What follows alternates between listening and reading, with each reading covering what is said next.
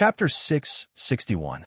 According to David's calculations, it would take at least 100 years for the life energy ball to completely dissipate.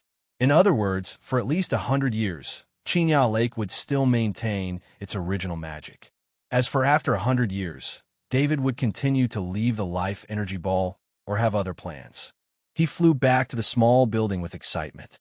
Of course, the premise for him to rest assured that the Chinya Manor's security was mainly based on the power of the patterns. The security patterns were responsible for guarding. Once there was an intrusion, they would immediately send out an alarm. This alarm would not only be discovered by the people in the manor, but also to the nearest Noble Affairs Office's law enforcement team. But David was the owner of the Chinya Manor. With his aura, all the patterns ignored his existence. In addition, the strongest combat power of the Chinya Manor was Knight Andrew, who he had brought with him. The knights who were originally stationed here had long been taken back by the main family. It was impossible for a noble knight to be sent out. That was why David was so unscrupulous. He returned to the bedroom from the window. He couldn't fall asleep for a long time. The Battle Angel bones gave him indestructible bones and super strong self-healing ability. These 2 points alone made him a lot of benefits. Now that he had bone wings, David had opened a window for using the Battle Angel's bones. For example, the life energy ball just now was not only the life energy in the bone wings, but also the life energy transferred from the Battle Angel bones. The Battle Angel bones were indestructible, and the bone wings also existed. This allowed David to use the bone wings to protect his body and get a super shield that almost covered his whole body. It must be known that even the 4th grade deceleration heavy sword could not hurt the bone wings at all. David believed that even a 5th grade weapon could not damage the bone wings.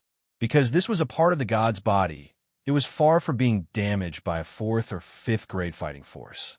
David felt the Battle Angel bones along the bone wings on his back. The bone wings were connected to the Battle Angel bones on his back. The clothes on his back were already worn out. This made him think that he needed to prepare a few more clothes in the space ring in the future. He was even thinking about designing a set of alchemy clothes that could allow the bone wings to stretch freely without damaging the clothes. David fell asleep while his thoughts were running wild. The bone wings that did not retract wrapped him up and protected him from harm. At 6 in the morning, David woke up on time. He opened his eyes and saw the bone wings wrapped around him. With a thought, the bone wings disappeared. David washed up and went to the training room. This was the standard configuration of any noble residence. No matter where a noble went, a knight's training would not stop. Steward Jason, I don't want anyone to disturb me when I'm training.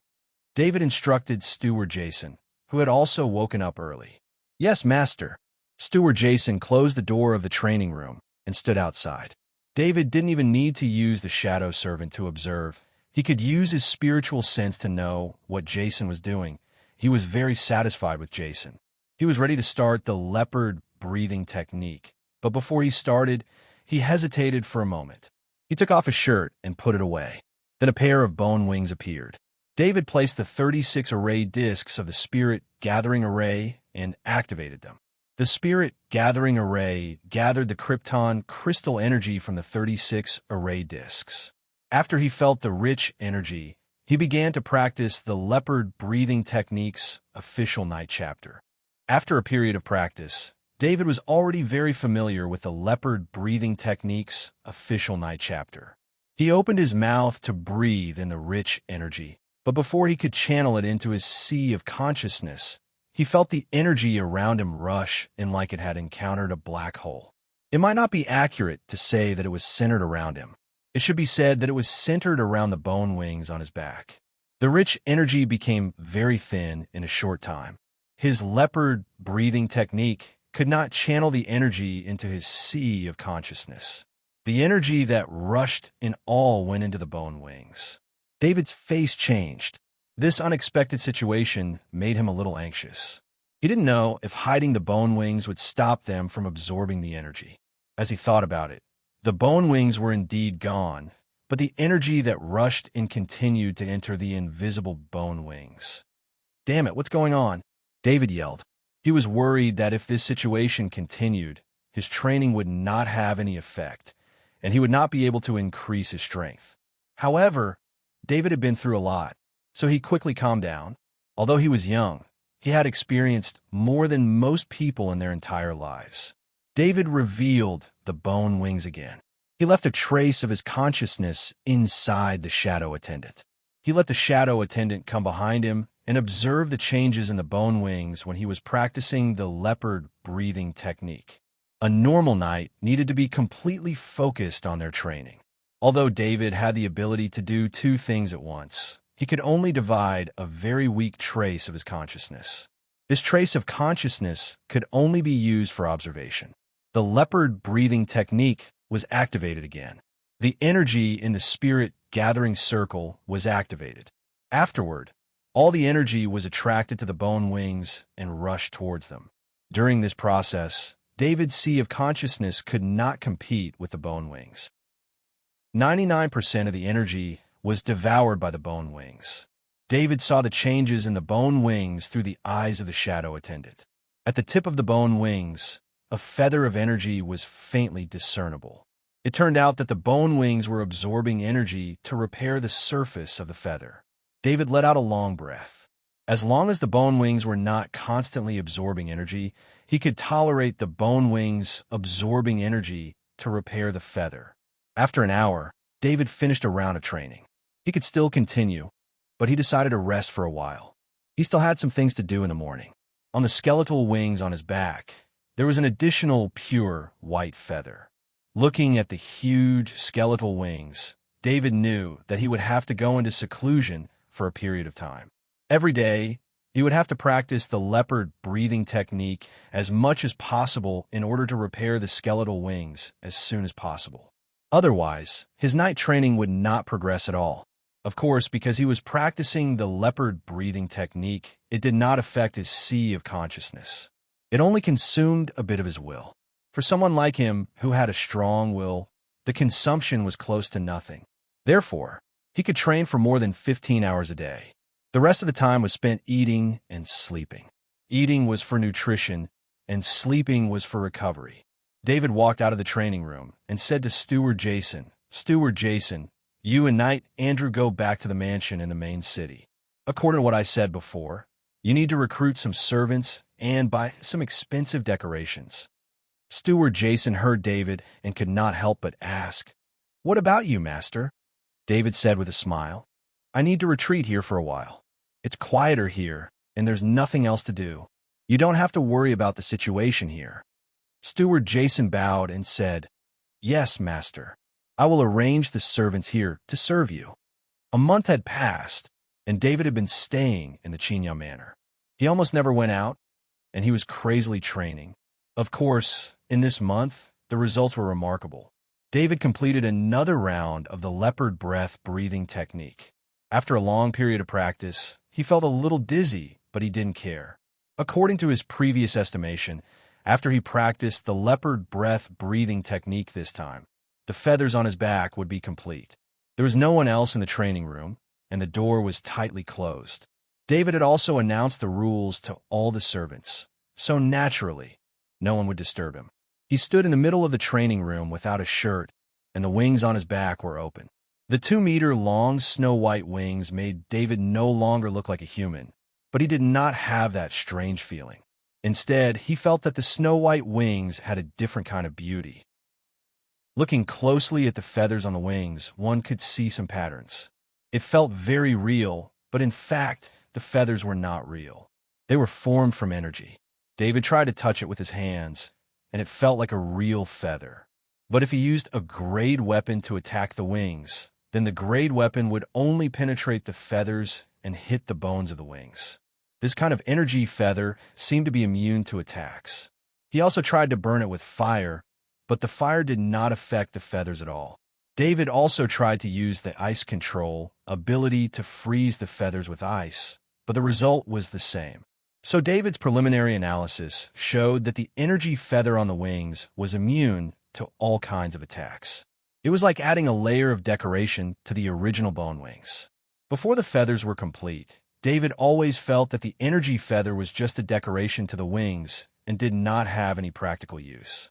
But now, he felt that the energy feather was not that simple, because he found that his body had become lighter, so light that he could automatically fly with a thought. This feeling was much stronger than when he only had bone wings. It seemed that the energy feather increased his flying ability. Thinking of this, David's heart moved, and his body disappeared like a flash of lightning. Then he hit the top of the training room. From when he disappeared to when he hit the top of the training room, it seemed like he did not fly. The main reason was that the distance from the ground to the top was only 5 meters. Fortunately, the training room was strengthened by alchemy and was sturdy enough. David's body was also strong enough, so he did not get seriously injured. The bruises quickly disappeared under the effect of the life energy flowing out of the battle angel bones. David shook his dizzy head. His body was tightly attached to the top, maintaining the position of the impact. The buoyancy in the air was supporting him. After his mind cleared up, he tried to fly again more carefully. David found that his perfect coordination with the wings was messed up because of the extra energy feather. He needed to familiarize himself with a new pair of wings. However, he was 100% sure that his speed had become terrifying. Although it was only 5 meters, he did not even have time to react. This showed how fast he was flying just now. After David's spirit reached close to 9 points, his reaction speed was comparable to a level 4 expert. He looked at the space of the training room. This room was originally designed for night training, so the space was naturally not small. But he felt that it was still small. It was not enough for him to test the energy feather wings. It was only afternoon now, and there was still some time before the sky turned dark. Even if he went out now, he could not find a place to test his flying ability. In addition, David's sea of consciousness space had not grown for a month. Although he was a little tired, he still wanted to train again to increase the blood power in his sea of consciousness space. With a thought, David landed on the ground. He did not retract the energy feather wings on his back. He wanted to see if the fully repaired wings would still compete with him for energy. He replaced the energy gathering circle with new krypton crystals and activated the circle again. The dense energy wrapped around him. After a month of nonstop training, he was already very familiar with the leopard breath breathing technique. But as he started to breathe, he immediately felt that something was wrong. The tidal wave of energy caught him off guard. He hurriedly mobilized his mind to control the surging energy and fuse it with the bloodline power in his body. David tried his best to control the surging tide of energy to speed up the process of fusing with his bloodline power. As there was still too much energy pouring in, he was a little worried that his body would explode from this tide of energy. He used the leopard breath breathing technique to speed up the fusion of his blood power and energy. The blood source in his spine also sped up the replenishment of his blood power under the effect of the battle angel bone. The combined blood power flowed into his sea of consciousness space like water. David had a feeling that his training this time was 10 times more effective than usual. An hour later, when David opened his eyes, there was still a look of disbelief on his face. It was just like how he felt when he was training. His 1 hour of training was as effective as 10 times of training.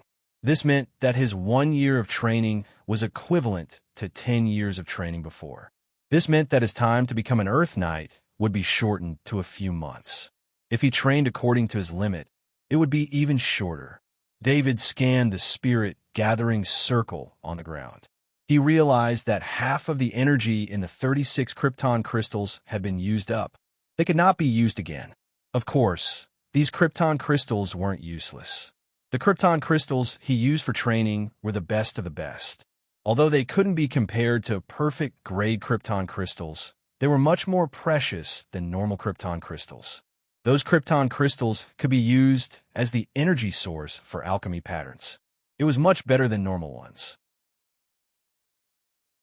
Chapter 662. David found that there was still a lot of energy left in the cultivation room. It was estimated that this energy was wasted in the air of the cultivation room because he did not absorb it. Comparing the energy feathers on his wings before and after his cultivation, The difference between him and before was the energy feathers on his wings. The reason why David's cultivation speed increased by 10 times was because of the energy wings on his back, which made him very surprised. What David didn't know was that although the battle angel was good at speed, its control of energy was also extremely strong, especially the wings of the battle angel, which could naturally gather energy and provide more energy support for the battle angel.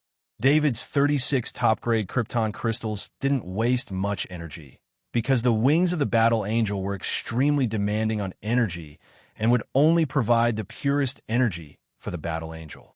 The energy essence of the 36 top-grade Krypton crystals was channeled into David's body, which allowed the energy and bloodline power to fuse faster. Because there were no impurities in the energy, the fusion speed was naturally faster. What David perceived was that his cultivation speed had increased by 10 times, but after a period of time, he would discover even more benefits. Because of the purer energy, the bloodline power that entered the heart sea space was purer than before, and it was easier to improve the quality of the bloodline power. David took back the spirit gathering array. Top-grade Krypton crystals could be bought with divine gold coins, so he didn't care much about this consumption. There were enough divine gold coins. As long as he could use divine gold coins to buy resources, it was nothing to him now. He looked at the energy overflowing from the cultivation room with some pity and then opened the door of the cultivation room. A strangely fast figure appeared in front of David. It was the young warhorse that had grown for another month. During this month, David didn't stop massaging it every day. In addition, the Chinyao Manor had the best warhorse feed in order to entertain the nobles of the main family who came to vacation. Even this top-grade warhorse feed formula was handed over to David with the Chinyao Manor. Perhaps for the main family, this warhorse feed formula wasn't even a gift. Little Flower, don't make trouble. David reached out and gently stroked the young warhorse's head. The reason why this name was given to the young warhorse was because in this 1 month, as the young warhorse began to grow, brown dots appeared on its body, and the color of its skin became light gray. Little Flower's father was a level 3 warhorse, and his mother was a transcendent creature forest leopard. Perhaps he had inherited some of his mother's genes, which was why his fur had such a rare pattern on a warhorse. What David was most satisfied with was Little Flower's speed. In the past month, Little Flower's speed had improved from running to sprinting.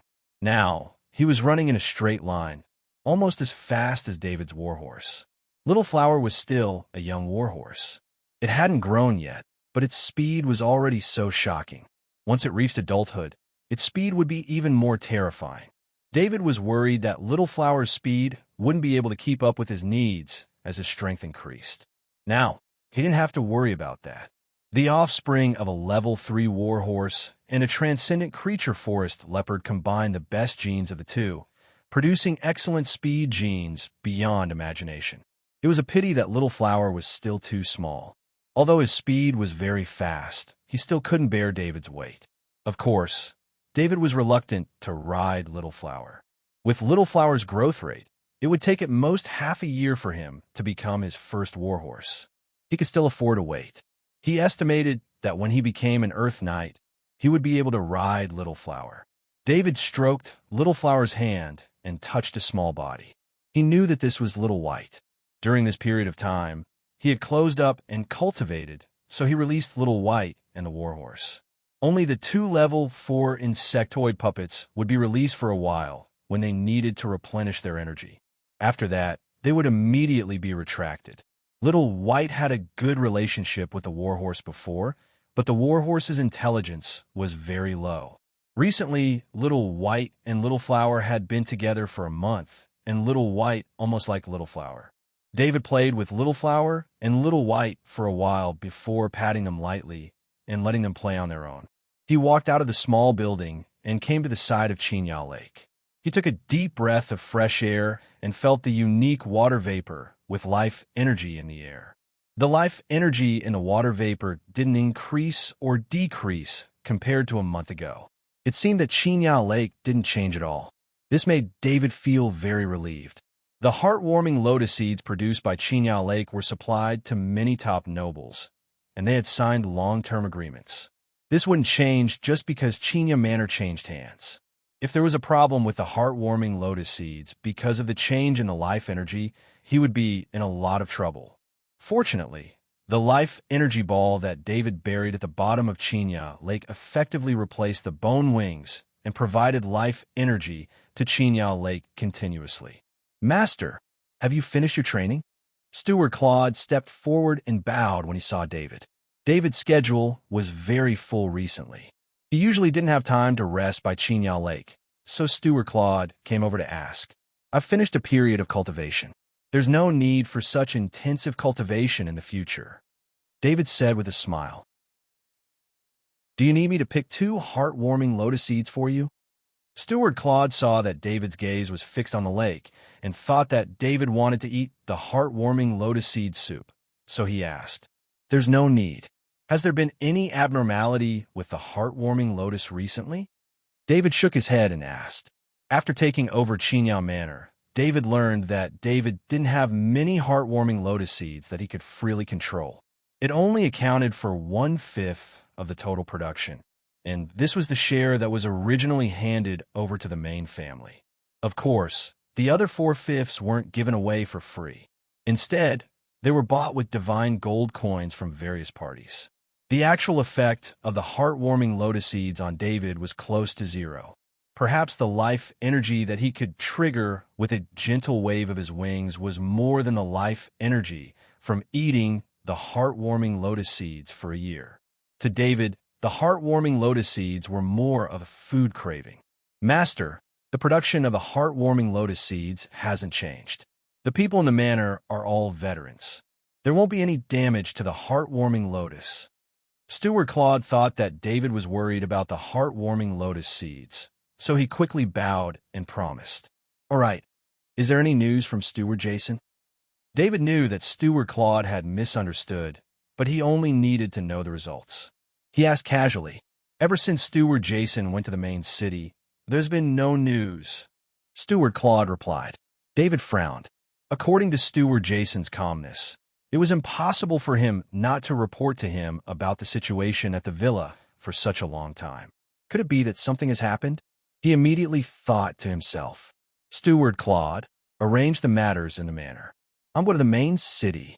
David ordered in a deep voice. Yes, master. Steward Claude bowed and replied. David didn't hesitate.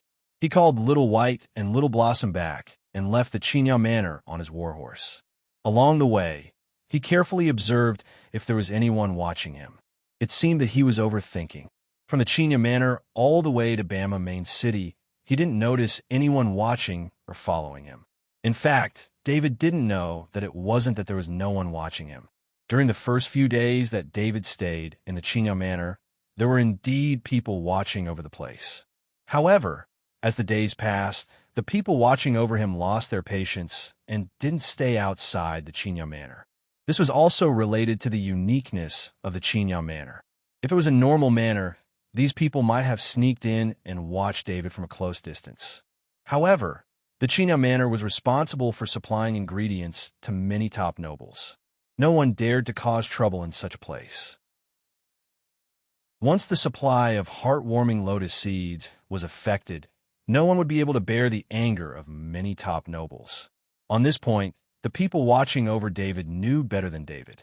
David rode his warhorse to the front of Central Plaza 35. He looked at the manor in front of him with some astonishment. The previously spotless tiles in front of the manor were now covered with a light layer of dust. This obviously looked like it had been left unattended for many days. However, Steward Jason and Knight Andrew had both returned. With Steward Jason around, how could the manor be left in such a state? At this time, David acutely sensed that there were many eyes watching him. His mind moved. Through the eyes of the shadow attendant above his head, he didn't need to look back to see who was watching him.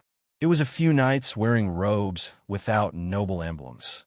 Knights dressed like this were either wandering knights or to hide their identity. How could normal knight hide their identity? However, David wasn't in the mood to pay attention to these knights. This was the main city of Bama.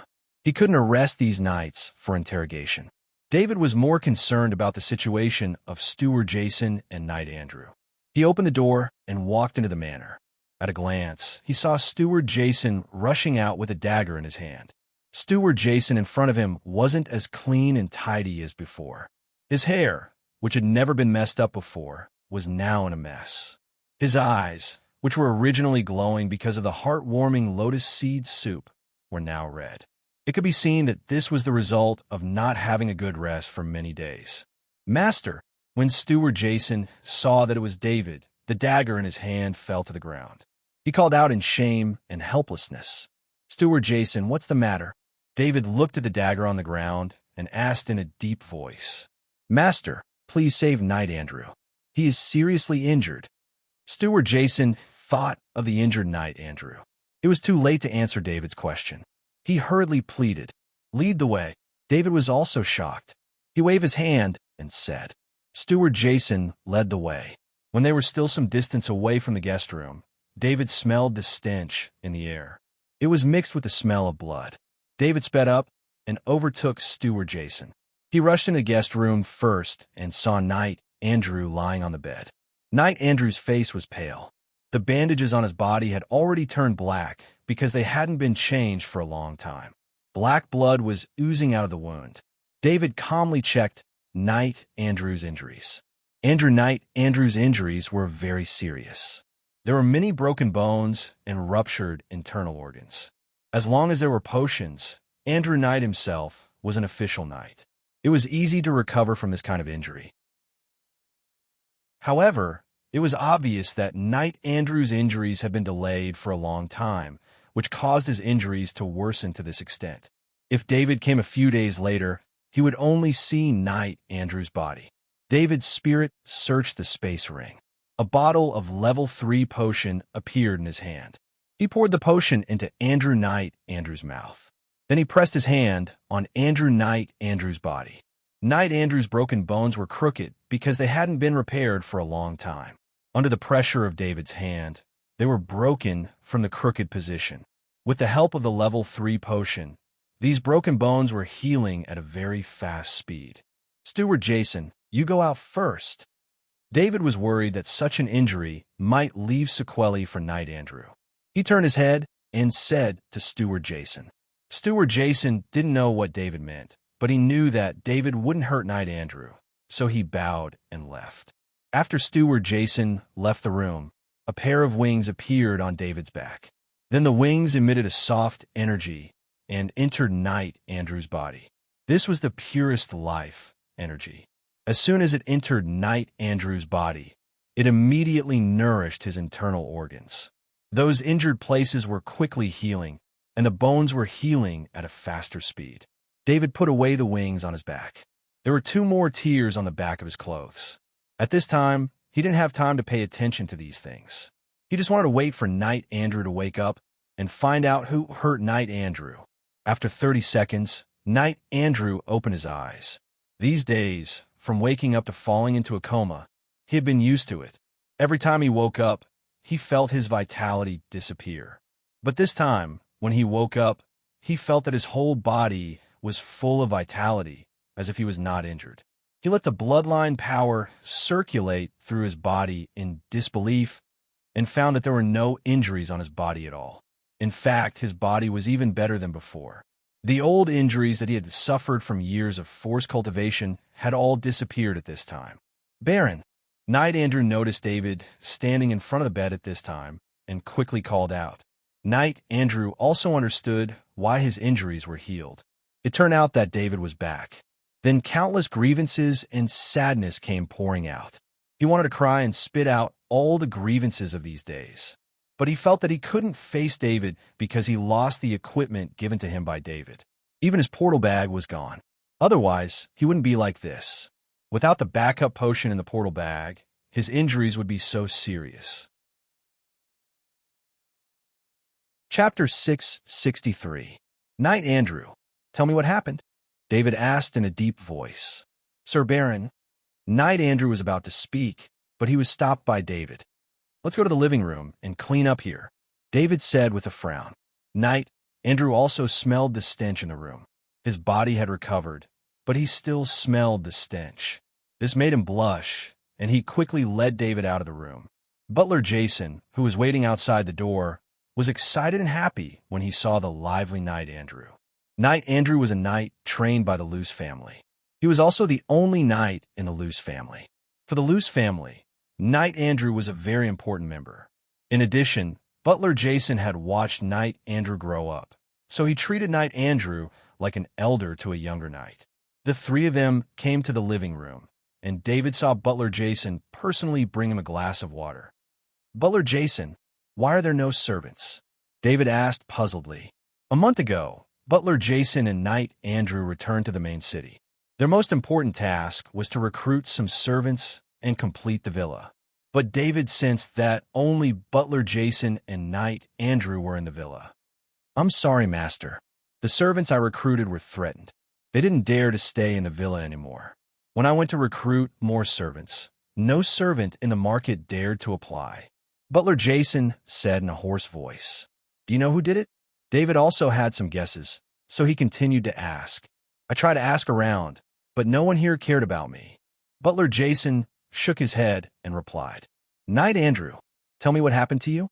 David turned to look at Knight Andrew and asked, "Sir Baron, half a month ago, Butler Jason wanted to contact you, but as soon as I left the villa, someone would follow me. Butler Jason had no choice but to let me go out at night and go to China Manor to find you. Just as I was leaving the main city, I was intercepted by 5 knights. They severely injured me, took away my equipment, and threw me back to the entrance of the villa." Knight Andrew's face was full of shame and indignation as he spoke. As a knight, he wasn't afraid of death, but he couldn't accept the humiliation of not putting him in his eyes. Those knights didn't put Knight Andrew in their eyes. They only saw him as a way to threaten the villa. After Knight Andrew came back, he was seriously injured. I wanted to go to the pharmacy to buy some healing potions, but I was also closely followed. If I continued, I would feel a sense of oppression. They forced me to return to the villa. Butler Jason recalled the situation at that time, still full of anger and helplessness. David could imagine that Butler Jason was an ordinary person. Perhaps he had more experience than ordinary people, but if he met those knights outside the villa who hid their identities, they didn't even need to do anything. They could just rely on their aura to crush Butler Jason. Fortunately, this was Bama City. Although the other party made a move, they didn't want to go too far. If they really killed a noble butler in the main city, it wouldn't be a simple matter. It was likely that they would be investigated by the Noble Affairs Office and the Bama Star Law Enforcement Department. Bama Star's Noble Affairs Office was extremely powerful, and the Bama Star Law Enforcement Department had many Sky Knight overseeing it. The most important thing was that once someone was found to have committed a crime in Bama Star, in addition to the proper punishment, they would also be expelled from Bama Star. For a knight living in Bama Star, being expelled from Bama Star was an extremely serious punishment. Bama Star's special environment gave Knight more opportunities. Unless it was a last resort, no one in Bama City would commit a crime. At most, they would use undetectable aura to suppress Butler Jason. Under the premise that Butler Jason's life was not threatened, they could restrict Butler Jason's actions. Just as Butler Jason was speaking, the security pattern on the villa's door sent a message that there was a visitor. "Do you usually have visitors?" David asked aloud. The security pattern couldn't check the identity of the visitor. It could only serve as a reminder. David knew that there was a visitor at this time. It was very likely that they knew he had returned to the villa and came to visit. He returned to the villa in a hurry and didn't tell anyone. The only possibility that the other party knew about the news was the people who were watching at the door. "Master, there have been no visitors these days." Butler Jason replied, "Come with me to see who has come to visit." David waved and said, "There were only 3 people in the villa." David brought Butler Jason and Knight Andrew to the hall and let Butler Jason open the door. David let the shadow attendant fly out first and saw 3 people standing at the door. The person standing in the middle had an extremely strong aura. David immediately sensed that it was a Sky Knight, which made him shocked. Unless it was a last resort, he didn't want to be enemies with a Sky Knight so early. He still remembered the terror of a Sky Knight. My master has come to visit Baron Arthur. This is the name slip. The Sky Knight's butler in uniform took out a sheepskin named slip and handed it to Butler Jason and said in an arrogant tone. When a Sky Knight butler saw Butler Jason, who looked haggard and disheveled due to days of hard work, he naturally felt a sense of pride. Butler Jason didn't care about the butler's neglect. He knew that this was the main city of Bama. Any noble here was more noble than most of the nobles on Darien. He took the name slip with both hands and bowed to the Sky Knight, then said to the butler, "Please wait for a moment. I will report immediately." Name slips were a type of business card used by unfamiliar nobles to show their identity. Butler Jason glanced at the name slip and saw that there was a Sky Knight attached after Baron. He understood that the Sky Knight Baron in front of him didn't want to talk to him at all. He wanted David to come out and greet him personally. "Master, this is the name slip of the guest. Please take a look." Butler Jason brought the name slip into the hall and handed it to David and said with a bow. David took the name slip and saw that it said, "Baron Cyril of the Leaky family, Sky Knight."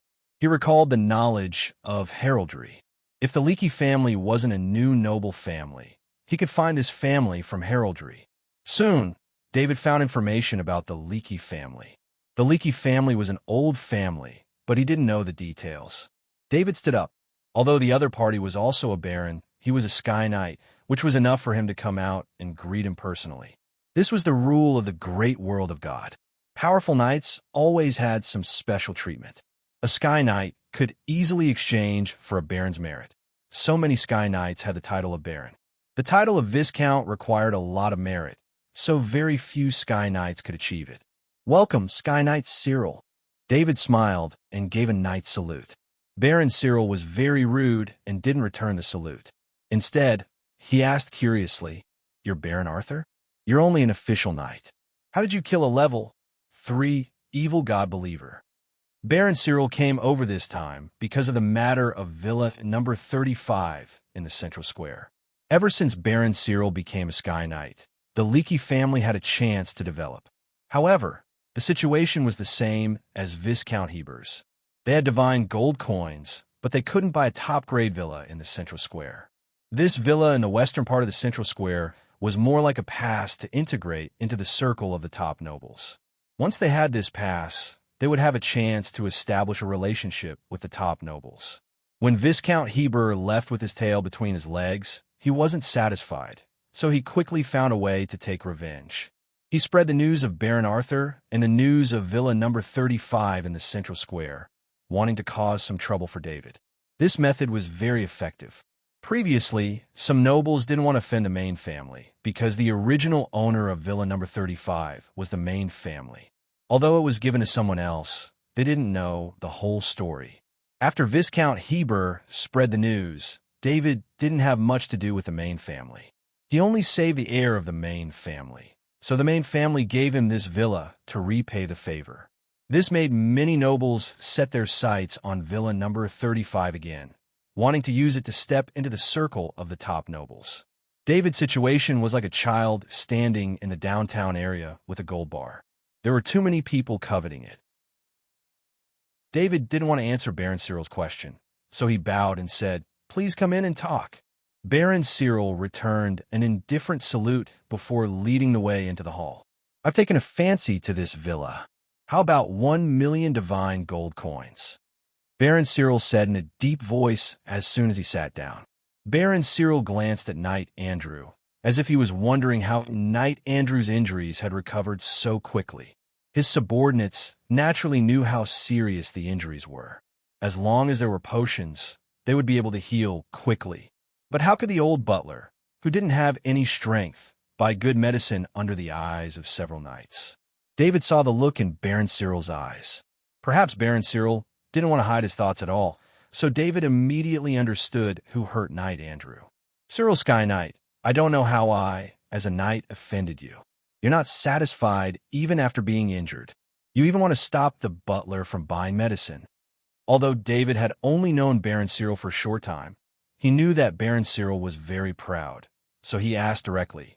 If it were someone more tactful, they might deny that Knight Andrew was injured, but Baron Cyril was different.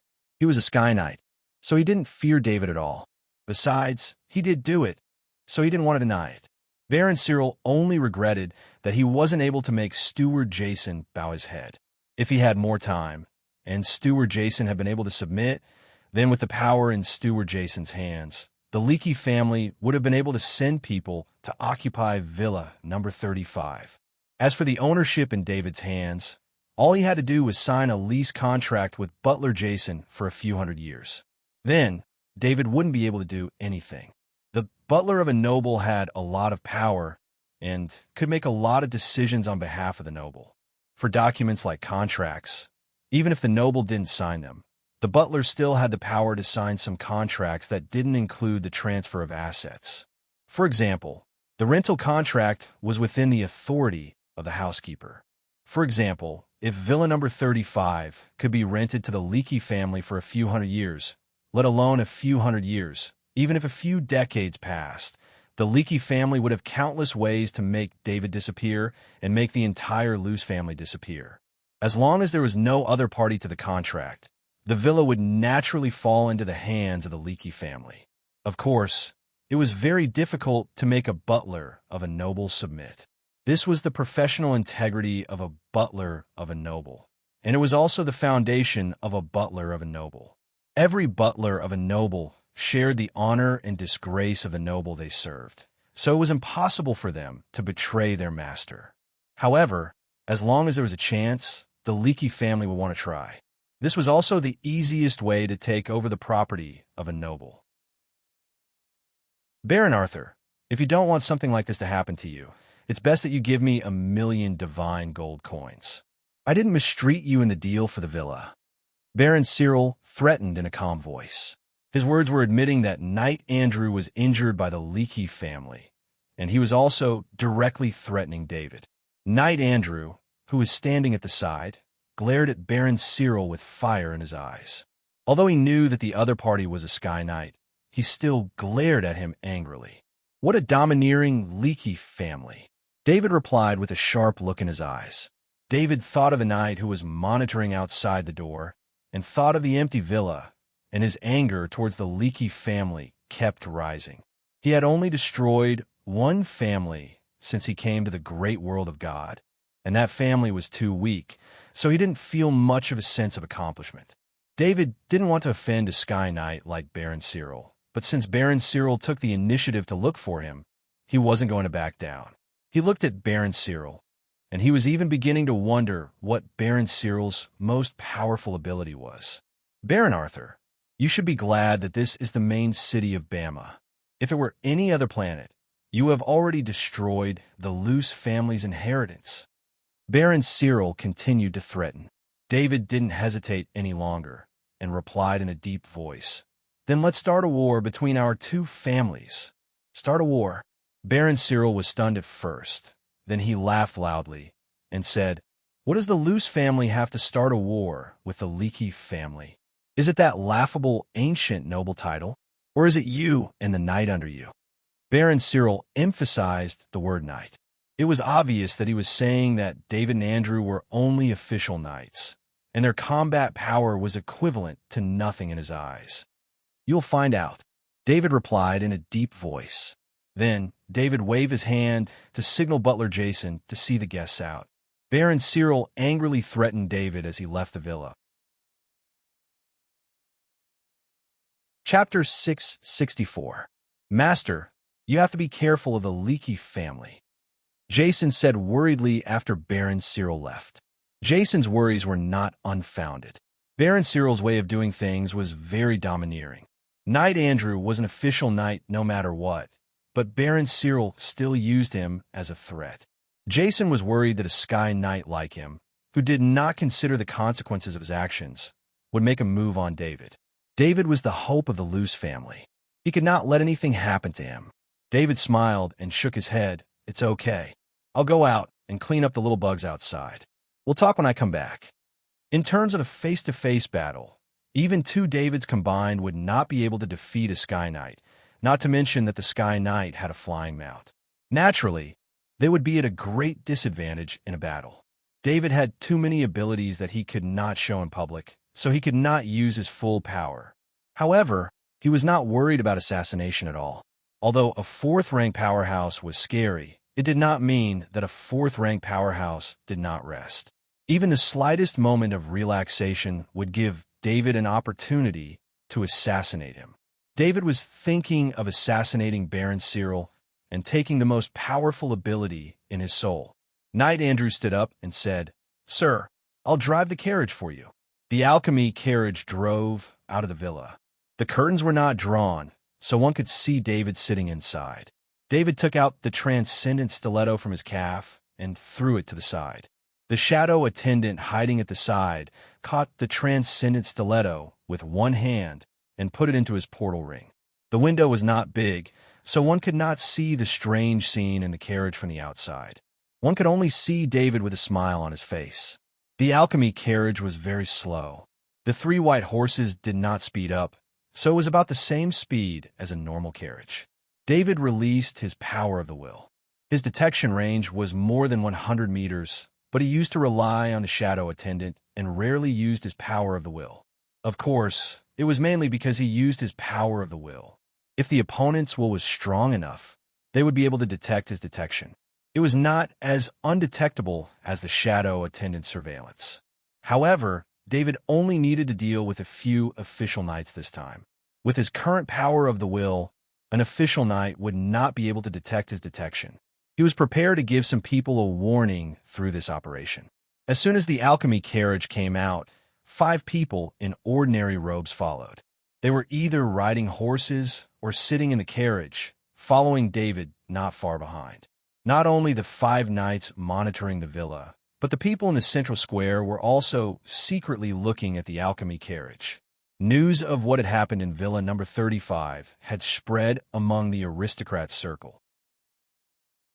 But because Baron Arthur was an outsider with no roots in Bama Star, no one would stand up for David. What the nobles did was not beyond the rules of Bama City and did not violate the law. Therefore, most of the people in the central square just looked at David. They also wanted to see what the nobles would do to Baron David. David locked his power of the will on the last knight. The knight was about 100 meters away from him.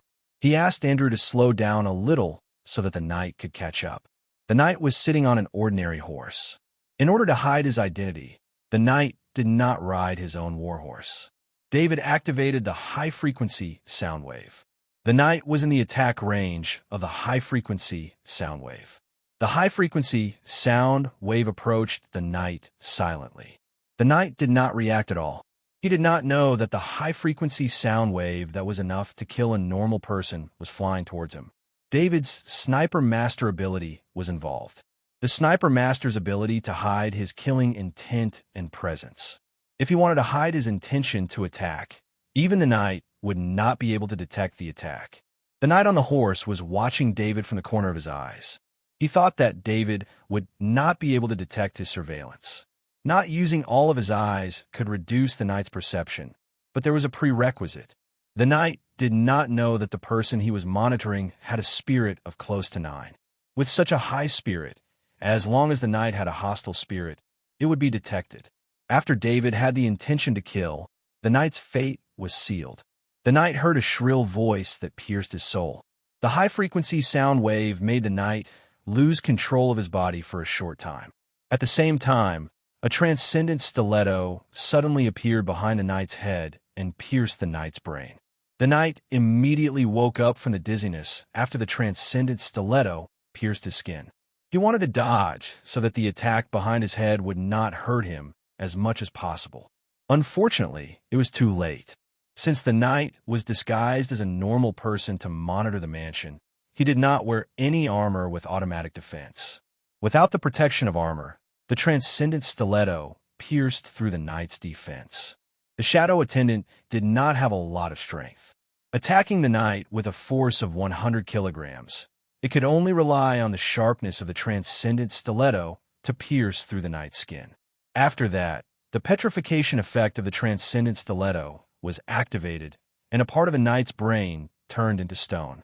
The knight did not even have time to make a sound before he collapsed on the horse. The shadow attendant hugged the knight from behind and pressed on the knight's spine to keep the knight's spine upright. The shadow attendant barely supported the knight's body to sit upright on the horse. The shadow attendant let go of the knight. The knight did not stay on the horse for long. After a while, as the horse moved forward, the knight would fall to the ground after some bumps. David needed this little bit of time because the knight was at the back. In the central square, as long as the knight did not fall off the horse, he would not attract any attention. From David's point of view, a knight without a horse and equipment was equivalent to losing half of his strength. For this kind of knight, the shadow attendant only needed to use the transcendent stiletto as a weapon to injure an official knight without any defense. His second target was also a knight on a horse. Similarly, the knight was not wearing any armor and was riding a normal horse. David's method of killing his opponent was exactly the same as before, which was also the simplest method of attack. Using the high-frequency sound wave made it impossible for the knight to take out his armor from his portal item. In the end, the shadow attendant was too weak. The knight might notice it when it pierced the shadow attendant's skin. Therefore, he used the high-frequency sound wave to stun the knight and increase his chances of success. The knight also fell on the horse and let the horse carry him. There was a very small wound on the back of his head. The wound was blocked by a piece of rock. With David's assassination ability, it was easy for him to deal with someone weaker than him.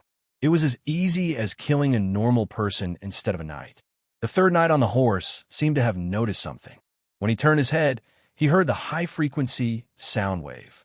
Then, the transcendent stiletto pierced the knight's skin and made contact with his skull. Before the third knight died, he vaguely saw the other two knights behind him roll off their horses. However, he could not warn them before his life force dissipated. The two knights behind him were shaken off by their own horses and fell to the ground. This kind of thing should not happen to a knight. The people in the central square saw someone fall and took the initiative to help him up. David knew that in the next second, someone would scream when they found out that the person who fell was dead. Once someone screamed, someone would immediately come and deal with it. This would alert the knight who was watching him in the carriage. The last two knights closest to him were sitting in two separate carriages. The carriages seemed to have been specially treated. It was impossible to see what was going on inside from the outside. These carriages were specially made for surveillance. Because of the isolation pattern, what happened inside could not be transmitted out of the carriage. David's mind moved, and the shadow attendant appeared inside one of the carriages. This time, he did not use any other way of fighting. Instead, he summoned the assassin mantis puppet from the portal ring. Using a level 4 Zerg to fight against a level 2 knight in such a small space. Even if the knight became an earth knight, he would not be able to do anything. A lavender light flashed, and the head of the knight in the carriage flew up. Without waiting for the shadow attendant to absorb the soul, David controlled the shadow attendant to go to the knight closest to him. At this time, someone was screaming in the back, probably because someone had died. The nearest knight was also in the carriage. When he heard the scream, the knight was eager to know what had happened. However, the only thing the knight could see was the inside of the carriage that was rolling and rotating. The last thing he knew was that his head had left his body and flew out. The assassin mantis puppet instantly returned to the portal ring. The whole process took less than a breath. The souls of the 5 knights were not wasted. They were all absorbed by the shadow attendant. Even the portal items on their bodies were not spared. As the power of the shadow attendant increased, many things that could not be done in the past could now be done by the shadow attendant now. For example, it was very easy to remove the portal bag from the knight and store it in a higher level portal item, the space ring. David was not greedy for the wealth of the knight, but he wanted to find out the origin of the knight through the portal bag. The shadow attendant returned to his side and flew into the air above his head. Through the eyes of the shadow attendant, David could see 4 figures rising into the air. Then, 4 flying mounts appeared below the 4 sky knight and flew towards him. It was important to note that David lived in the western part of the central square. The people who lived there were all nobles. The continuous death alarm alarmed the strongest forces in the main city. David saw Baron Cyril among the 4 sky knight. At the same time, he also noticed where Baron Cyril had left. It was a villa in the eastern part of the city, near the central square. Although the villa was not as good as the one in the western part, it was still the best villa in the eastern part. In the eastern part of the city, there were shops. Baron Cyril's villa was equivalent to the front row of the eastern part. What an unexpected gain, David muttered to himself. He did not have any information on Planet Bama. He could not find any information dealers, even if he wanted to buy information. Although he had other methods, it was not as smooth as getting the results directly. At this time, the coachman on the two carriages immediately smelled the pungent smell of blood. The blood of the decapitated corpse even flowed out of the carriage and was discovered by the coachman. 2 more screams were heard. The coachmen were just ordinary people. When they saw the large amount of blood, they instinctively screamed. Not only did the 4 Sky Knight rush over, but even more members of the law enforcement team were also gathering here. The first ones to arrive were not the Sky Knights, but the law enforcers in the central square. These law enforcers usually patrolled like ordinary people. They would appear once there was danger. The 5 enforcers were all official knights. They instantly put on their armor, and their war horses appeared as well. They flew onto their war horses, and the friction between the knight's armor and the horse's armor made them look extremely imposing. The law enforcer's insignia were on the chest of the armor. There were also clear insignia on both sides of the horse armor, so the appearance of the 5 law enforcers calmed the crowd down. David did not care about the murder anymore. He ordered Knight Andrew, "Go to the restaurant in the Eastern District. Go in and order a table of food and wine. Have them send it to the villa. Also, order 3 meals a day for the next few days. Have them all sent to the villa." Now that the villa did not even have servants, and he had a train recently, he did not have time to cook. Also, butler Jason was not in good health. Looking at Andrew Knight's appearance, he did not look like someone who could cook. "Yes, sir." Knight Andrew also saw what happened later. He wanted to say something, but he had to carry out David's orders. Baron Cyril jumped down from his flying mount. He also saw the 5 murder scenes that were less than 100 meters apart. At the same time, he also recognized the carriage at the very front. It was the Leakey family's carriage. Although it did not have the symbol of the Leakey family, this kind of carriage that looked ordinary on the outside, but was actually an alchemy item inside, was sent by him personally. Baron Cyril's expression changed. He quickly walked to the side of the carriage. At this moment, a law enforcer knight opened the carriage door. As the carriage door opened, a head rolled out. It was the head of a knight of the Leakey family. Even though the Leakey family was quite powerful, an official knight was still very important.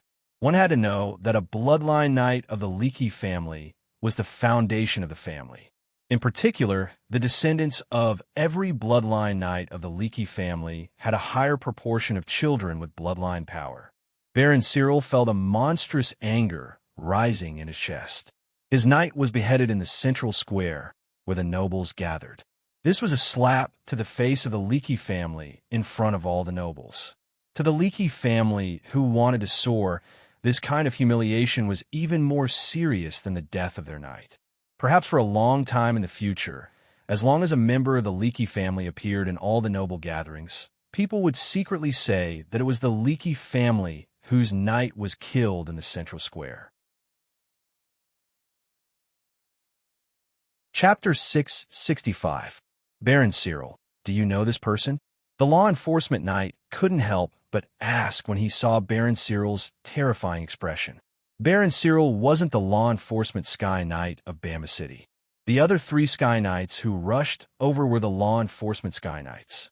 He had just returned to his mansion when he received urgent news of multiple murders in the central square. This news was sent back by the Leakey family's intelligence system in the main city. In fact, it wasn't just the Leakey family. Many nobles would arrange for some informants to help them understand what happened. However, the Leakey family had been targeting the Luce family recently. Other than sending knights to monitor them, they also sent some intelligence personnel to assist. That was why Baron Cyril came so quickly. He arrived almost at the same time as the law enforcement Sky Knight. Baron Cyril didn't deny the identity of the knight and replied in a deep voice, "This is a knight of the Leakey family.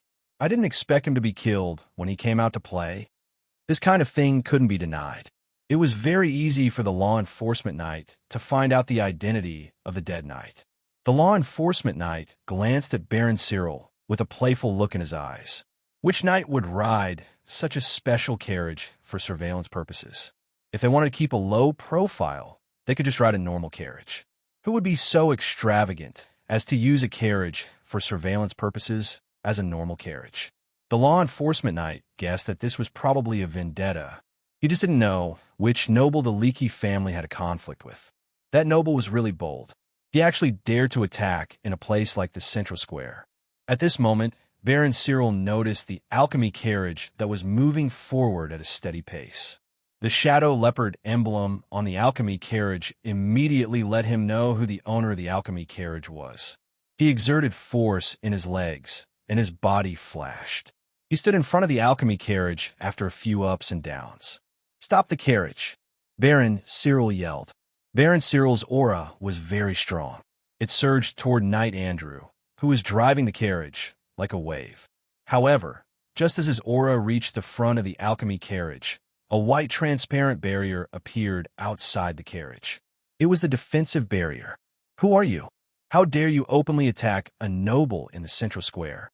David's voice sounded in the carriage. In his hand was a loudspeaker that he brought from the Interstellar Federation. The small speakers were able to spread David's voice throughout the huge central square's West District. If it wasn't for the fountain in the middle, David's voice might have been heard even in the East District. The faces of the three Sky Knight who were checking the case couldn't help but tighten. 5 murders had occurred in the central square today, and all of them were official knights. This incident had a huge impact. Although the 5 official knights were not real nobles, they were still considered to be nobles. Now, that a noble had been attacked right under their noses, how could they not take it seriously? The 3 Sky Knights' figures flashed and appeared beside David's alchemy carriage. "Baron Cyril, may I know why you attacked this carriage?" Sky Knight Gilbert asked Baron Cyril in a deep voice.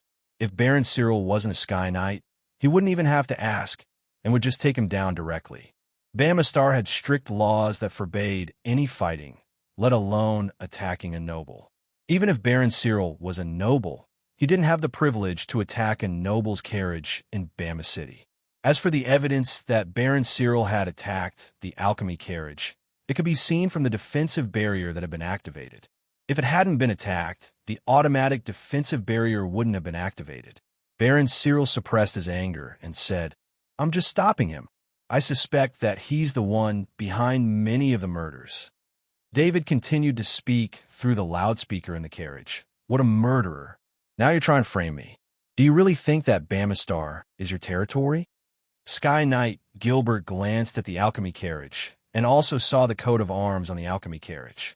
He recognized that it was the coat of arms of the ancient Luce family. He didn't know why Baron Cyril was looking for trouble with the Luce family, but since Baron Cyril had expressed his suspicions in public, he had to deal with it properly. "Baron Cyril, do you have any evidence for your suspicions?" Sky Knight Gilbert asked. Baron Cyril couldn't help but be stunned. He couldn't say that he knew that the 5 knights were all monitoring David, and that they had been killed when they failed to do so. "I've always heard that the Leakey family is extremely domineering. They just threatened me with death in my villa, and now they're publicly framing me. Seems like the rumors are true." David's voice sounded at the right time. "Shut up," Baron Cyril shouted loudly. He couldn't allow David to continue speaking like this. If he did, the Leakey family's reputation would be ruined. A law enforcement knight walked up to the 3 Sky Knight and reported softly, "Sir, we've already investigated. The 5 victims were all knights, and they belonged to 5 noble families. There's news that these 5 families have been spying on Villa number 35 in the central square. Recently, they've been using all sorts of methods to deal with the knights and housekeepers living in the villa. This Baron Arthur just returned to the villa today. Baron Cyril had visited Baron Arthur before, but he left in a huff." The law enforcement team didn't only consist of law enforcement knights. They also had a large number of intelligence personnel. When a law enforcement knight needed to know something, they would immediately receive the corresponding intelligence support. "Damn it, Are they treating us, the law enforcement team, as nothing? Sky Knight Gilbert said in a deep voice. Regardless of whether it was Baron Cyril sending people to threaten the Luce family or the death of the 5 knights from the 5 families, in his opinion, it was a conflict between the Luce family and these families. Especially when the 5 knights from the 5 families were killed in the central square. This incident had an extremely bad impact on the reputation of Bama City. There hadn't been such a vicious case for many years. The reputation of these Sky Knight was also affected because of this case. Baron Arthur, please come out and reply. With us here, your safety won't be a problem. Sky Knight Gilbert said to David, who was in the alchemy carriage. No problem. As long as you can protect my safety, I'll come out. David put away the loudspeaker, opened the carriage door, and walked out. Sky Knight Gilbert frowned when he saw David. This was a little different from what he had imagined. In his opinion, this David dared to use the most violent method to fight back against Baron Cyril and the other 4 families. This meant that he had to be extremely powerful. However, when he saw David, he realized that David was only an official knight. This meant that even if David had attacked any of the knights just now, he wouldn't have been able to kill them silently, let alone kill 5 knights in a short period of time. Baron Arthur, you dared to kill my knight. I will make you suffer a fate worse than death. Baron Cyril said with gritted teeth. David replied calmly, Baron Cyril, you better investigate before you frame me. There were at least dozens of people who saw me leave the villa. Also, the people nearby paid special attention to me, because you guys used the night to lock down my villa. I have been sitting in the carriage ever since I left the villa. There were dozens of people in the central square who could testify. How could I kill anyone? Sky Knight Gilbert turned to look at the knight beside him. The latter nodded slightly, acknowledging the truth of David's words. Even if Sky Knight Gilbert had his suspicions, he couldn't arrest a baron without any evidence. It just so happens that the knight enforcers are all here. I am now suing Baron Cyril in the name of the Luce family to the enforcers for attacking my knight. If the enforcers don't accept it, I will report it to the Noble Affairs Office, the Council Hall, and the Supreme Council. Although the Luce family has declined, we can't tolerate such humiliation. David's voice was extremely agitated. Baron Arthur, this is also a false accusation. Baron Cyril said coldly. David looked at Baron Cyril like he was looking at an idiot. Then he took out an item from his space ring that was extremely strange in everyone's eyes. David handed the recording device to Sky Knight Gilbert and said, I grew up in the Interstellar Federation. Before I returned to the great world of God, I brought some small souvenirs with me. This recording device is one of them.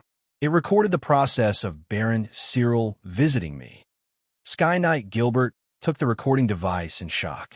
He was also a very knowledgeable person. He had interacted with people from the Interstellar Federation on Warstar in his early years, so he naturally knew about this kind of recording device. However, the great world of God had locked down the Interstellar Federation's items, so very few items from the Interstellar Federation made it to the great world of God.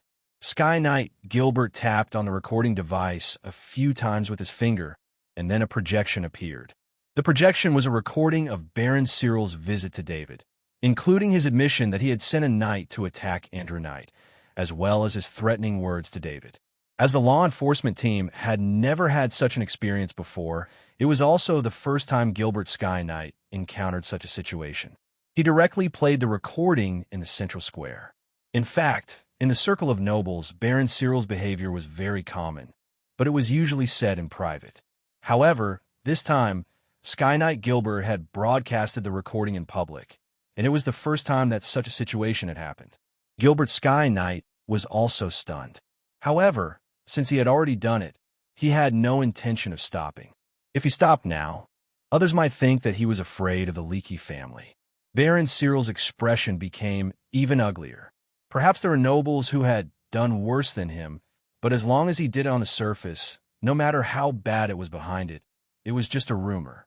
Now that the Leaky family's reputation had been broadcasted, it would soon spread throughout the circle of nobles. In the future, no one would associate with them or trade with them. If the Leaky family wanted other nobles' property, They could do whatever they wanted. If they worked with such a family, would it be the same in the future? David was also surprised. Even in the Interstellar Federation, such video evidence was viewed in private. He did not expect Gilbert Sky Knight to do such a thing. When he saw the dark expression on Cyril's face, he was also very pleased. Sky Knight Gilbert waited for the video to end before putting away the recording device and saying, "Baron Arthur, I will hand this matter over to the Nobles Affairs Department. I believe they will give you a satisfactory answer." David bowed and said, "Thank you for your fairness, law enforcement team. I also believe in the reputation of Bamistar. They will not disappoint a victim like me." "Oomph." Baron Cyril snorted coldly. Then he rose into the air, summoned his flying mount, and left the central square. Sky Knight Gilbert looked at Baron Cyril's departing figure with dissatisfaction on his face. Baron Cyril's attitude showed that he did not take him and the other two Sky Knights seriously at all. At least at this time, he had to say goodbye to them if he wanted to leave. He was still investigating, but the person involved, Baron Cyril, had already left. Gilbert Sky Knight turned to David and said, "Baron Arthur, the two Sky Knights and I will intervene in this matter. We must make the Leaky family pay the price. This is Bamistar. These nouveau riches are really lawless." Not only was Gilbert Sky Knight unhappy, but the two Sky Knights beside him were also unhappy. David also felt the goodwill of Gilbert Sky Knight, so he invited them with a smile. "Please come to Chino Manor when you are free. I will invite the three of you to enjoy the taste of the heartwarming lotus on the lake." Sky Knight Gilbert laughed and said, "That's a promise. We will really go when we have the chance." At this time, the law enforcement knight at the side had already collected the testimonies of many nobles present. It was enough to prove David's innocence with irrefutable evidence. The law enforcement team did not ask David to stay, and the alchemy carriage continued on its way to the restaurant. Lydgate Sky Knight, who had been silent, asked after David left, "Gilbert, do you think this case really has nothing to do with Baron Arthur? Is this important? There are at least 10 nobles here who are willing to testify. Baron Arthur has been in the carriage all this time and has not done anything. Also, with the Luce family's background, it is unrealistic for them to send out such an assassin. But then again, looking at this case, Baron Arthur is the most suspicious." Sky Knight Gilbert said with a smile. The case had already happened, so they would slowly investigate it. Fortunately, Baron Cyril's threat to the Luce family was enough to attract the attention of the nobles. On the other hand, the assassination of the 5 knights would have a much smaller impact. This Baron Arthur is very meticulous. The Leaky family is in trouble this time, Sky Knight Lydgate said with a smile. Sky Knight Gilbert said, "Some nobles have gone overboard in recent years. It is time to teach them a lesson." Unfortunately, the Leaky family has a Sky Knight like Baron Cyril. Threatening the Luce family and injuring their knight would at most result in a fine of some divine gold coins. It would not affect the Leaky family that much. Sky Knight Lydgate was not a person who was easy to talk to. Baron Cyril's attitude had also angered him, so he said with some dissatisfaction. Chapter 666. When David returned to the villa, the first thing he did was to take out a set of knight's armor and horse armor from his portal ring and give them to Andrew the Knight. In addition, he asked Jason to accompany Andrew the Knight to the Shrines of Wealth to choose a young warhorse. This time, Andrew the Knight suffered a huge loss. Not only did he lose his portal bag and a set of armor, but his warhorse that had been with him for many years was also killed. Andrew the Knight's strength was at the bottom of the list of official knights. Without his warhorse, even if he changed into a 2nd-grade knight's armor and a 3rd-grade heavy sword, his combat power would not increase by much. Andrew the Knight wanted to express his gratitude, but he was stopped by David. Andrew the Knight's misfortune this time was caused by his family, so it was only right for his family to make up for his loss. After dealing with Andrew the Knight's matter, David returned to his room. As soon as he entered the room, he asked the shadow attendant to take out the portal bags of the 5 knights. The portal bags of the 5 knights were 5 cubic meters in size. This size could only be regarded as an ordinary portal bag in the great world of God, which also meant that these knights were not important figures in their families.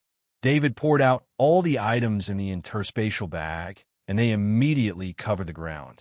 He put some of his personal belongings back into the portal bags, leaving only some weapons, equipment, and some books. In fact, at this time, David already knew the origin of these knights because the weapons and equipment were all left with the family's coat of arms. Through his knowledge of heraldry, he could tell which family these coats of arms belonged to. Among the 5 knights' coats of arms, David saw the coat of arms of the Leaky family. The other 4 coats of arms were also some very powerful families. Although there was no Sky Knight, there were still many Earth Knights in the family. David took out the alchemy map that he had bought earlier and found the location where he had seen Cyril rise into the air. It was East Block 57. I'll start with you first, and then I'll slowly look for trouble with the other families, David said as he pointed at East District 57 on the alchemy map. He then placed a hand on the shadow attendant's shoulder, and soul energy flowed into the attendant's body. Unfortunately, this amount of soul energy was not enough for him to break through to 9 points. He hoped to obtain more soul energy. Dinner was delivered by a restaurant. Butler Jason still felt a little guilty. As the family's butler, he was unable to provide the best service to his master. Instead, his master could only eat food from a restaurant in his own home. David didn't say much about this. After he cleaned up a few more hostile nobles, no one would dare to make an enemy out of the Luce family. He had done this back in the Interstellar Federation. As long as he was strong enough, he could instill fear in others. David wasn't strong enough in the great world of God, but he could let others know that he wasn't easy to deal with. Unless he was killed in one blow, his revenge would be a nightmare.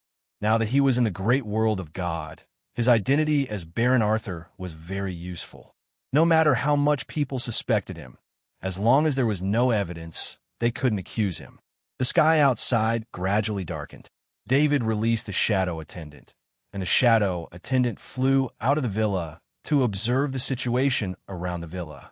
David saw many law enforcement knights patrolling the surroundings through the shadow attendant's eyes. He couldn't help but thank the law enforcement team in his heart. He guessed that this was most likely the idea of that Sky Knight Gilbert. Today, he and Baron Cyril had become sworn enemies.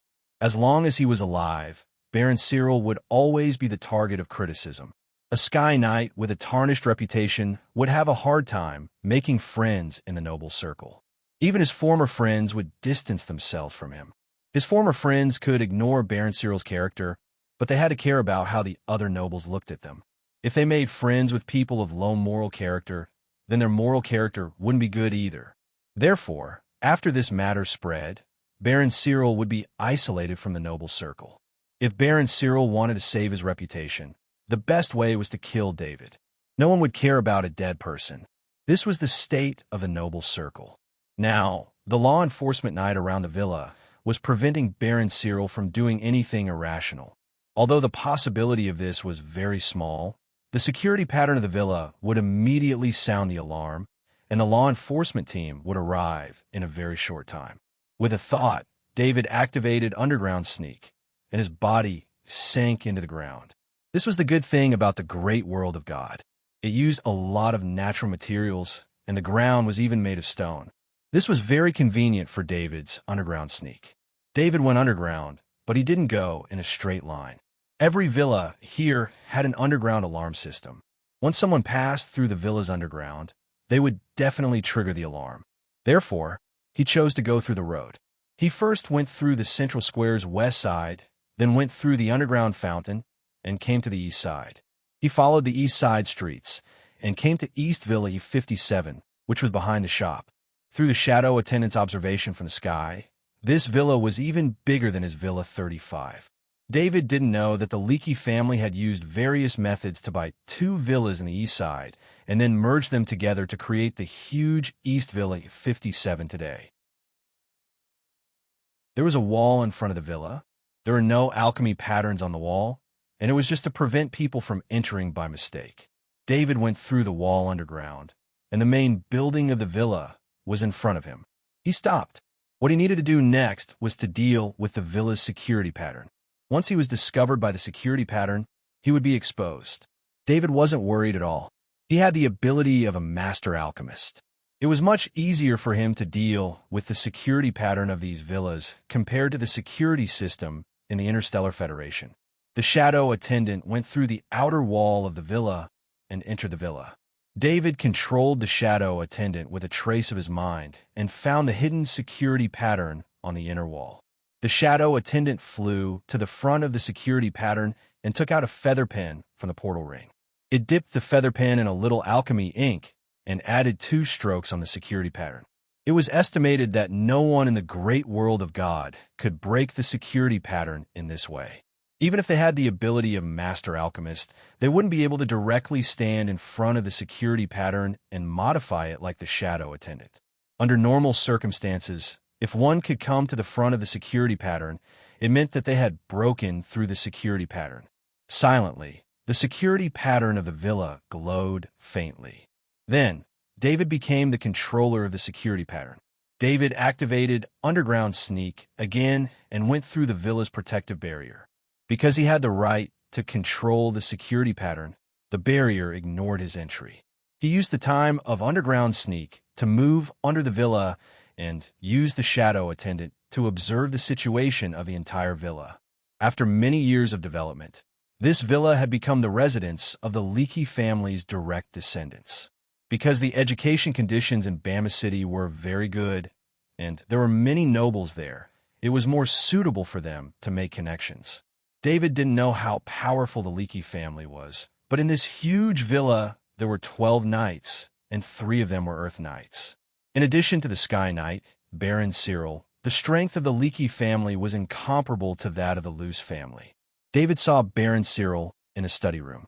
Baron Cyril was sitting on the second seat, and an old man in a luxurious robe was sitting on the main seat.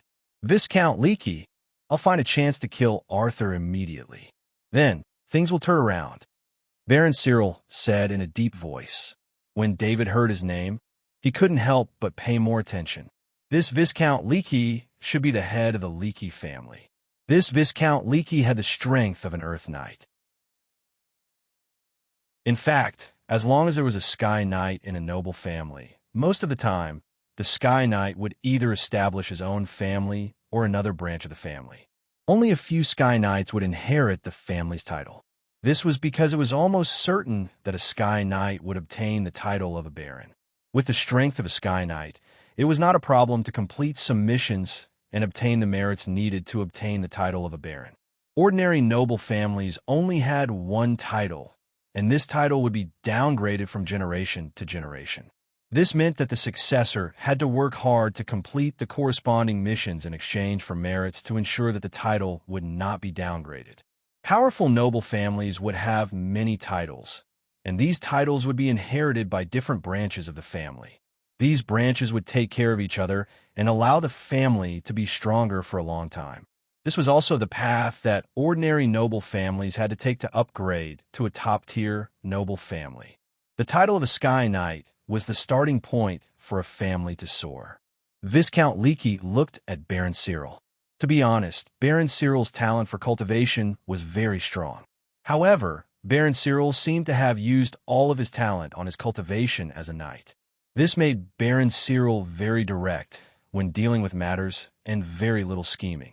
For this matter, the other noble families could have made the first move, and the Leakey family would have benefited from it. However, the other noble families pushed Baron Cyril to the front. Baron Cyril did not think too much and made the first move. In the end, he did not gain anything. Instead, his reputation was damaged. Viscount Leakey smiled and said, "Baron Cyril, don't do anything for the time being. Even if you want to do something, don't do it yourself. First, announce that you are withdrawing from the competition for Villa number 35. Let the other 4 families fight for it. When they cause some trouble, find an opportunity to kill Baron Arthur and push all the blame onto the other 4 families." Baron Cyril said in a deep voice, "How long do I have to wait?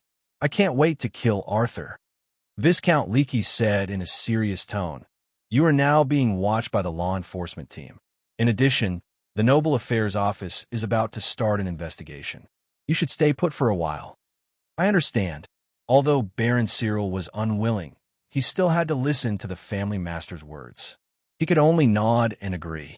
Viscount Leaky waved his hand and said, "All right. Go to the family castle tomorrow and wait for my notice." Baron Cyril left the study. He walked away angrily. David controlled the shadow attendant to follow beside him. Baron Cyril was David's main target. The others were secondary. As long as Baron Cyril was killed, the remaining people, including Viscount Leaky, would not be a threat to David. David had encountered a fourth-tier Sky Knight before. That terrifying combat power made him understand that it was not easy to assassinate such an existence. Baron Cyril came to the dining hall and poured himself a glass of red wine. He sat down and drank. David could tell that Baron Cyril was drinking to drown his sorrows. However, he did not want to wait for Baron Cyril to get drunk. It was not easy for a powerful Sky Knight to get drunk. David could tell that Baron Cyril would not leave the dining hall in the short term. Hence, he did not continue to keep an eye on him. It was not a good time to get close to Baron Cyril.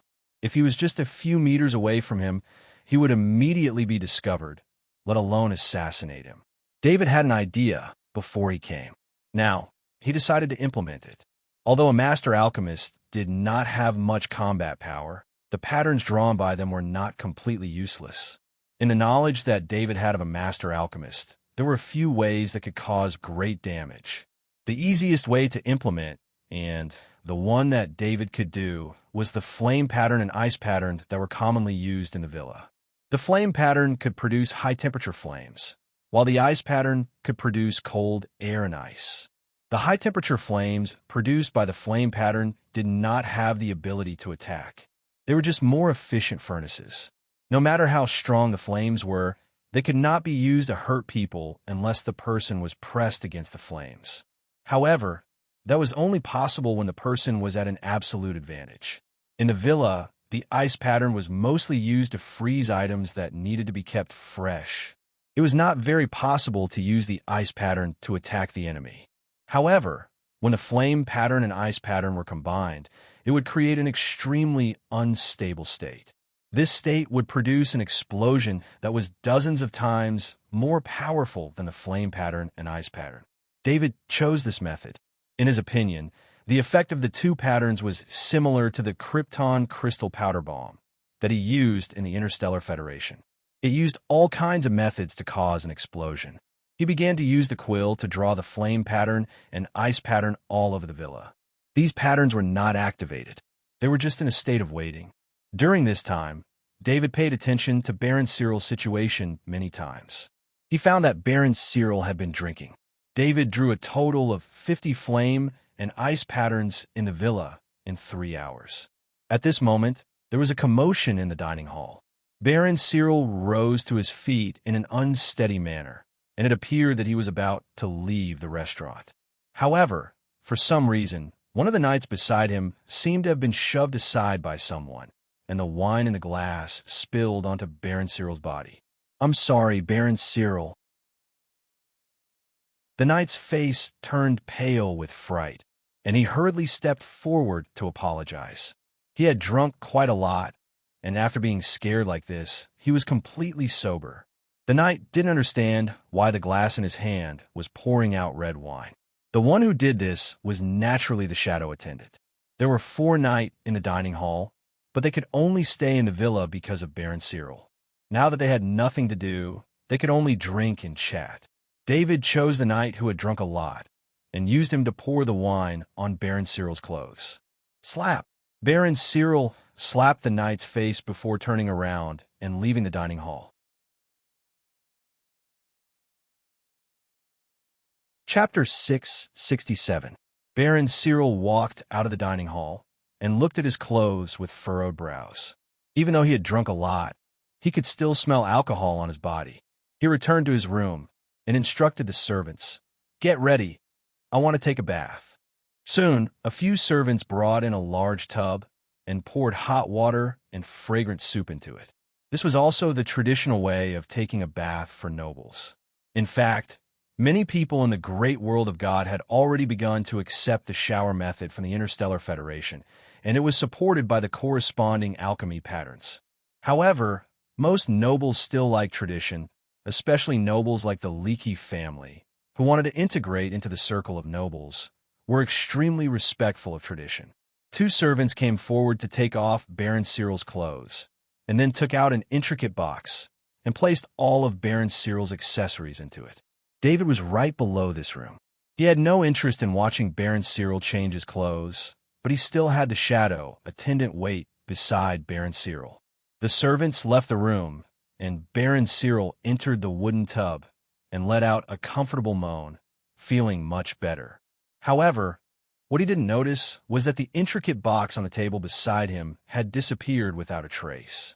David summoned the shadow attendant from underground and took the intricate box from the shadow attendant. He saw that there was a spatial ring, a summoning ring, a noble badge, and a necklace in the box. There was a very large gemstone on the necklace, and there were many small patterns engraved around the gemstone. Even though David couldn't create these patterns, he knew that this was a branch of alchemy, and it was used to create jewelry with special effects. For example, the necklace in his hand could passively activate an energy barrier once a day, and as long as it was attacked, the energy barrier would automatically appear to block the sudden attack. David didn't have time to check the spatial ring and the summoning ring. He knew that Baron Cyril would soon discover that they were gone. The shadow attendant rose again. With the noble badge of Baron Cyril, David had more control over the patterns here, especially the area where Baron Cyril lived. He activated the isolation rune, soundproof rune, and defensive rune to isolate the area where Baron Cyril lived from the rest of the villa. David took a deep breath. He had done so much, but he still had to do it himself if he wanted to assassinate a fourth-tier powerhouse. If he were to ask the shadow attendant to do it, it probably wouldn't even be able to pierce through Baron Cyril's skin. If he were to fight against a level 4 expert, even if the level 4 expert did not have a single piece of equipment, he could not guarantee that he would win. For this reason, he needed to increase his chances of winning. Of course, he still needed the help of the shadow attendant. The shadow attendant came to Baron Cyril's side. At this moment, Baron Cyril was the most relaxed. Baron Cyril was in his own mansion, and it was extremely safe here. Furthermore, he was in his own residence, so he was quite relieved. Today's events had made him very depressed. From the Sky Knight, Gilbert's attitude toward him, to the family head, Viscount Ricky's dissatisfaction with him, and the source of his anger, Baron Arthur, all of this was thrown out of his mind as he bathed in the hot water. The shadow attendant reached into the bathtub with one hand, and then took out a small bottle from his spatial ring. The black mist in the bottle flowed into the bathtub like a mixture of smoke and liquid. Baron Cyril, who was bathing, suddenly released a terrifying aura. Following that, a set of armor formed from the power of the bloodline appeared on his body, and the bathtub exploded as soon as the armor appeared. The hot water and the shards of the bathtub flew in all directions and crashed into the walls and furniture with loud noises. Baron Cyril was not wearing a single piece of clothing. Under the translucent armor formed from the power of the bloodline, a black mist could be vaguely seen around his waist. At this moment, the shadow attendant came to the place where Baron Cyril's clothes were placed. He did not care if these clothes had any defensive properties and put them all into his spatial ring. "Guards!" Baron Cyril yelled as he sealed the wound around his waist with his bloodline power. He also knew that someone was plotting against him. Poisoning was not something that a normal noble would do. This was the headquarters of the Leakey family. There were 12 knights here, and more importantly, he could summon the enforcers. No matter how powerful the other party was, they would not be able to target him. At this moment, Baron Cyril did not consider capturing the person in the dark. He was really afraid of such a powerful poison. In the same rank, a 4th-tier insectoid was generally stronger than a 4th-tier Sky Knight. The poison innate ability that David used was the innate ability of a 4th-tier insectoid called the poisonous fanged giant ant. Although the poison that David used was far inferior to the poisonous fanged giant ant in both quality and quantity, a 4th-tier poison was still a 4th-tier poison. If Baron Cyril was not a fourth-tier Sky Knight, he would have been corroded into nothingness by the poison already. There was no response to Baron Cyril's call. At this moment, he was forcefully suppressing the poison in his body. He thought of his equipment. However, when his gaze landed on the table where the items were placed, a creepy feeling rose from his body. As a fourth-tier Sky Knight, even if he did not use his bloodline power, the bloodline power around him would automatically fill up a 10-meter radius around him.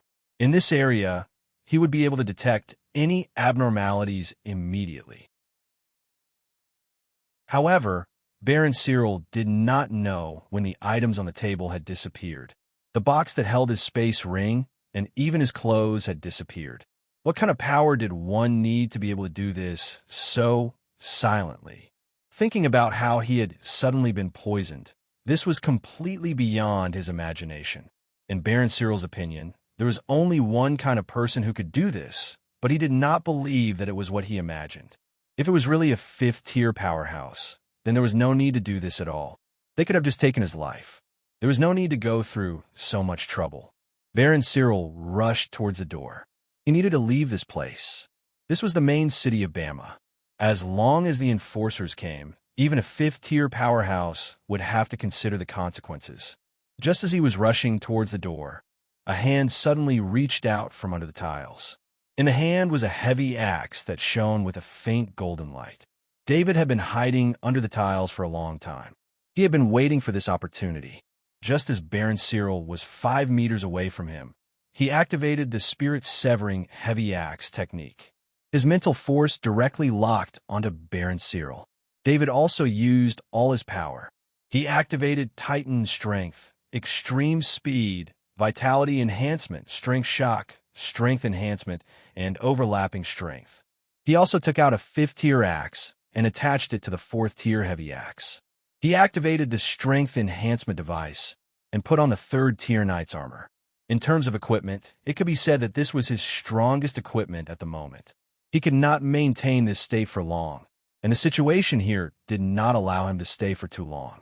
"I've been waiting for you," Baron Cyril shouted coldly. Although he did not have a weapon, he still used his bloodline power to construct a heavy sword in his hand. He tapped his feet lightly, and his body rose up as if he was weightless, just in time to dodge David's heavy axe. David was shocked. Ever since he became a Grandmaster heavy axe, he rarely missed when using his mental force to lock onto a target. Almost every time he attacked, he would gain something. However, he had made a lot of preparations this time.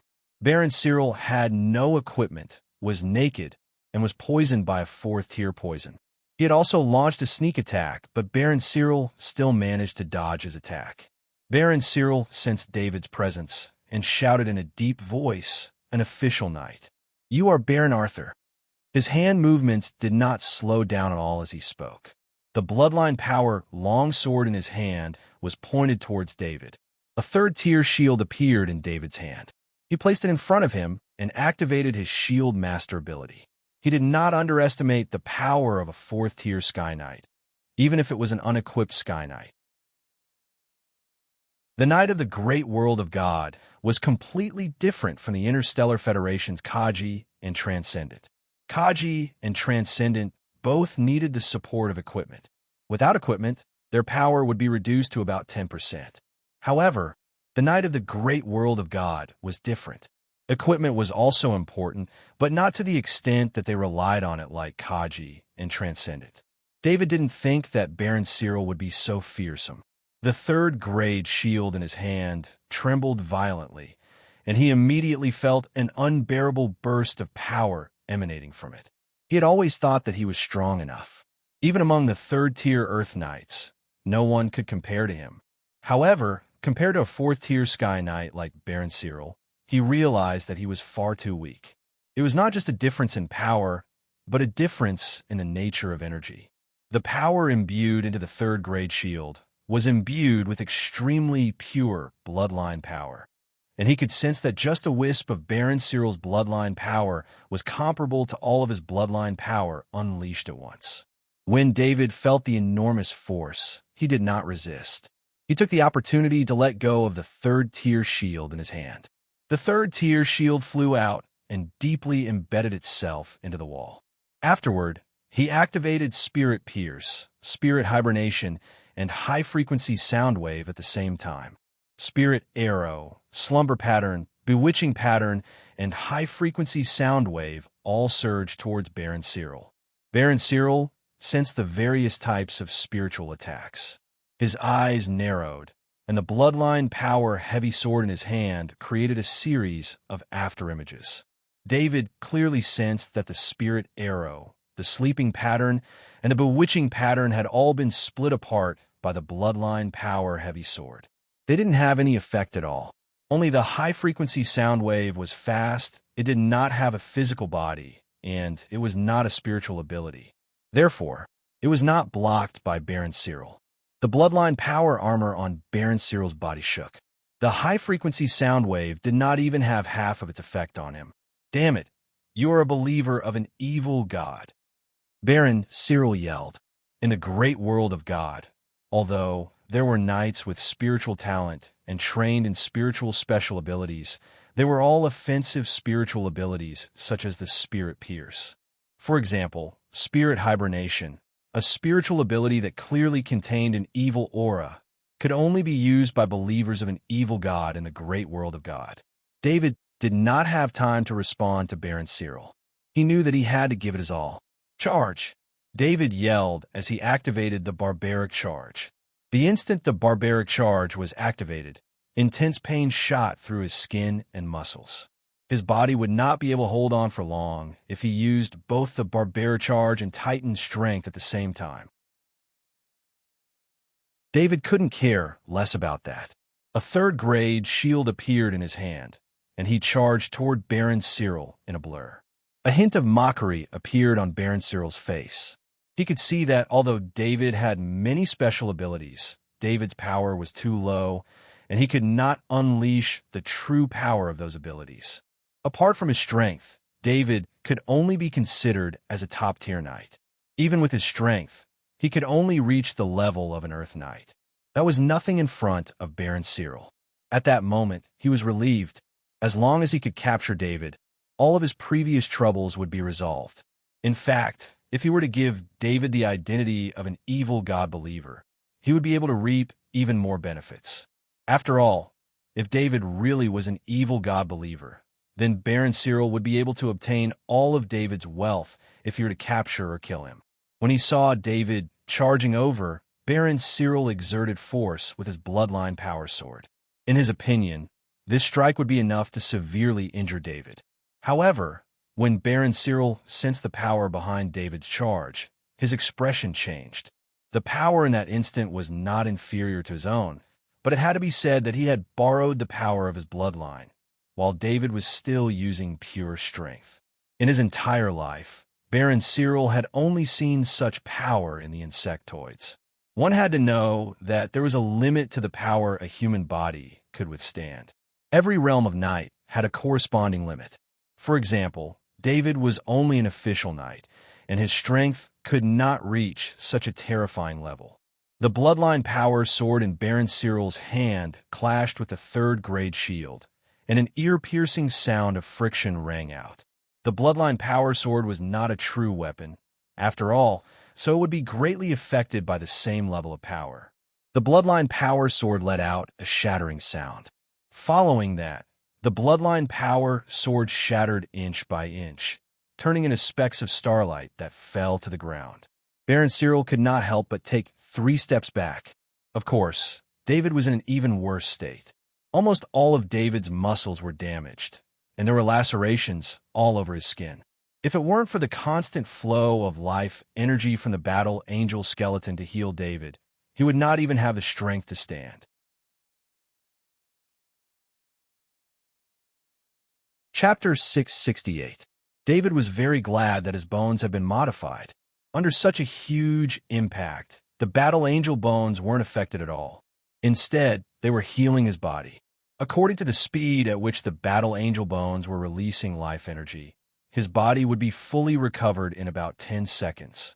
However, Baron Cyril wouldn't give him that time.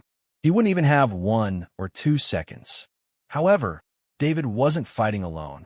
Just as Baron Cyril took 3 steps back and lost his balance, a short and fat figure appeared behind him. It was the assassin mantis puppet summoned by the shadow attendant. David knew very well that if he let the assassin mantis puppet fight with Baron Cyril face to face, it wouldn't be able to fully utilize the assassin mantis puppet's specialty. Instead, it would be using Baron Cyril's strength against the assassin mantis puppet's weakness. The assassin mantis puppet was barely a 4th-tier insectoid. The only thing that could match a 4th-tier insectoid was its attack power. The assassin mantis puppet's pair of blades could cut through the shell of any 4th-tier insectoid. This was what David needed. When Baron Cyril retreated, he suddenly had goosebumps all over his body. An extreme sense of danger came from behind him. This sense of danger would only appear when one was facing the threat of death. Baron Cyril didn't know why he felt this way. One had to know that even if David used a 5th-tier axe to cut through his bloodline power armor, he was confident that he would at most be injured. It wouldn't be life-threatening. Baron Cyril's bloodline power armor had defensive prowess comparable to that of a 4th-tier material. If it weren't for the fact that this bloodline power armor consumed too much energy, the Sky Knights would have given up on using physical armor. Of course, the bloodline power heavy sword that he condensed earlier was only close to a 3rd-tier heavy sword. The knight profession had strong defense, but they still had to rely on powerful weapons to support their attacks. Baron Cyril didn't know what kind of existence was behind him, but the only thing he could do was strengthen his bloodline power armor. The bloodline power heavy sword in his hand had just collapsed and needed to be reformed. However, there was no time for that. The danger behind him was already approaching, making it impossible for him to use the bloodline power heavy sword to block. The combat instincts of the assassin mantis puppet were extremely terrifying. One must know that the level 5 half-body Spider Queen wanted to cultivate the assassin mantis puppet into an assassin that could kill level 5 arachnids. However, due to David's interference, the assassin mantis puppet was turned into a puppet by David before it could reach its strongest state. However, its attack power was still enough to deal with a level 4 insectoid. The praying mantis assassin didn't use its usual slashing method. Instead, it used a stab, which allowed it to easily pierce through Baron Cyril's bloodline power armor. How to deal with a powerful knight was an instinct engraved in every Zerg's genes. Therefore, the praying mantis puppet assassin didn't need David's command at all. It instinctively made the correct choice. Baron Cyril's scalp went numb. He felt his bloodline power armor being easily pierced through from the back. Although the defense of a bloodline power armor was comparable to a 4RD tier material, it was still the weakest of the 4RD tier materials. When it encountered the 4RD tier blades of the praying mantis puppet assassin, it was completely defenseless. The blades pierced through his back. After that, the sword pierced Baron Cyril's heart from his back, which was one of the 2 vital points of a knight's life. After Baron Cyril's heart was pierced through, he couldn't use his bloodline power anymore. The power in his body disappeared like a tide. Before he fell, he tried very hard to turn his head around. He saw the little fatty holding a pair of light purple blades. A flash of confusion appeared in his eyes, but after seeing the pair of blades, he understood what was going on. Baron Cyril fell heavily to the ground. There was still a hint of relief on his face when he died. For a Sky Knight like him, dying in the hands of an official knight like David was something he couldn't die in peace. After knowing that he died at the hands of a 4RD tier insectoid, Baron Cyril felt that his death wasn't unjust. There were many Sky Knights who died at the hands of 4RD tier insectoids. David saw Baron Cyril fall to the ground and the shadow attendant fly over to absorb his soul. Only then did he let out a long sigh of relief. I can't assassinate a Sky Knight like this in the future. It's too dangerous. David murmured to himself softly. He had the most advantageous conditions, but if he hadn't risked his life to create an opportunity for the assassin praying mantis puppet, he didn't know if he would have won this battle. If he had failed, even if David could have escaped, he wouldn't have been able to establish himself in the great world of God. After all, he had displayed too many abilities in the battle. Perhaps only the believers of the evil god could accept him. A wry smile appeared on David's face. He walked over to Baron Cyril's corpse and looked at it. Baron Cyril was completely naked, and even in death, he still exuded a powerful aura. David's heart skipped a beat. He casually put Baron Cyril's corpse into his space ring. The shadow attendant passed through the wall and began to search Baron Cyril's residence. Baron Cyril lived in a separate suite in the villa. It had a complete study, living room, and bedroom. Baron Cyril's living conditions were relatively simple. This was because with his status as a baron or sky knight, he could at least have his own castle. It wasn't that he didn't have a castle. It was just that every inch of land in Bama City was expensive. Most importantly, there was no market for it. With divine gold coins in hand, no one would sell their property in Bama City, let alone this core villa. If he wanted to establish himself in the central square, he would have to endure the cramped living conditions here. Of course, this cramped living space was relative. Baron Cyril's living space alone was more than enough for a large family. David wasn't without gains. He discovered Baron Cyril's collection room. Other than some nobles' art collections, there were 3 sets of 3rd-grade knight armor and 4 sets of 3rd-grade horse armor. He didn't stand on ceremony and emptied the collection room. David looked at the time. Although the battle just now was intense, it didn't last long. Baron Cyril had only bathed for 10 minutes. He activated underground stealth and left Baron Cyril's living space in a flash. He then sneaked toward Viscount Leakey's living space. Viscount Leakey was reading a book in his study. All of a sudden, he felt as if thunder had exploded in his ears. He was struck by a wave of dizziness. David appeared from the ground behind Viscount Leakey. The 5th-grade axe in his hand had a faint golden light as it swept across Viscount Leakey's neck. Viscount Leakey's head was chopped off. He took off Viscount Leakey's space ring and scanned Viscount Leakey's corpse with his spiritual power. He didn't find any other treasures, so he moved to another room. After David killed all the knights who were alone, there were only 4 knights gathered in the dining room. However, those were only 4 official knights. David was going to get rid of them all in one go. Since he controlled the mansion's security pattern, even if he killed Baron Cyril, Viscount Leakey, and the other 7 knights, none of the servants realized that something was wrong. The servants couldn't enter the living space of the knights without permission. Also, David had activated the security pattern, so the servants couldn't enter even if they wanted to. After coming to the underground of the dining room, David released the assassin mantis puppet again. It appeared next to the 4 official knights. The knights who were drinking saw the assassin mantis puppet suddenly appear. Just as they were about to drink, they saw a few faint purple lights flash by. Then, the 4 knights all fell into a pool of blood. David rose to the ground and put away the portal bags and summoning bags of the 4 knights. Now, there wasn't a single knight in the entire mansion. He didn't use the underground sneak anymore. Instead, he directly used a large-scale, high-frequency sound wave. Everyone within a 100-meter radius was knocked to the ground. David calmly found the Leakey family's treasure vault and emptied everything inside. Because the mansion's treasure vault was too small, it was filled with portal bags and treasure chests of Welsh shrines. He almost filled his spatial ring to the brim before emptying the treasury. Other than this, he also emptied the Leakey family's library. There were just too many things, so he didn't even bother to check them carefully. After doing all this, David activated the underground sneak again. Before he left, he activated the 50 flame and ice patterns that he drew before. In order to not let the explosion here affect the surroundings, David also carefully activated the mansion's energy shield to the maximum. David quickly moved underground. He was also calculating in his heart. The flame and ice patterns would start to become active, affect each other, and finally collapse. The whole process would take 2 minutes. These 2 minutes were already the result of David trying his best to delay. If he used the spirit connection, he could even speed up the explosion process.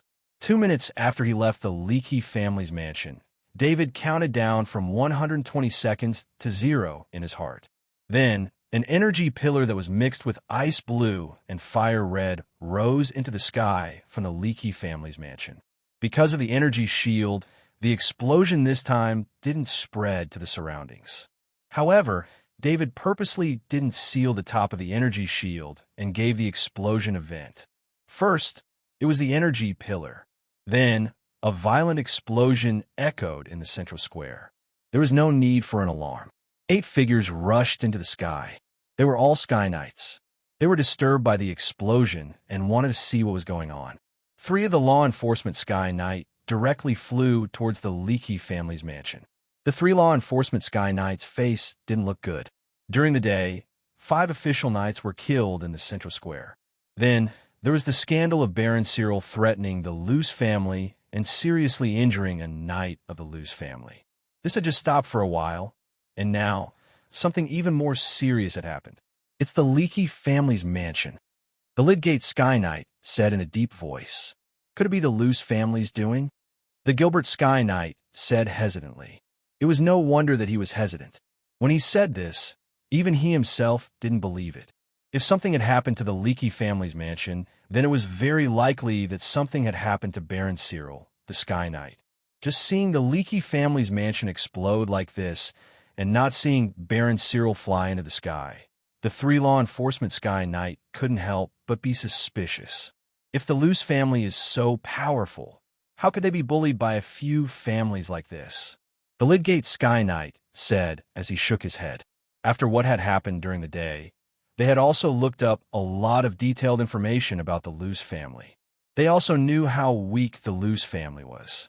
It was no wonder that such a weak family would be coveted by the other nobles if they obtained an industry that was beyond their abilities. It was also because they had looked into the Luce family that the Lydgate Sky Knight felt that this matter couldn't possibly have anything to do with the Luce family. Could it be the main family's doing? The Gilbert Sky Knight asked in the softest voice. The Lydgate Sky Knight couldn't help but be silent. In fact, he had also thought of this possibility. No matter what, the Central Square's mansion number 35 was given to David by the main family.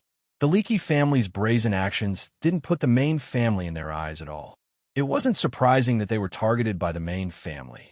However, when the 3 law enforcement Sky Knight arrived above the Leaky family's mansion, they all sucked in a breath of cold air. Before they came, they had made some judgments.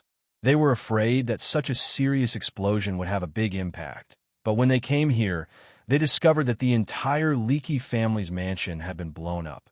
Fortunately, there was an energy shield that controlled the direction of the explosion during the explosion, so the surrounding buildings weren't damaged. Too ruthless, the Lydgate Sky Knight said in a deep voice. From a situation in front of them, the 3 law enforcement Sky Knight could determine that there were no living people here. However, they knew that this kind of explosion couldn't kill a knight on the spot. Perhaps an official knight would be injured by the explosion, but an Earth Knight and a Sky Knight wouldn't be injured. Even if an official knight died in the explosion, there should be an Earth Knight and a Sky Knight appearing. It shouldn't be like now, where there wasn't even a shadow. It doesn't look like the main family's handiwork. At most, they would only threaten and warn us. They would never do such a thing. The Gilbert Sky Knight continued. Every family had their own style of doing things. This style of doing things rarely changed. This was related to the family's patriarch's personality. Unless the patriarch was changed, a family's way of doing things would rarely change greatly. For a top family like the main family, although they would sometimes be very direct in their actions, they wouldn't do such a thing. According to the information, the Leaky family had 9 official knights, 3 Earth Knights, and Baron Cyril, the Sky Knight. With so many powerhouses gathered together, even if a few Sky Knights attacked together, they wouldn't be able to silently get rid of all the knights.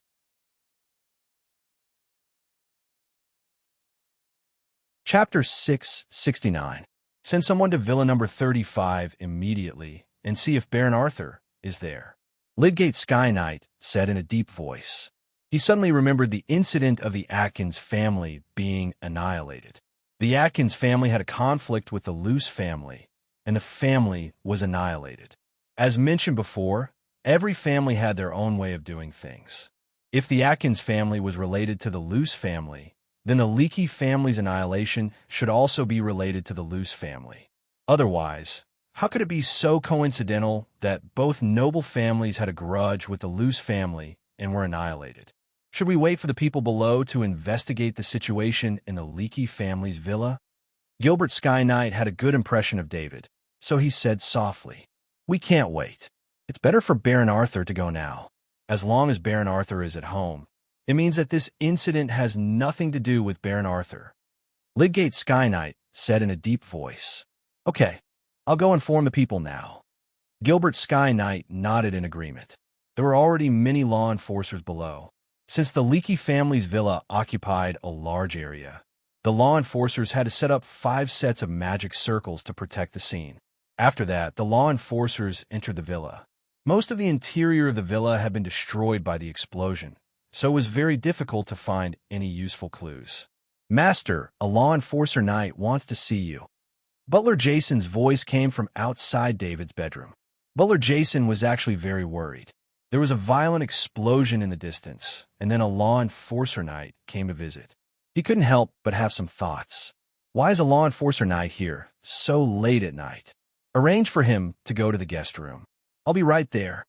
David's voice came into Butler Jason's ears. "Yes, master." Butler Jason heard David's voice and let out a sigh of relief.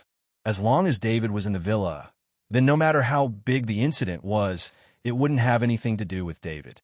David stood in his bedroom. There were many spatial items hanging on his body. It had to be said that both Baron Cyril's spatial items and Viscount Leaky's spatial items were of a higher grade than his spatial ring. Thus, they couldn't be stored in the same spatial ring and could only be hung on his body. There were also 2 spatial rings and 4 summoning rings. These could only be worn on his body. He unlocked all the space items and threw them to the shadow attendant.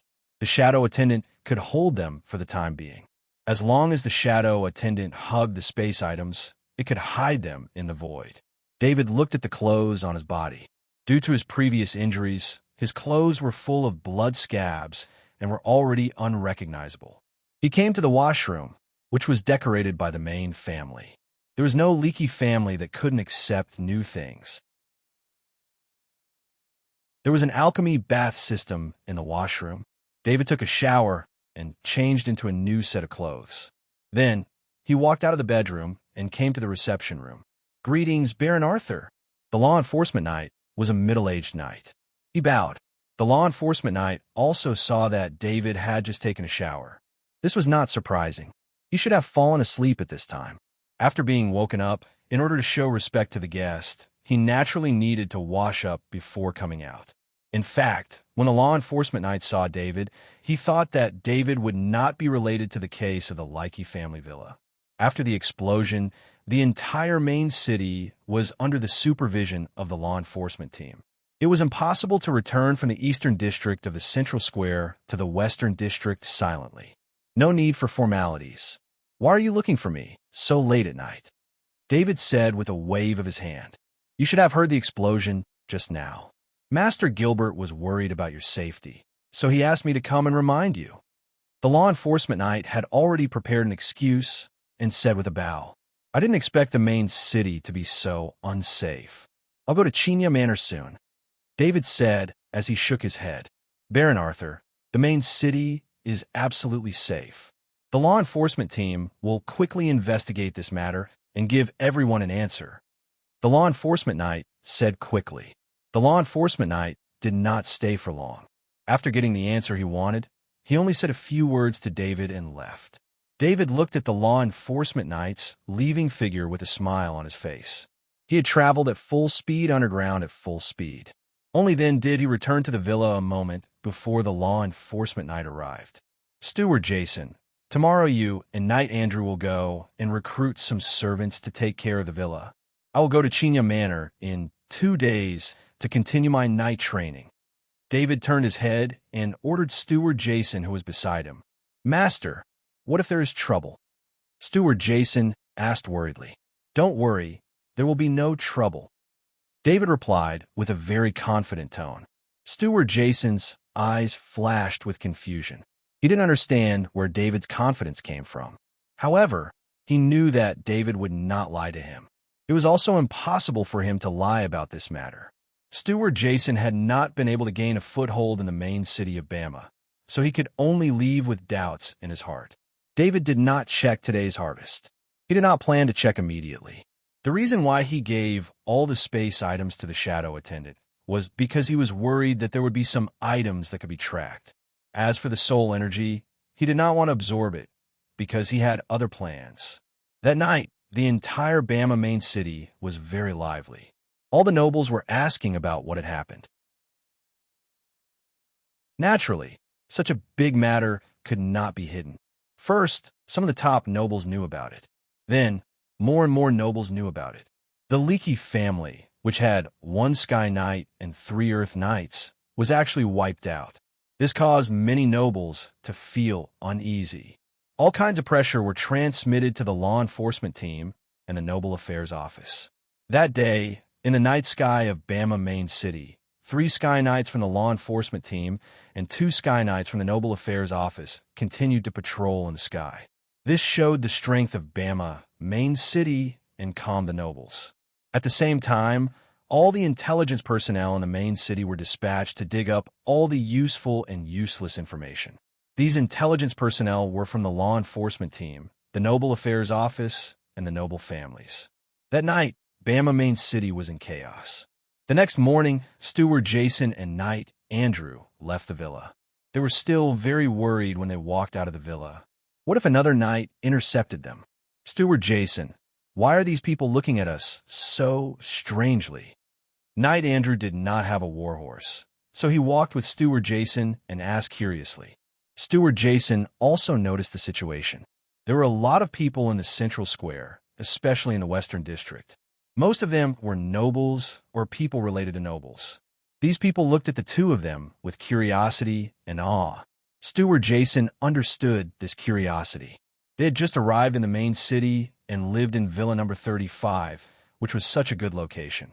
Plus, they were targeted by many nobles in the past month. It was normal for them to be curious about them. But what was with the awe? Steward Jason knew how powerful the Luce family was. How could they have the ability to make people fear them? The two of them came to the human resource market. Steward Jason had been here before, but he was rejected by the human resource market staff. This time, when Steward Jason walked into the human resource market, 2 staff members immediately came over. Steward Jason knew one of them. It was the staff member who rejected him last time. Today, when the staff member saw Steward Jason, the expression on his face kept changing. Steward Jason could not help but admire this staff member's rich expression. Steward Jason, you're here. What kind of servant do you want today? We have everything here. You can choose whatever you want. The staff member bowed and introduced enthusiastically. Even if a real noble came, this was the standard of hospitality at most. Steward Jason was not used to the sudden enthusiasm. He had seen this staff member's face before. I need 5 servants with work experience. 3 men and 2 women will be enough. I also need 2 chefs. Steward Jason thought about what David said and said, "No problem. Please wait a moment. I'll look for it for you." The staff member said humbly. The staff member turned around and went into the office. The staff member who came with him also entered the office. "What's wrong with you? That's just a steward. Why are you so humble? This is not like you." The staff member asked with a smile. "What do you know? That's the steward of the Luce family. The last time he came, I offended him. If my attitude is not better this time, I'm afraid I won't live past tonight." The staff member looked around and whispered, "It's that Luce family?" The staff member stopped smiling and asked with a trace of fear on his face. "Other than that Luce family, which Luce family is there?" The staff member asked. The staff member did not say anything else. Instead, he stepped forward to help the staff member find the information that Steward Jason requested. The 2 staff members were the best servants in the information. They did not dare to be careless at all. The head of the human resource market also saw Steward Jason. He was the one who gave the order last time. He received an order from the Leaky family to not recruit servants for the Luce family. At that time, the head of the human resource market agreed without thinking. It was not only because of the reward, but also because the Leaky family was too powerful. The Luce family was too weak to be bullied at will. However, He did not expect the news that spread last night that the Leakey family had been exterminated. During the day, the news of Baron Cyril and Baron Arthur's open hostility in the central square had already spread. There was no need to investigate the combination of the two. Everyone had their suspicions. In addition, this kind of news only needed to be spread a few times before it became true. Not to mention this kind of news that seemed both true and false. The commotion last night was too big. Not to mention the nobles. Even the commoners who served the nobles knew about what happened to the Leakey family. This was also the reason why, when Steward Jason and Knight Andrew left the villa, everyone looked at them strangely. The head of the human resource market came to Steward Jason and bowed. "Steward Jason, in this night, I am the head of this place. The Luce family is an ancient family. In order to show my respect to the Luce family, I will waive all the intermediary fees for you." "Thank you for your generosity," Steward Jason said with a smile. The two staff members also found the relevant information. They took a few documents and walked over. The head of the human resource market looked at the documents in the hands of the two staff members and said in a deep voice, "Serve them well. Don't neglect Steward Jason. Also, the intermediary fees this time are waived." Until Steward Jason left with the 7 servants, his mind was in a mess. Steward Jason had seen all the information of the 7 servants. Their conditions were far better than he expected. These servants had just left a declining noble family. No matter if it was in terms of experience or ability, there was nothing to complain about. The 3 male servants were strong, and the 2 female servants were young and beautiful. He didn't know how good the skills of the 2 chefs were, but looking at the information, they were also very good. The 7 servants didn't dare to say anything. They were all from noble families. They knew that if the head of this place treated the steward with such care and let the staff members serve him as if he was their ancestor, the noble family behind him must be very powerful. Therefore, the servants signed a service contract with Steward Jason. This wasn't an ordinary service contract. When a servant entered a noble family, as long as the noble family didn't take the initiative to drive the servant away, the servant had no reason to leave the noble family. The only way to cancel the service contract was if there was a human resource market. The servant who left the Luce family's villa before did this. The human resource market played a big role in this, so today they were currying favor with Steward Jason in order to get the forgiveness of the Luce family. The main reason was that the Luce family was too scary. A noble family with a Sky Knight was exterminated. No one dared to take the initiative to offend a family that did things this way. Later, when a Knight Andrew went to buy a young warhorse, he also encountered the same thing. As soon as he mentioned the name of the Luce family, he received an unimaginable service and a price that was almost a loss. When the 2 of them returned to the villa with 7 servants and a young warhorse, their hearts were still full of confusion. There were 7 more servants in the villa, which immediately made the villa full of vitality. The servants were doing their job, cleaning and tidying up. At noon, David also had his first lunch in the villa's dining room. The lunch was very good. In David's opinion, the chef was almost at the level of a master chef. Such a chef was extremely rare. The night, Andrew didn't eat lunch. He stayed in the training room and used the power of blood to constantly clean the young warhorse's body. He wasn't in the mood to do anything else. A knight without a warhorse couldn't be considered a complete knight. He was now an incomplete knight. He didn't want to waste even a little bit of time.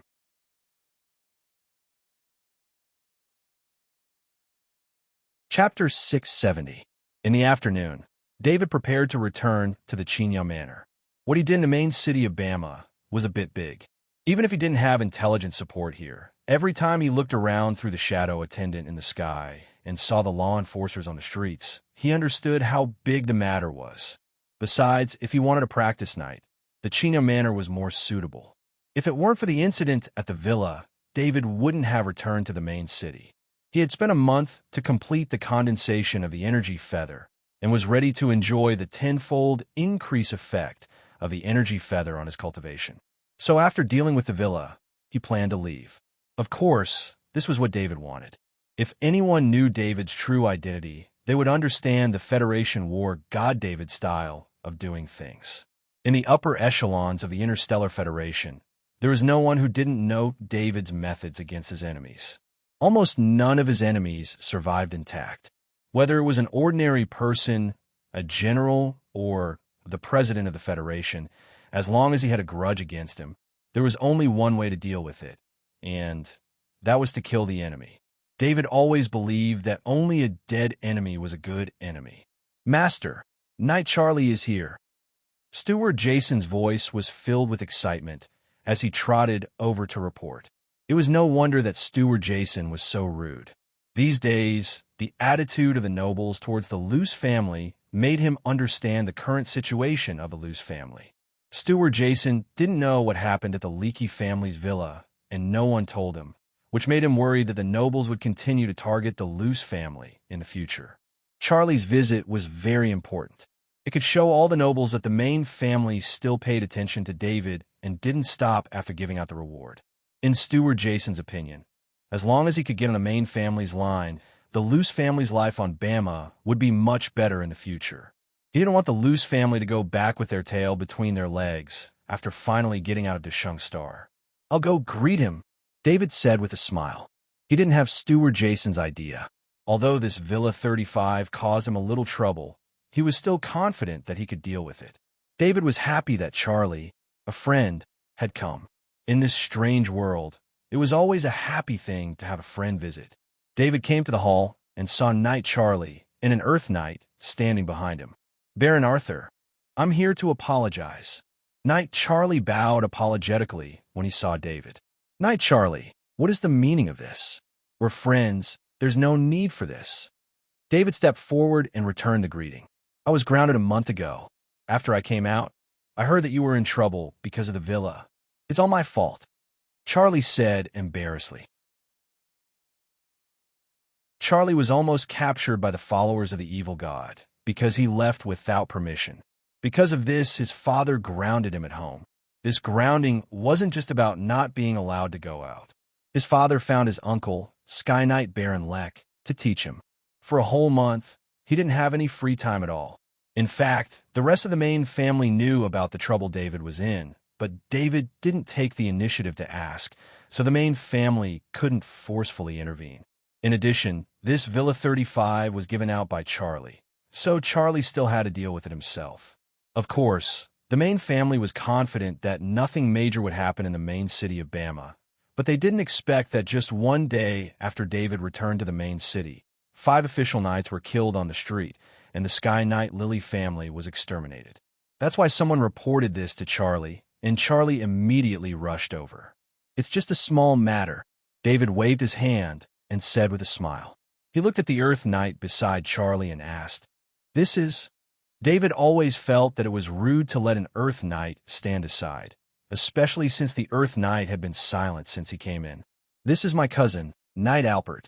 Father arranged for him to protect me," Charlie introduced with a smile.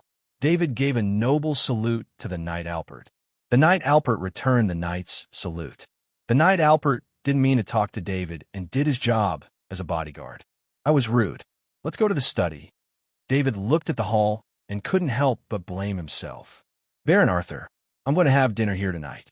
I'll stay even if you don't call me," Charlie said with a smile as he walked to the study with David. "Don't worry. I'll cook a dessert today to thank you for the Chinyam manor," David also promised with a smile. After the 3 of them sat down in the study, a servant served them drinks. "I heard that your servants have been driven away by several noble families many times. Did you find them again?" Charlie asked softly as he watched the servant leave. "Yes, if you came in the morning, I wouldn't even have a servant here," David replied without hiding anything. "These nobles are crazy. They even want to snatch my gift. I'll send someone to warn them later," Charlie said angrily. David was about to speak when he saw Butler Jason walk in with a strange expression. "Butler Jason, what's the matter?" David asked curiously. One had to know that he was entertaining Charlie. Unless there was something important, Butler Jason wouldn't come over to disturb him at this time. 4 noble families sent a gift list. They came at the same time and left after leaving the gift list. Butler Jason bowed and replied, After that, Butler Jason stepped forward and handed the 4-gift list to David. David took the gift list. The contents of the 4-gift lists were almost the same. Each gift list had a shop in the East District and 2 servants who had signed a lifetime contract. These servants who signed a lifetime contract were usually trained by the noble families themselves. Their life and death were tied to the family. Of course, if they were given away, the lifetime contract would be handed over to the new owner. A lifetime contract wasn't easy to sign. Not only did the servant have to give his life to the family, but he also had to have the ability to be supported by the family for the rest of his life. It was a two-way choice. Therefore, every servant who signed a lifetime contract was an elite among the noble servants. As for the shop in the East District, he looked at the location. Although it wasn't the best location, it was still a pretty good location. The monthly income should be quite high. David looked at the owners of the 4-gift lists and couldn't help but laugh. "Night, Charlie. It seems like you don't need to warn them," David said as he handed the 4-gift lists to Charlie. Charlie looked at the 4-gift lists in his hand. When he saw the contents and the people who gave them, he also laughed. These guys really know how to take advantage of the situation. Charlie scolded with a smile. Charlie knew that this wasn't because he came to visit David. It was because he had just arrived and the other party didn't even have time to prepare the gifts. In his opinion, this should be the result of the massacre at the Leakey family's villa. The 4 families were obviously afraid. This kind of revenge was so fierce. Whether or not it was the Luce family who did it, they didn't want to take the risk. Wasn't it better to be alive? Even the Leakey family with a Sky Knight was like that. How could they, who were much weaker, be able to resist such an opponent? In fact, after the Leakey family's massacre, the 4 families all inquired about the news through their family's intelligence network. At first, they suspected that David was the culprit. After the law enforcement team verified it, they believed that it wasn't David's doing. Therefore, the 4 families wanted to continue observing. However, there was no progress in the investigation. Even the law enforcement team and the Aristocratic Affairs Office sent people with special abilities, but they couldn't find any clues. This made them nervous. It must be known that these investigators with special abilities could find traces of aura left behind at the scene. As long as there was a trace of aura left, it was possible for them to find it. Some investigators with special abilities could find out the situation at the time of the crime through the soul fragments. It was rare for them to miss. However, even an investigator with such special abilities was helpless against the case. After they didn't know who did it, the 4 families reorganized the process of the incident. They didn't care about the problem of strength. Recently, the only family that had a grudge with the Leakey family was the Luce family. They readjusted their attitude towards the Luce family.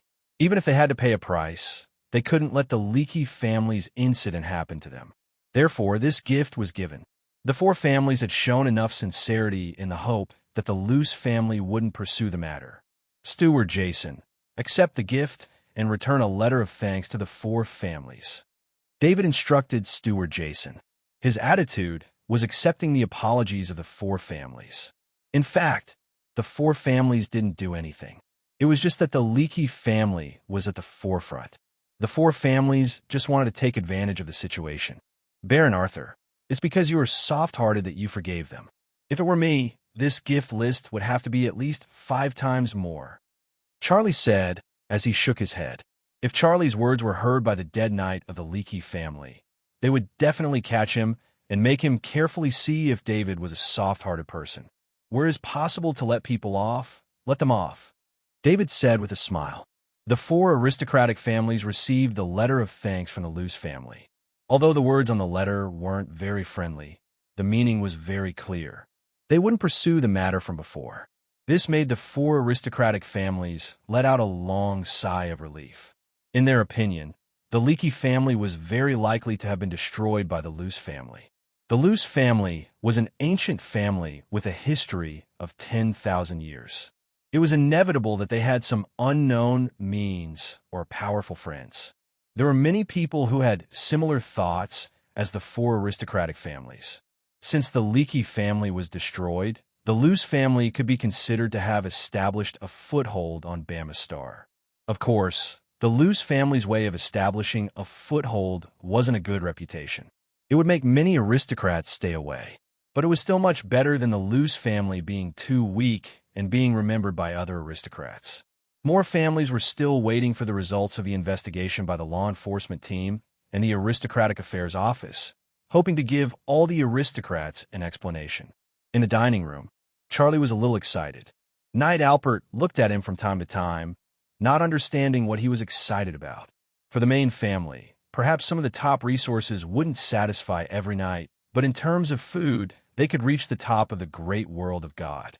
Knight Albert didn't think that the Luce family, with only one baron, one knight, and one steward, could make any good dishes.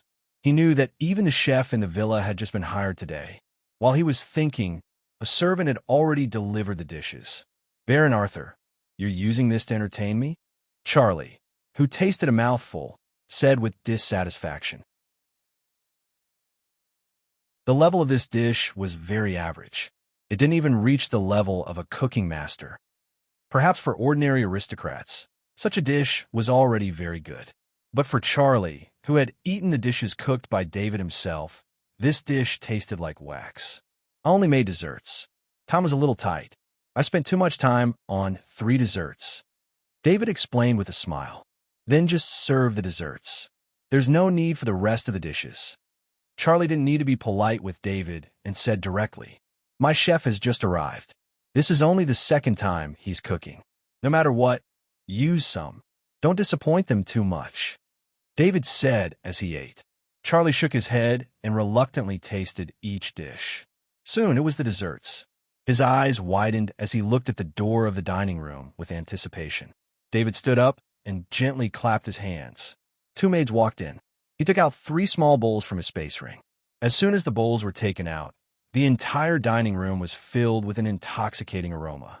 Even the 2 maids, who had received professional training, were attracted by the aroma and forgot about their work for a moment. David coughed lightly, and the 2 maids came back to their senses. They quickly carried 2 of the bowls to Charlie and Knight Albert. "This is heartwarming lotus seed soup." Charlie recognized the dessert at a glance, but he never knew that heartwarming lotus seed soup could have such an aroma. He didn't even eat it. He knew that this heartwarming lotus seed soup was more delicious than any dish he had ever eaten. Charlie carefully put a heartwarming lotus seed into his mouth with a spoon. The moment the heartwarming lotus seed entered his mouth, he froze on the spot as if he had been petrified. It wasn't just him. Knight Albert's old-fashioned face was also full of enjoyment. It was David's first time eating heartwarming lotus seed soup. He stored some heartwarming lotus seeds in his space ring. This time, when Charlie came over, he thought of making heartwarming lotus seed soup himself.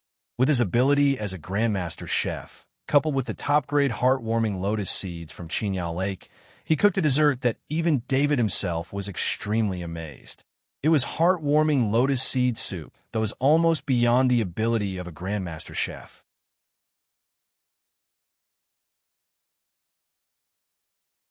Chapter 671. The news that the heir of the main family, Charlie, had visited Baron Arthur quickly spread through the noble circle of Bama Main City. This also made the 4 noble families who had sent gifts rejoice. The Luce family, who might have the power to slaughter the Leaky family, was already terrifying enough. With the addition of the main family, the 4 families simply couldn't fight against them. In the morning, David summoned his warhorse, and Jason personally opened the door of the villa. Due to Charlie's unexpected visit yesterday, David wasn't able to return to the Chinyao Manor. David was ready to leave early in the morning. "Steward Jason, I've left a communication circle. If there's anything, let Knight Andrew contact me through the communication circle," David finally told Steward Jason. After learning the lesson from the previous month, David studied the communication circle that Charlie had left him. At night, he made a communication circle and left it in the villa. If the previous incident happened again, there wouldn't be a situation where he couldn't be contacted. "Yes, Master." Steward Jason bowed in response. David nodded, turned over on his warhorse, and urged the warhorse to leave the villa. As he was marching in the central square, he looked up at the sky. He vaguely saw the figure of a sky knight in the sky. It seemed to be the sky knight Gilbert he knew. Baron Arthur is finally leaving. Gilbert's sky knight also saw David and whispered to himself. David was the biggest suspect in the Leakey family massacre case, but there was no clue that could be related to David. Even a knight of the law enforcement team could prove that David wasn't at the scene at the time. The main reason was that David's appearance was too coincidental. As soon as he came back, there were consecutive murders. The time and place were all there. Although the possibility of David wiping out the Leakey family was extremely low, in the absence of any other suspects, David was still the first suspect. Of course, according to what Sky Knight Gilbert knew, the law enforcement team and the aristocratic affairs office were discussing with a few top families. If they could not find any clues, they would transfer all the crimes to the followers of the evil god. Even the law enforcement team, aristocratic affairs office, and a few top families would send out Sky Knights to encircle a base of the evil god's followers to calm the hearts of the aristocrats in Bama, Main City. This was only what was said to the outside world. Within the law enforcement team and the aristocratic affairs office, the investigation would continue. David didn't feel any malice from Gilbert Sky Knight, so he didn't care about Gilbert Sky Knight's gaze. He was prepared to go into seclusion for another month. The reason why it was still a month was mainly because of Charlie's visit yesterday. Charlie had sent an invitation to Charlie's engagement party. David, who was sitting on the warhorse, couldn't help but smile when he thought of the engagement gift that Charlie had requested last night. Charlie didn't ask for any precious treasures. His only request was to be able to have a heartwarming lotus seed soup that David had personally cooked to comfort his broken heart on the day of the engagement. Charlie said that his heart was broken because he had been persisting in resisting the marriage alliance with his family. In the end, he still failed. He still had to be engaged to the person of the marriage alliance. He was the heir of the family. After gaining so much, he had to lose some. In fact, Charlie wasn't that sad at all. The person he was engaged to was a girl who had grown up with him. Previously, he didn't expect to be with such a familiar girl. Coupled with the rebellious mentality in his heart, he ran away from home. After helplessly accepting reality, Charlie realized that this kind of engagement wasn't unacceptable. Of course, this had nothing to do with him using this reason to ask David for the heartwarming lotus seed soup. He tried his best to appear sad so that David would agree to help. David's mental strength was much stronger than Charlie's. How could he not see through Charlie's thoughts? However, David still agreed. As a friend, it was his duty to give a gift that would satisfy his friend. "Master, you're back." Steward Claude immediately stood in front of David to welcome David, as usual. "I'm preparing to go into seclusion for another month. Just like before, pass down the order to not let anyone near my training room. Just leave the food outside the training room." David instructed in a deep voice. "Yes, master." Steward Claude bowed in response. After interacting with him before, Steward Claude knew that David was a cultivation maniac. The kind of crazy cultivation attitude shocked even him. After settling the matters in the manor, David entered the training room. He didn't immediately cultivate in the training room. Instead, he activated all the isolation runes on the walls of the training room, completely isolating the training room from the outside world. What David was about to do next was definitely taboo in the great world of God. First, he took out a perfect grade kryptonite from his spatial ring. This was something he had obtained from Dean Constable. Back then, he had obtained 5 perfect grade kryptonite in one go. It was also because of this perfect grade kryptonite that David discovered that Baron Cyril's corpse was perfectly preserved after the assassin Manus puppet had killed him. Thus, he had the idea of refining Baron Cyril's corpse into a puppet. Baron Cyril was a 4th-tier Sky Knight. He was a true 4th-tier powerhouse. If he were to be refined into a puppet, it would be at least the strongest among the 3rd-tier powerhouses. If he was lucky, he might even be able to make a 4th-tier puppet. David had seen how terrifying Baron Cyril's strength was. He had used so many methods to kill Baron Cyril. If Baron Cyril had been equipped, Even if David went all out and used all his methods, he still wouldn't have been able to kill Baron Cyril. It was precisely because of Baron Cyril's strength that David had the idea of making a puppet. Of course, David didn't have such an idea before. He didn't dare to think about leaving a complete corpse while fighting a Sky Knight like Baron Cyril. During the battle, David had allowed this assassin mantis puppet to do whatever it wanted. David sat on the ground and thought about the corpse controlling spell in his mind. He had used the corpse controlling spell to create the assassin mantis puppet before, but that was a long time ago. Since the perfect grade kryptonite and Baron Cyril's corpse were both extremely precious, David didn't dare to let his guard down at all. He took out Baron Cyril's corpse from his spatial ring. As soon as the corpse was taken out, fresh blood gushed out from where the heart was. David's heart skipped a beat. He thought of another method. The energy wings on his back extended, and as the wings flapped, a surge of life energy flowed into the wound where Baron Cyril's heart was. David had put Baron Cyril's corpse into his spatial ring right after he was killed. Although Baron Cyril's soul had been absorbed by the shadow attendant at that time, there was still a trace of life left in his body. When David put the corpse into his spatial ring, this trace of life was preserved in the spatial ring's static state. Originally, the trace of life energy in Baron Cyril's body would quickly dissipate with the passage of time.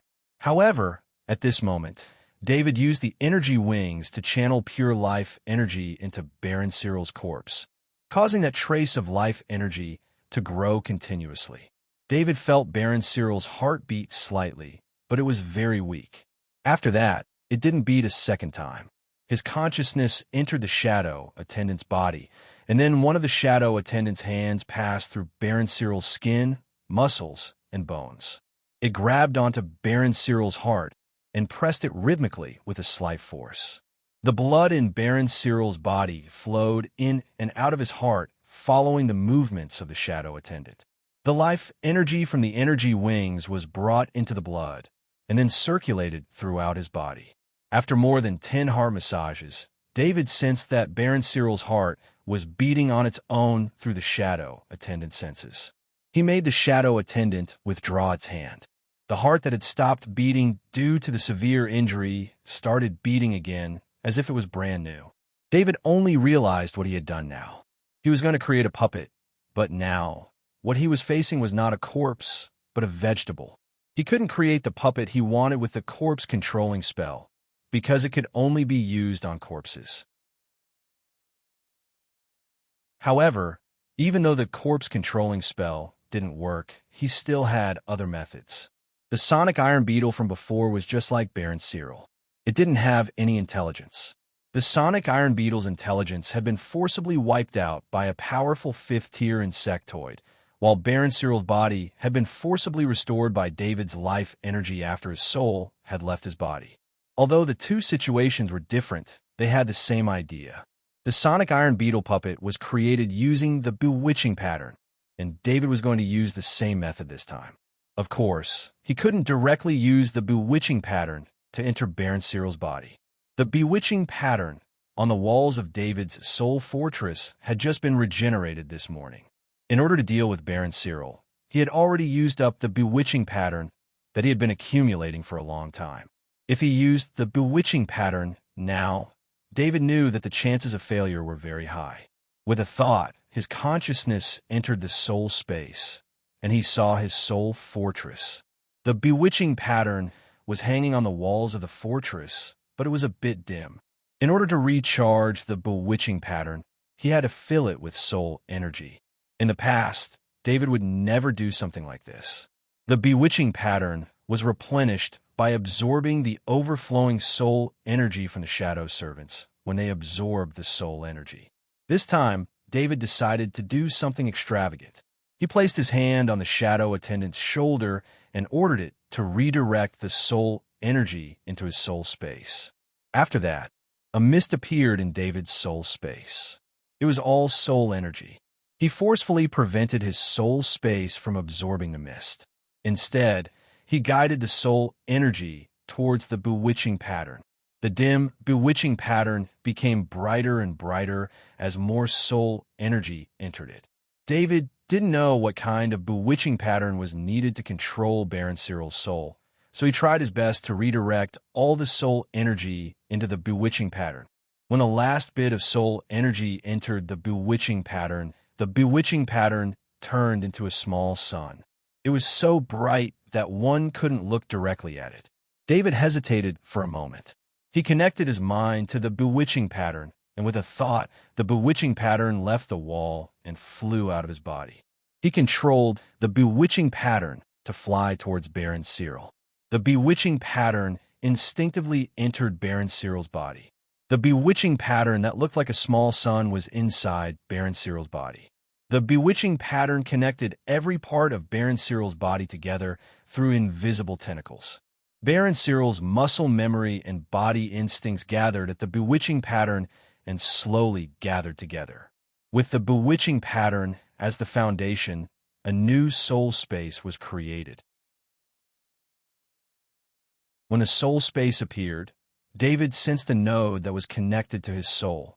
His mind extended through the node and discovered this special soul space. Through this soul space, David could sense every inch of Baron Cyril's skin, every muscle, every bone, and even every cell. However, David also felt that this body seemed to need a lot of bloodline power. He also felt that the bloodline power flowing in this body had decreased. He began to search for Baron Cyril's bloodline origin. After searching through every vertebra, he found the bloodline origin he was looking for near the tailbone. It seemed that Baron Cyril had died once. Although his body had recovered, his bloodline origin was extremely weak. Not to mention producing bloodline power, this bloodline origin would most likely die out in a short period of time. This was the damage that death brought to the bloodline origin. If he didn't care, this body wouldn't even be able to retain the power of an official Sky Knight, let alone the power of a 4th-rank knight. David had a lot of experience in strengthening bloodline origin. The energy wings on his back flapped again, and a burst of life energy entered Baron Cyril's body. The target of this life energy was the bloodline origin within the spine. He had long discovered that this life energy had a great effect on bloodline origin. Sure enough, the bloodline essence that was on the verge of being extinguished immediately began to flourish as soon as the life energy entered his body. Unfortunately, no matter how David tried to increase the life energy, he was unable to make Baron Cyril's bloodline essence extend beyond this vertebra. David had originally planned to make Baron Cyril's bloodline origin become like his. That way, Baron Cyril's potential would be as strong as his. However, after actually doing it, he discovered that the increase in his bloodline origin wasn't just due to the life energy. It was also due to the battle angel skeleton itself. The battle angel skeleton was the skeleton of a god. It wasn't that simple.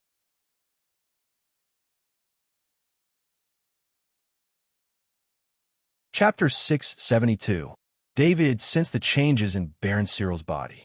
The bloodline origin in his spine began to create bloodline power and nourish Baron Cyril's body. Baron Cyril's body seemed to have an instinct. When the bloodline power appeared in his body, it immediately began to use a special breathing technique. Then, the bloodline power fused with the energy that it absorbed. David sensed this and sent a sliver of his consciousness into the shadow attendant's body. The shadow attendant took out a spirit gathering circle from his portal item and quickly set it up. The spirit gathering circle began to operate, and the air was filled with Krypton energy. The amount of energy that Baron Cyril breathed in also increased. The normal bloodline power was converted into bloodline power that was fused with energy. This bloodline power followed a path that had been circulating for a long time and gathered at Baron Cyril's heart. Something that shocked David happened. He thought that Baron Cyril's heart space had disappeared with his death, but what he didn't expect was that as the bloodline power gathered, the heart space automatically appeared and opened. David's consciousness entered the heart space along with the bloodline power. The Sky Knight's heart space was even smaller than David's own heart space. Of course, this had to do with the fact that too much bloodline power had entered David's heart space when he opened it up. However, unlike David's heart space, There was a crystal in the center of Baron Cyril's heart space. David sensed with his consciousness and found that the crystal was a solidified bloodline power. All of the bloodline power in the heart space was revolving around this crystal. The closer the bloodline power was to the crystal, the higher the quality. After the new bloodline power entered his heart sea space, it also joined in the rotation.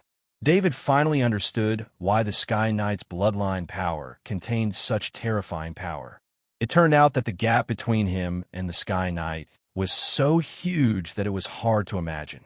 Not to mention the crystal in the center, even the liquid bloodline power that was close to the crystal was something that he couldn't compare to at the moment. David tried to make Baron Cyril use the bloodline power in his heart space. As he thought, a trace of liquid bloodline power flowed out of Baron Cyril's heart space and began to circulate in Baron Cyril's body. David could feel that Baron Cyril's body had been upgraded by many levels in an instant. The most obvious change was that his strength had increased and his weight had become extremely light. If he wanted to, Baron Cyril could leave the ground at any time.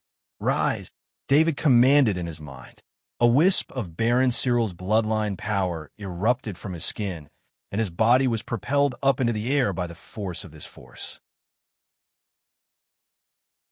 Unlike when David had just obtained his wings, even though Baron Cyril's soul had just been reconstructed from the bewitching pattern, most of his body's instincts were still gathered in his soul. At this moment, Baron Cyril was in the training room, so the bloodline power that he spurted out was very weak. It only allowed him to leave the ground and hover about 1 meter in the air. He didn't fly into the sky and crash into the ceiling like David did when he first used his wings. David looked at Baron Cyril, who was hovering in the air and didn't know what to say. He only wanted to obtain a pinnacle 3rd-tier Earth Knight puppet. A 4th-tier Sky Knight puppet was just a fantasy, and he knew that it was very unlikely for him to achieve it. It had to be said that a puppet created using the corpse controlling technique could only retain the basic abilities of the corpse. Some of the special abilities couldn't be retained. In David's eyes, the bloodline power of a knight was a special ability, and he didn't expect to retain Baron Cyril's bloodline power. However, what David didn't expect was that he had unintentionally created a special puppet, a Sky Knight puppet that had a real life and a reconstructed soul. The Baron Cyril in front of him had retained most of the combat power of a space knight, except for the flying mount. Thinking of the flying mount, David turned around and waved at the shadow attendant. The shadow attendant threw a summoning ring over. It was the summoning ring that belonged to Baron Cyril. David's consciousness entered the summoning ring, and he saw a golden eagle. This was also the choice of most Sky Knights. The golden eagle was beautiful, fast, and powerful. It was a balanced flying mount. He had seen many Sky Knights, and most of the Sky Knight's flying mount was a golden eagle. The golden eagle in the summoning ring was in a half-dead state.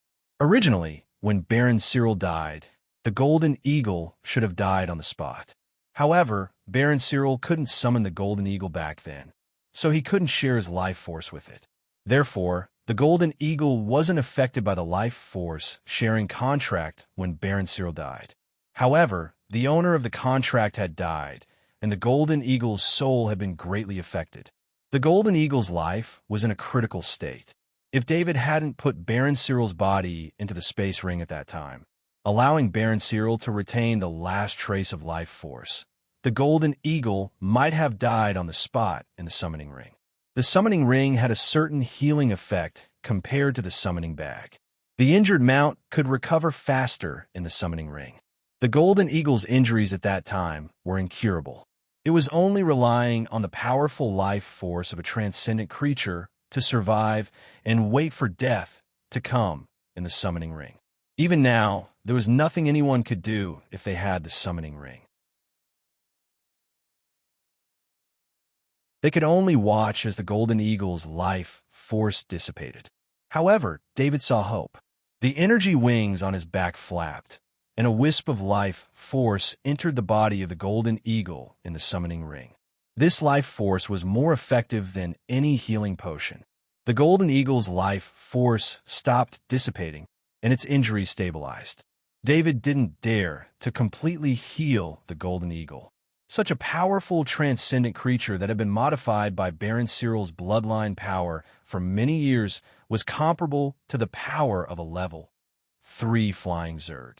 Once the golden eagle's injuries were healed and it came out of the summoning ring, David wasn't confident that he could stop it with its speed. The Sky Knight's speed was unparalleled because of the enhancement of flying mounts. David controlled Baron Cyril and made him enter the summoning ring. He then tried to re-sign the life-sharing contract with the Golden Eagle. Under normal circumstances, it was impossible to sign a contract with an adult mount. The reason was that adult mounts had their own consciousness and were very resistant to contracts. Under such circumstances, it was basically impossible to sign a contract. However, the Golden Eagle in front of him was a little special.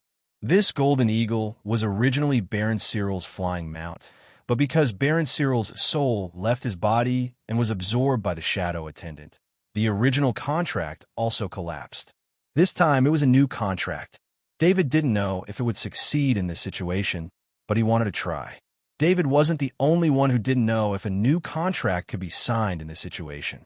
No knight in the great world of God knew this. In the history of the great world of God, there had never been such a thing. Reviving the dead and healing a flying mount that was bound to die were impossible to achieve, let alone satisfying both at the same time. This was because in order to achieve these 2 points, what was needed was a life-saving treasure of the level of a treasure of heaven and earth. How many of these life-saving treasures could appear in millions of years? Probably only David, who had the skeleton of a battle angel and had almost unlimited life force, dared to squander it like this. Just as David was still feeling uneasy, the consciousness that he had left in Baron Cyril's soul sensed that the contract had been established. The Golden Eagle didn't resist the life-sharing contract with Baron Cyril, because all of the bloodline power in its body came from the same source as Baron Cyril's. Ever since the Golden Eagle was born, Baron Cyril had been taking care of it. They had fought and gone on adventures together. In its simple consciousness, Baron Cyril was its everything and the meaning of its existence. Therefore, when Baron Cyril applied to sign the life-sharing contract, the Golden Eagle agreed without hesitation. David was elated. Baron Cyril had regained his flying mount, which meant that Baron Cyril's strength hadn't decreased by much. This was a complete 4th-tier Sky Knight. David didn't hold back anymore. The energy wings on his back flapped several times, and the life force energy of the Golden Eagle was quickly restored to its peak state. He asked Baron Cyril to release the Golden Eagle from the summoning ring. The Golden Eagle left the summoning ring and appeared beside Baron Cyril. It gently rubbed its body against Baron Cyril's body. The Golden Eagle didn't know what was going on, but it could sense death, and this made it even more attached to its master. David heaved a faint sigh and manipulated Baron Cyril to gently stroke the Golden Eagle, responding to its emotions. David checked the Golden Eagle's condition, and after finding that there were no issues, he asked Baron Cyril to put the Golden Eagle back into the summoning ring. Baron Cyril's soul was formed by the bewitching pattern, and this soul still needed a long time to learn before it could deal with some things on its own. Of course, no matter how much this soul matured, it was only David's subordinate. Since Baron Cyril wanted to learn by David's side, then he couldn't use this face. If Baron Cyril's face was exposed, the consequences would be unimaginable. With that in mind, David walked in front of Baron Cyril and looked at his face. He took out the genetic repair cabin from his spatial ring. This genetic repair cabin could be set up with some special projects, such as the restoration of a person's face. David used the operation interface to design a face that was commonly seen in the great world of God on the projection screen. This face was very ordinary, and it was the kind of face that would be overlooked in a crowd. After that, he asked Baron Cyril to enter the genetic repair cabin, and he collected a genetic sample of Baron Cyril to create the corresponding genetic repair fluid for Baron Cyril. After pouring the genetic repair fluid into the genetic repair cabin and soaking Baron Cyril in it, David started the modification program. A few mechanical probes extended out of the gene repair fluid and began to operate on Baron Cyril's face. This was a very intricate task, and if it were to be done manually, then it would require at least a master surgeon to complete this task. Perhaps it was because of the genetic repair cabin that surgeons in the Interstellar Federation had become a rare profession. An hour later, the genetic repair fluid was discharged, and Baron Cyril walked out of the genetic repair cabin. At this moment, Baron Cyril no longer looked the same as before. Even if the people of the Leakey family were still alive, no one would be able to associate this ordinary-looking middle-aged man with the powerful Baron Cyril. David said in a deep voice, "From now on, your name is Mark Luce, a knight of the Luce family." He then took out a few sets of clothes for Knight Mark to wear, and after thinking for a while, he didn't return the equipment that originally belonged to Baron Cyril to Knight Mark. Instead, he chose a set of third-tier knight armor and a fourth-tier heavy sword from his spatial ring, and gave them to Knight Mark. As for the flying mount, the Golden Eagle didn't need any equipment, and the Sky Knight could reduce the weight of the flying mount, thereby allowing it to fly faster. Flying mounts also had decent defense, but flying mounts didn't rely on defense. Instead, they relied on their unparalleled speed. Next, David had to give Knight Mark a real identity. This was quite simple. As a baron, he could accept the loyalty of any knight. As long as he could afford to feed the knight, it didn't matter how many knights he worshipped. In fact, it was very difficult for a normal noble family to have more than one knight. A knight consumed a lot of resources, whether it was equipment or daily training resources. They all had to be provided by the noble family they were loyal to. In addition, when a knight's strength reached a certain level, such as an Earth Knight, they would have to give the Earth Knight a certain amount of property, especially land, so that they could have the title of Noble Knight and become a half-noble. This consumption might be bearable for a noble family with 1 or 2 knights, but if there were too many knights, the noble family would also be dragged down. This was why many small noble families would only have a few knights other than the head of the family. For example, if there were too many knights in a family, they would train them to be apprentice knights, and after giving them enough education, they would be allowed to leave the family to fend for themselves. This was also the origin of most wandering knights. It wasn't that the family didn't want them, but that the family couldn't bear the consumption of resources. Forcibly keeping an extra knight would prevent the direct descendants of the noble family from growing, causing the noble family to fall apart. Of course, David didn't have any concerns in this regard. This Knight Mark definitely didn't need the title of Noble Knight, and he didn't need any property. The Luce family now had a lot of property interests, but they only had one knight, Andrew. This didn't match the current status of the Luce family. They didn't need to recruit knights, but David wouldn't casually recruit a disloyal knight.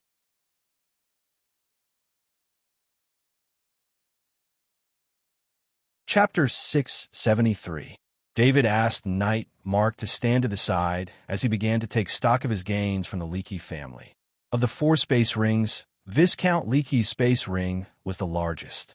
Although Viscount Leakey was only an Earth Knight, he was still the head of the Leakey family. All of the resource allocation was decided by him. The Leakey family's heirloom was also with Viscount Leakey. For example, this space ring was close to 5 times the size of David's original space ring. Just this space ring alone was enough for David to feel that he had gained a lot, not to mention the items in the space ring. In Viscount Leakey's space ring, there was a large amount of knight training resources.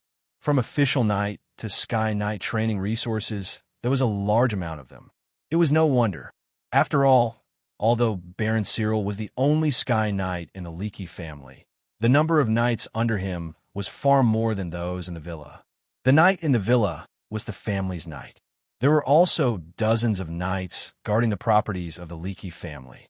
As the head of the Leakey family, Viscount Leakey controlled all of the knights' training resources. This was also the motivation for the knight to gather in the Leakey family. For those non-family knights, they joined the Leakey family for the sake of training resources. As for the other items in the space ring, there were only a few sets of knight's armor and a 4th-tier heavy sword that caught his eye. David didn't hold back. He put on the largest space ring on his finger and gave it to the shadow attendant. The space ring on the shadow attendant's finger was indeed a little small. After that was Baron Cyril's space ring. There was also a 4th-tier heavy sword, a set of 3rd-tier knight's armor, a 3rd-tier shield, and 12 3rd-tier short spears. David shook his head. Baron Cyril and Viscount Leakey were the two most powerful people in the Leakey family, but they didn't even have a set of 4th-tier knight armor. This made him very disappointed. In truth, Grade 4 materials were just as valuable in the great world of God. A small number of Sky Knights in the great world of God truly had the ability to kill Grade 4 insectoids, but Grade 4 insectoids were very rare, even on Warstar. The chances of killing a Level 4 insectoid were extremely rare, and the Level 4 weapons that were left behind were all accumulated over many years. The Interstellar Federation was the one that had the most Level 4 materials. Every time a Level 4 insectoid that tried to break through the seal was killed, there might be some Level 4 materials left behind. Although under the concentrated fire of the space energy weapons, only a small amount of Grade 4 materials could survive, there were still a lot of them. Of course, whether it was the Interstellar Federation or the Great World of God, the majority of Grade 4 materials were in the hands of a small number of people at the very top. Although Baron Cyril was a Sky Knight, the Leakey family he belonged to wasn't a top-tier noble family. Naturally, he didn't have many Grade 4 materials. Not everyone was as lucky as David. He had many Grade 4 weapons and 400 kilograms of Grade 4 materials. That was why David sighed at the lack of Grade 4 equipment when he saw the Leakey family's harvest. David then checked the space rings of the other 2 Earth Knights, but there wasn't anything surprising. There was a 3rd-tier knight's armor, a 3rd-tier heavy sword, and some other 3rd-tier weapons like shields, short spears, and javelins. There wasn't anything that caught his eye. It could only increase the loose family's foundation a little. The rest of the space bags were also filled with Grade 2 equipment, which made him even less interested. However, from the equipment in these space bags, it could be seen that in the great world of God, official knights usually used Grade 2 equipment, while Earth Knights used Grade 3 equipment. As for Grade 4 equipment, there were too few of them. Only a small number of knights could equip them. This was similar to the Interstellar Federation. David came into contact with people of a higher level in the Interstellar Federation, which was why he could see so many Grade 4 equipment. David's harvest this time was the largest number of space objects he had taken out from the treasury. Just the divine gold coins alone amounted to 21 million. The treasure chests of shrines of wealth piled up in front of David like a small mountain. The rest were top-grade krypton crystals, various alchemy materials, and the most luxurious daily necessities of nobles. David estimated that if he wanted to do alchemy in the future, he wouldn't need to buy the materials he needed. The materials here included most of the expensive ones. As for the luxurious daily necessities of nobles, there was a wide range of them.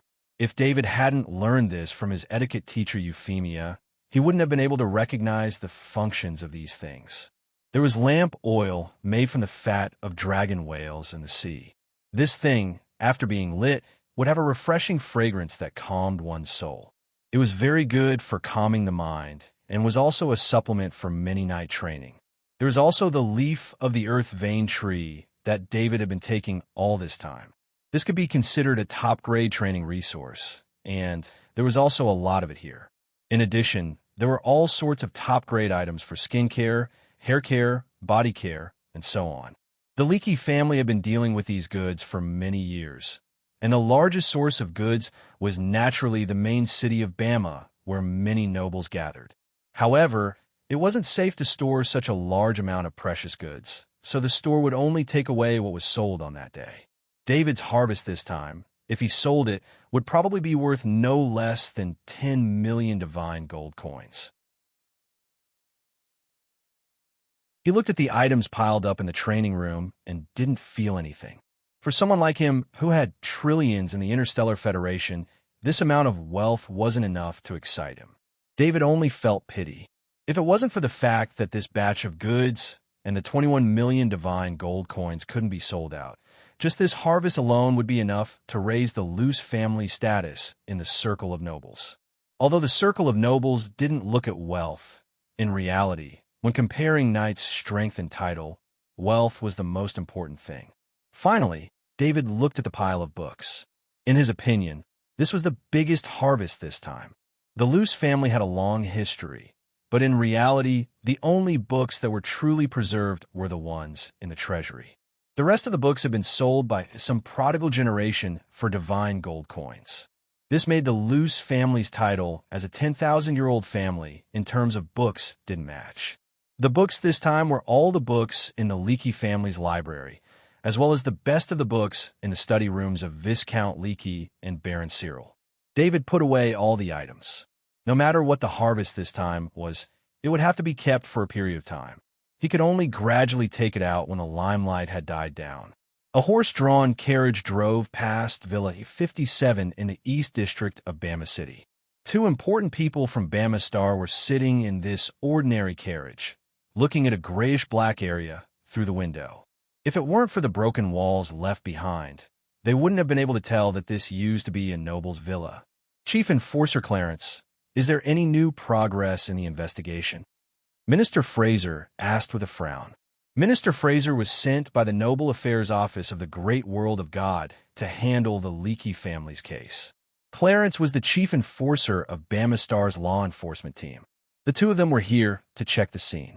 Chief Enforcer Clarence shook his head helplessly and said, Minister Fraser, the person who did this is extremely experienced. He didn't leave any evidence behind. If there were results, he wouldn't be so worried. It's not that I want to pursue this matter, but the Noble Affairs Office has received complaints from more than 50 nobles. They want results as soon as possible. Minister Fraser sighed and said. The two of them looked at each other and understood each other's feelings. Why don't we do as we said before and publicly announce that this case was done by the followers of the evil god? There aren't any soul fragments left at the scene. It looks like it was done by the followers of the evil god. Chief Enforcer Clarence suggested softly. This is not something that can be done with just an announcement. We have to explain how the followers of the evil god entered Bama Star, as well as their subsequent actions. This is the only way to calm the hearts of the people. Fraser's security minister did not object and only said in a deep voice, For many years, the followers of the evil god rarely appeared in Bama Star. The impact of the Sky Knight's death was too great. It wasn't something that could make the nobles feel at ease. Coincidentally, there's an official in the law enforcement team who was arrested for committing a crime. We can push the responsibility of letting the followers of the evil god into Bama Star to this official. Anyway, he's going to die for what he did. Chief Enforcer Clarence said in a deep voice, We are investigating a follower base of the Shadow God. It's just that if we want to encircle and annihilate it, we might not have enough manpower. Minister Fraser said softly. Chief Enforcer Clarence immediately understood what Minister Fraser meant. This was to find a follower of the evil god with a clear target for the case. However, Minister Fraser's words had another meaning. The Noble Affairs Office could use the information about the follower base, but the law enforcement team had to contribute to the encirclement and annihilation. The law enforcement team can send out 3 Sky Knight and 7 Earth Knight to participate in the encirclement and annihilation of the followers of the evil god in the Leakey family. Chief Enforcer Clarence hesitated for a moment and decided, We'll discuss this with the top families. It's best if they can also contribute some combat power. We'll destroy this follower base with lightning speed. Minister Fraser said with a smile when he heard his words. It wasn't that the Noble Affairs Office didn't want to encircle and annihilate the follower base of the evil god. It was just that recently, the Noble Affairs Office couldn't transfer many experts over. If the Bama Star law enforcement team was willing to help, this operation would be easier. The two of them sat in the carriage and looked at the destroyed Leakey family villa. This set the tone for the case. The next day, all the aristocratic families in Bama City received a case report from the law enforcement team. A group of evil believers of the Shadow God, with the help of an official from the law enforcement team, sneaked into Bama Star and caused the tragedy of the Leakey family. The report also mentioned that the official in the law enforcement team had been arrested and was awaiting trial.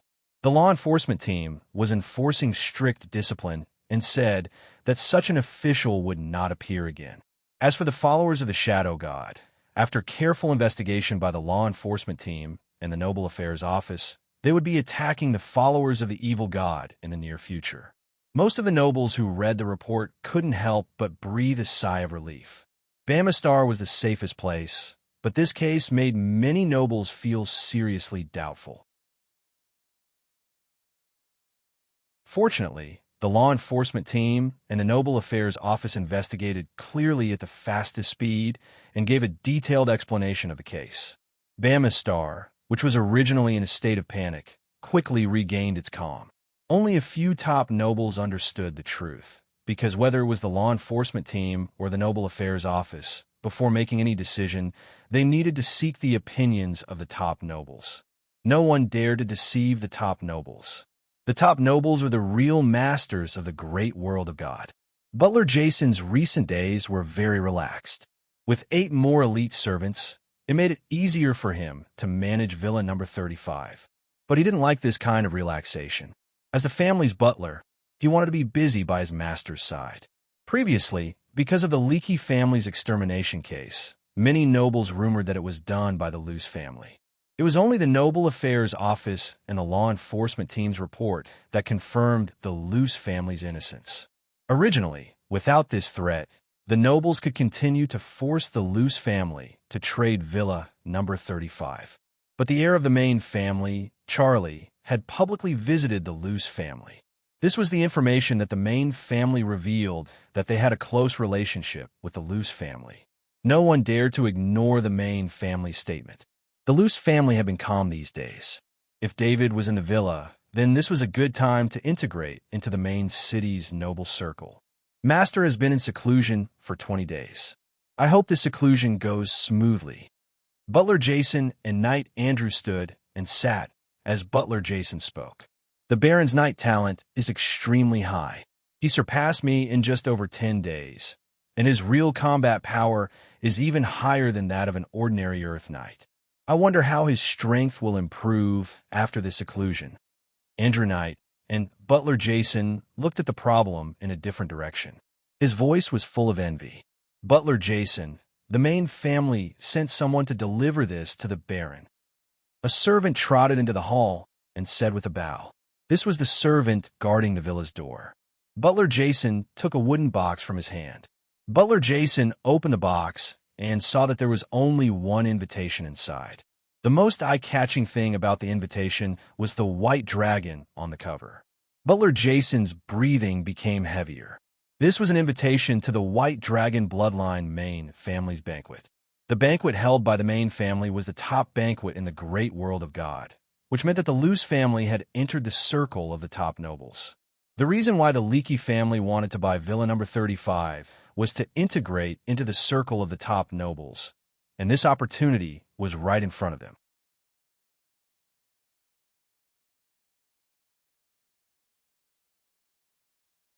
Chapter 674. Knight Andrew, please send me to Chinyao Manor. Steward Jason shouted rudely. In Steward Jason's opinion, this invitation letter was more important than his life. He could have an accident outside, but this invitation letter must be delivered to David's hands. 2 minutes later, Knight Andrew drove the alchemy carriage away from the villa. In 20 days, David's improvement was gratifying. He enjoyed the pleasure of cultivating at an extremely fast speed. Because of the spoils of war from the Leakey family's villa, there were so many top-level Krypton stones that he didn't need to buy anymore. It was enough for him to cultivate for more than 10 years. David's consumption of top-level Krypton stones was extremely fast.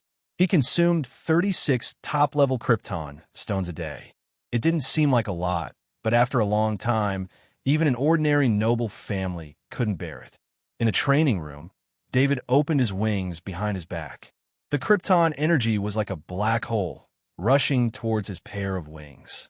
After 20 days of saturation cultivation, he had completely mastered the cultivation under a high load.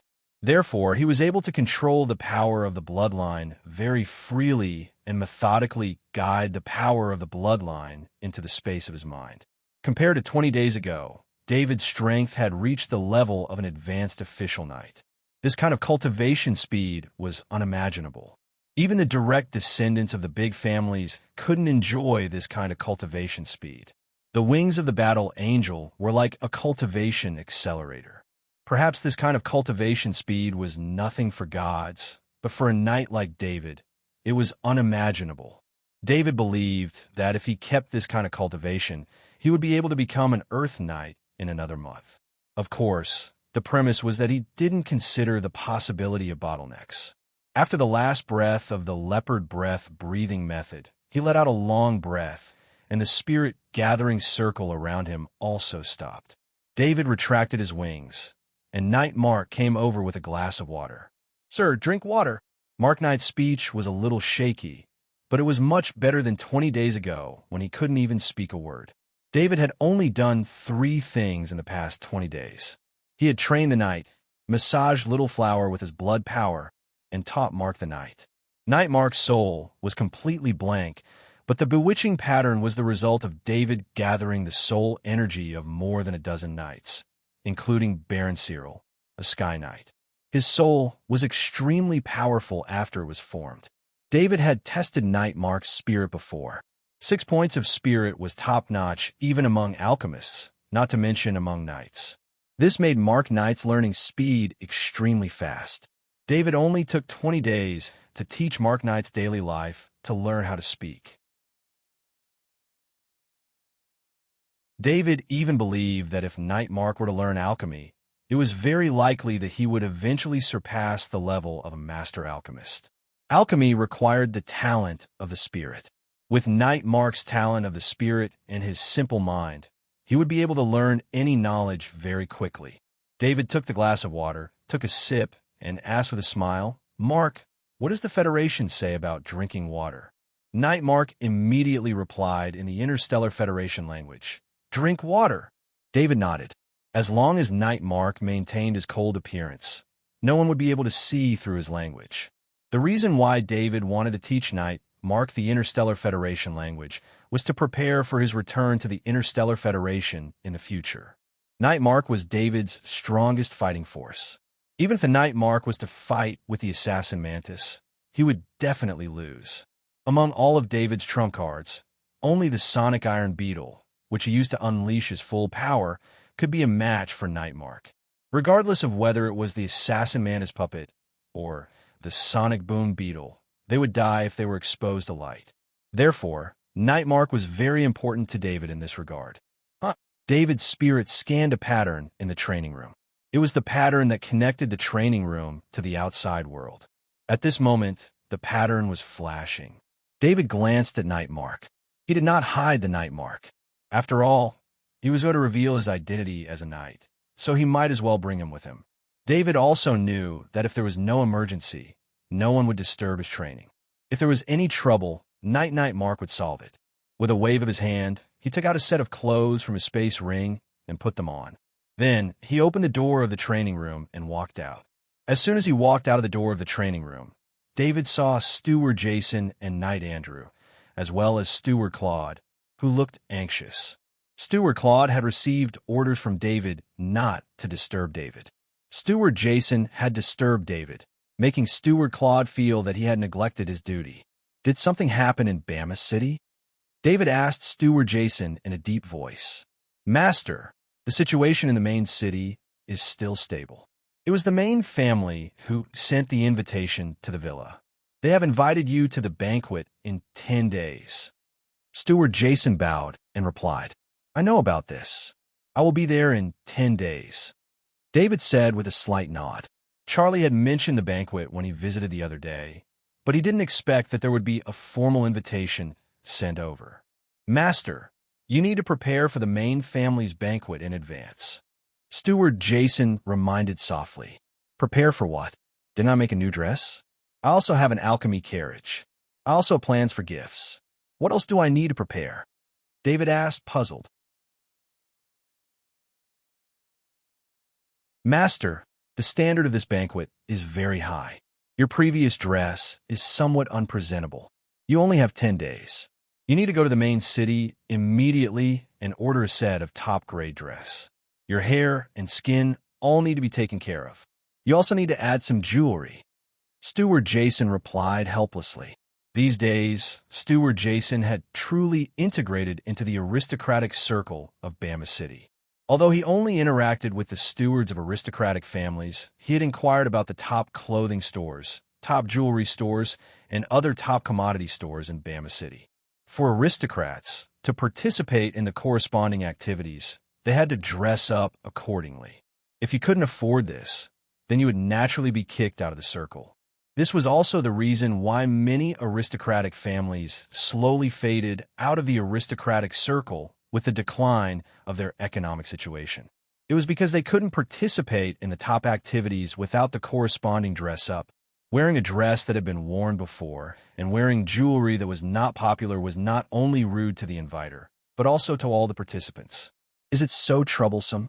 David frowned slightly. He knew that aristocrats needed a long time to take care of their hair and skin. The same was true for custom-made clothes.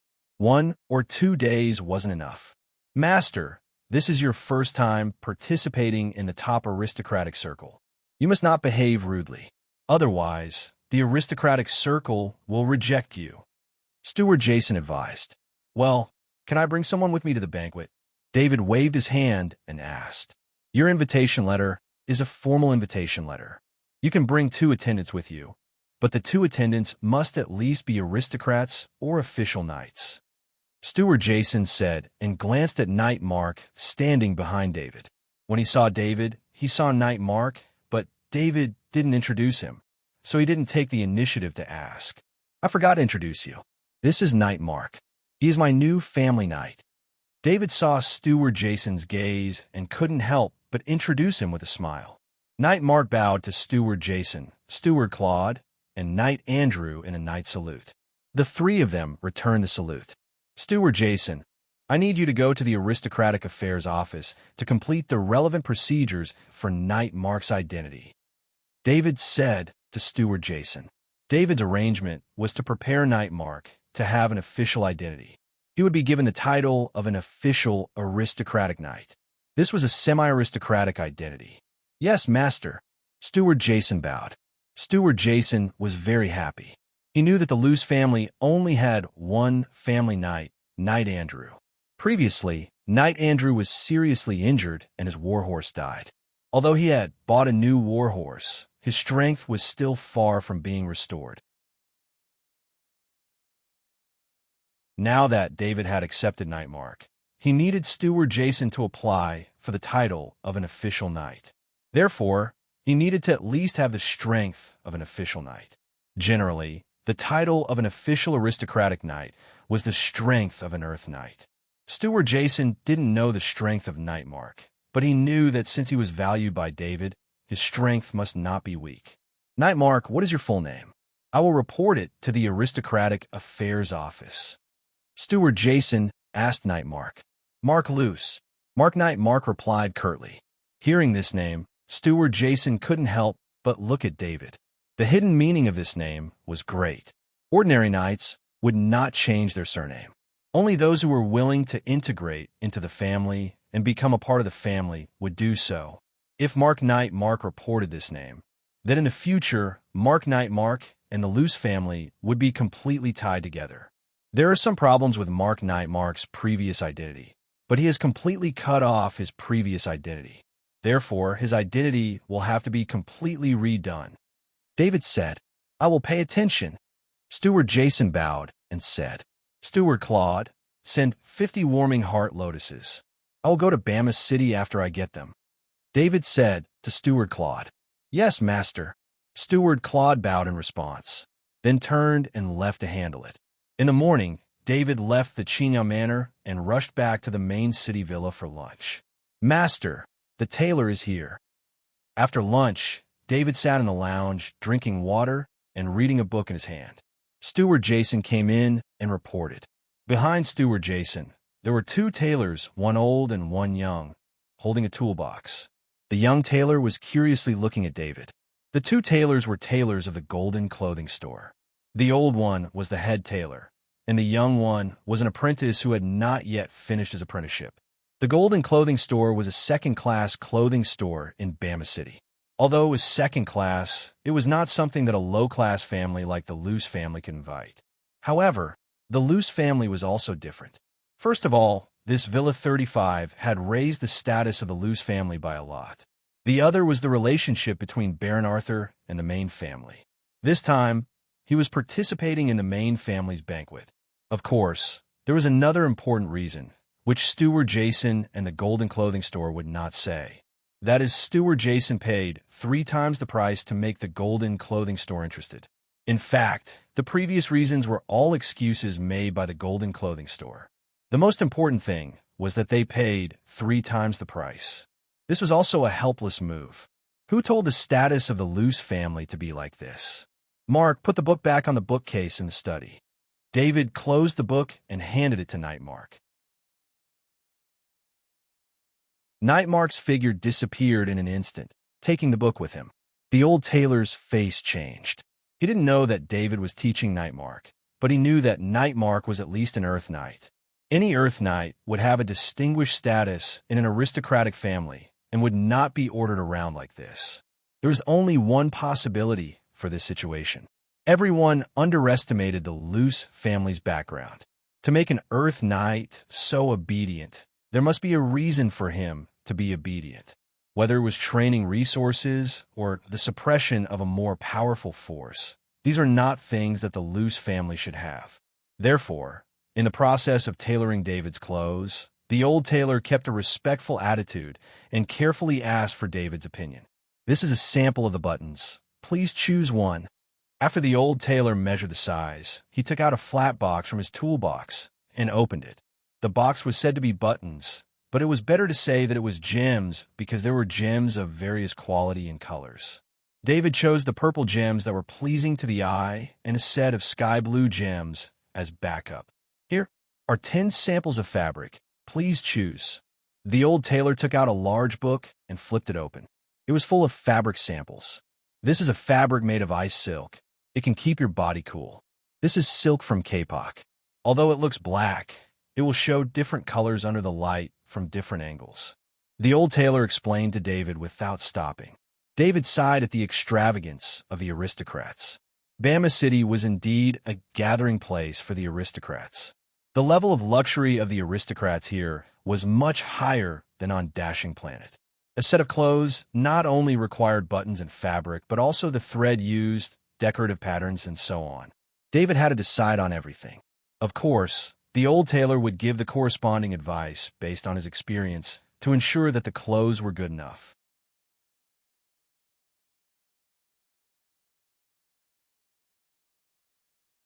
Chapter 675. For 2 whole days, David was busy preparing for the reception. The process of customizing the dress took half a day.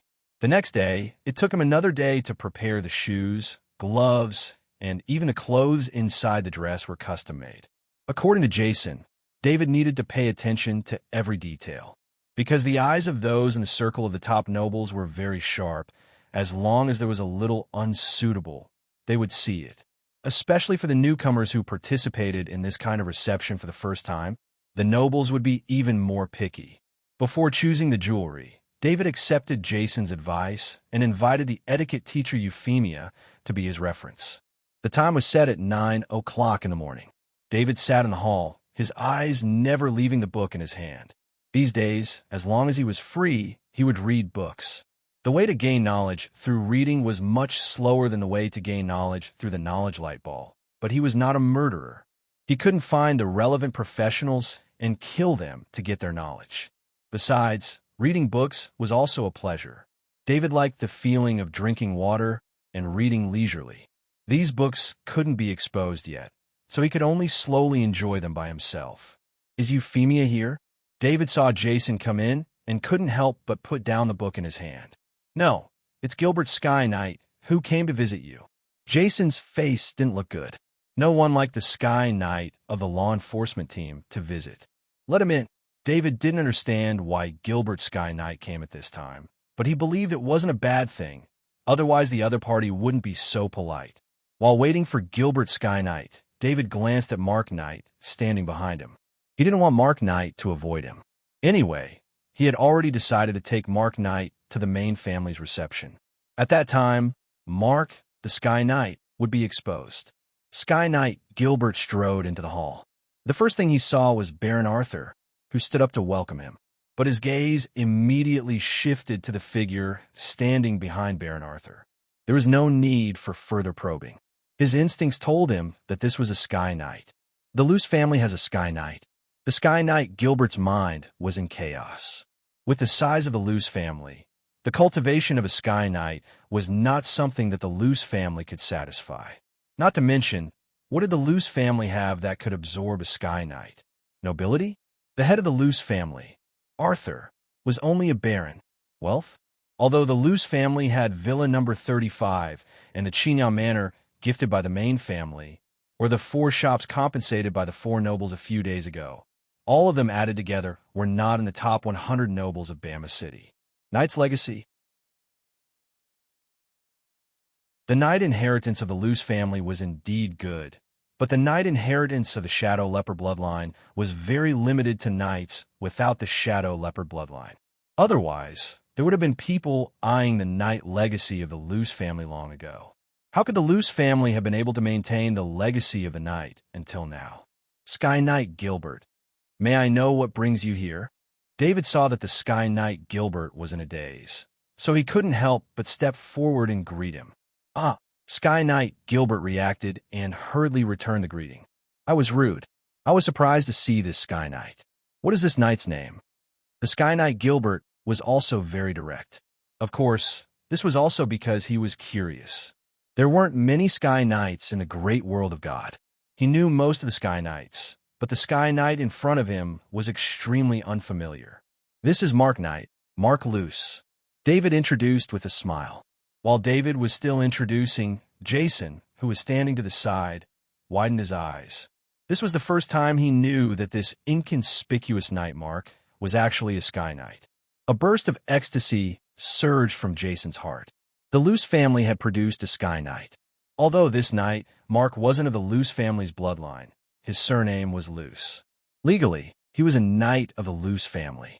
What's more, Jason had already handled the identity of the Knight Mark. With David's identity as a baron, it wasn't troublesome to handle the matters of a noble knight for a knight. Of course, the process of a noble knight not only required the noble to personally appear, it also required a considerable amount of fees.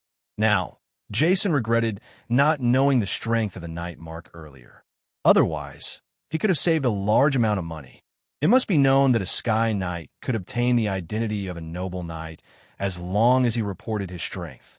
There were no other conditions, and there was no need for any fees.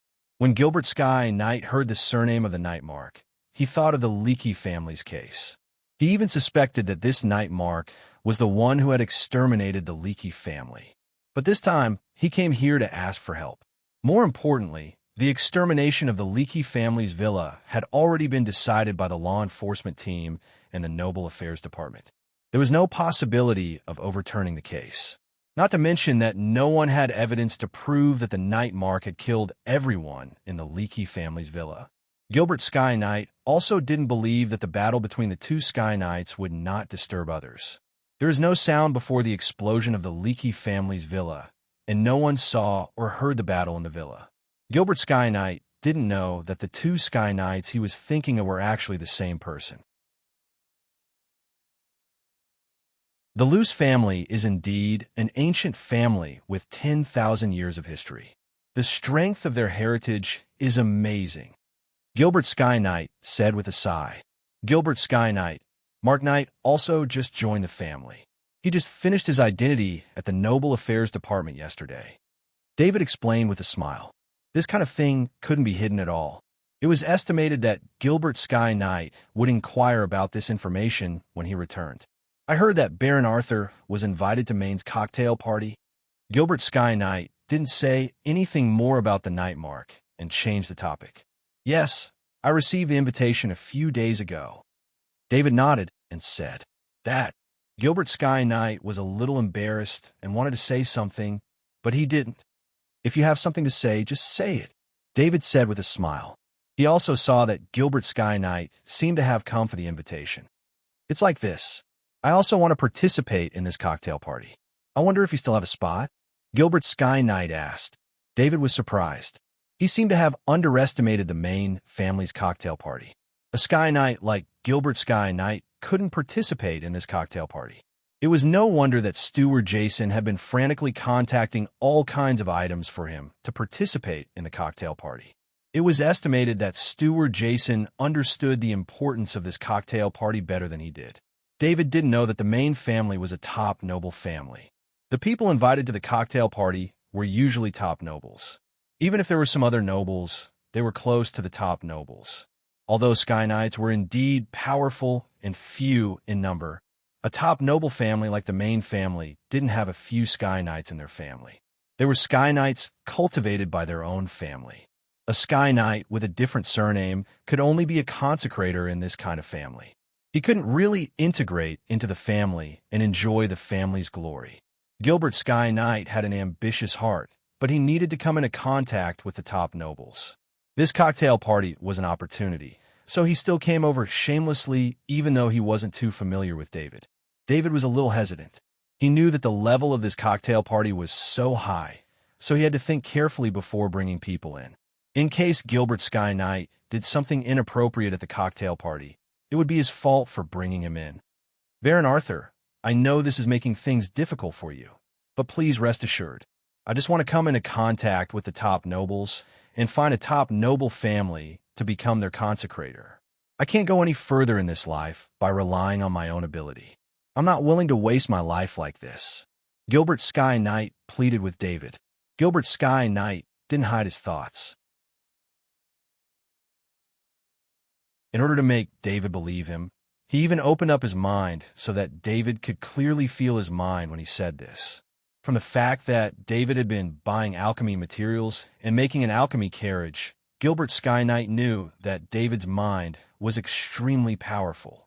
The easiest way to let someone with a powerful mind like David confirm whether a person was lying or not was to open up his mind and let David feel the other person's mind.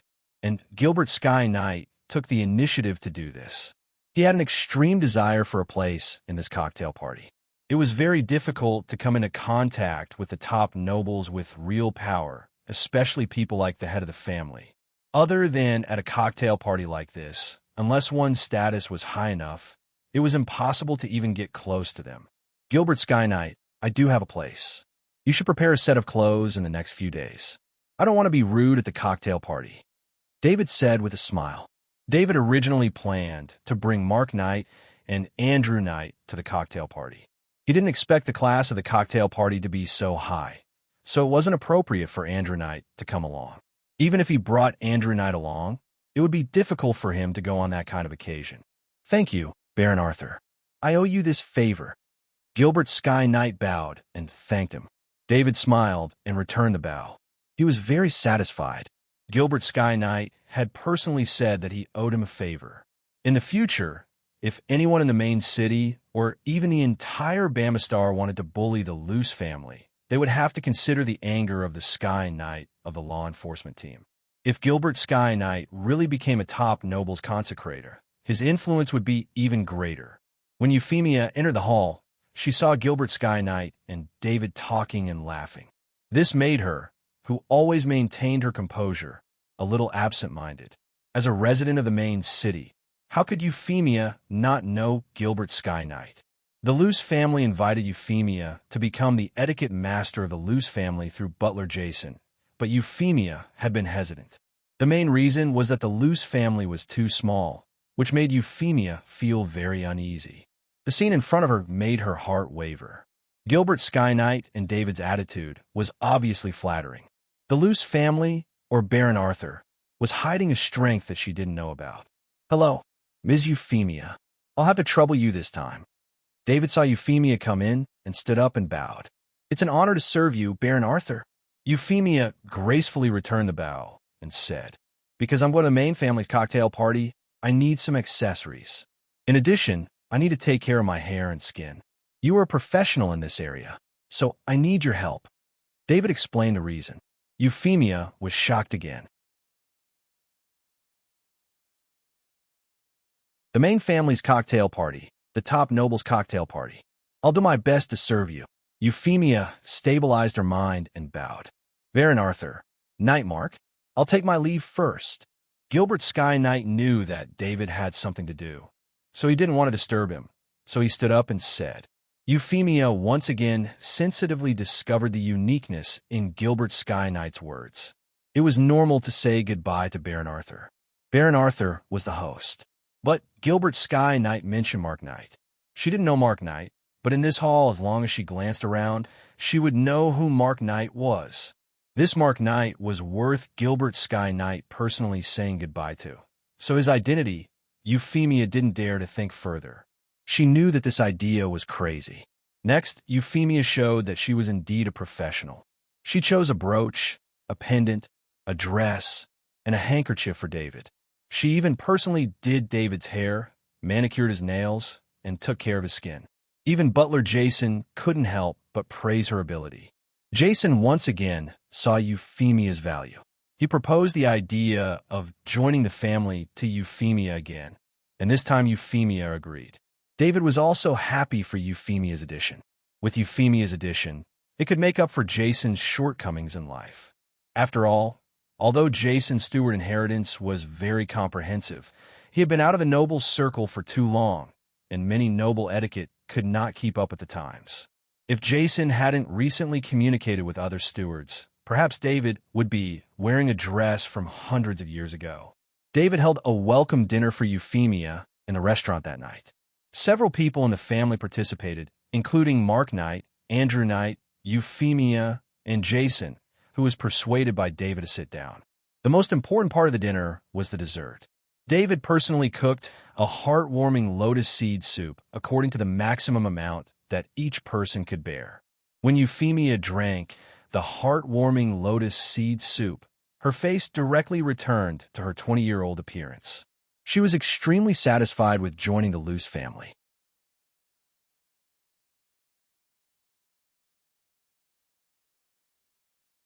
Chapter 676.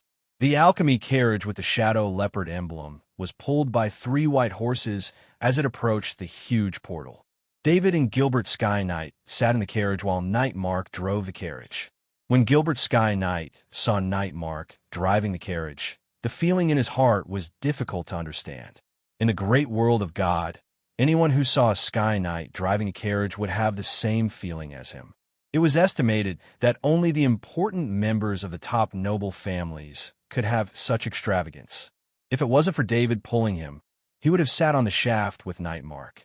Enjoying the service of a knight of the same rank driving made him a little restless. Fortunately, the journey was very short. There wasn't much distance from the central square to the portal. Driving the alchemy carriage was also for the noble's face. He didn't want to be rude on such an important occasion. Sir Gilbert, where are you going?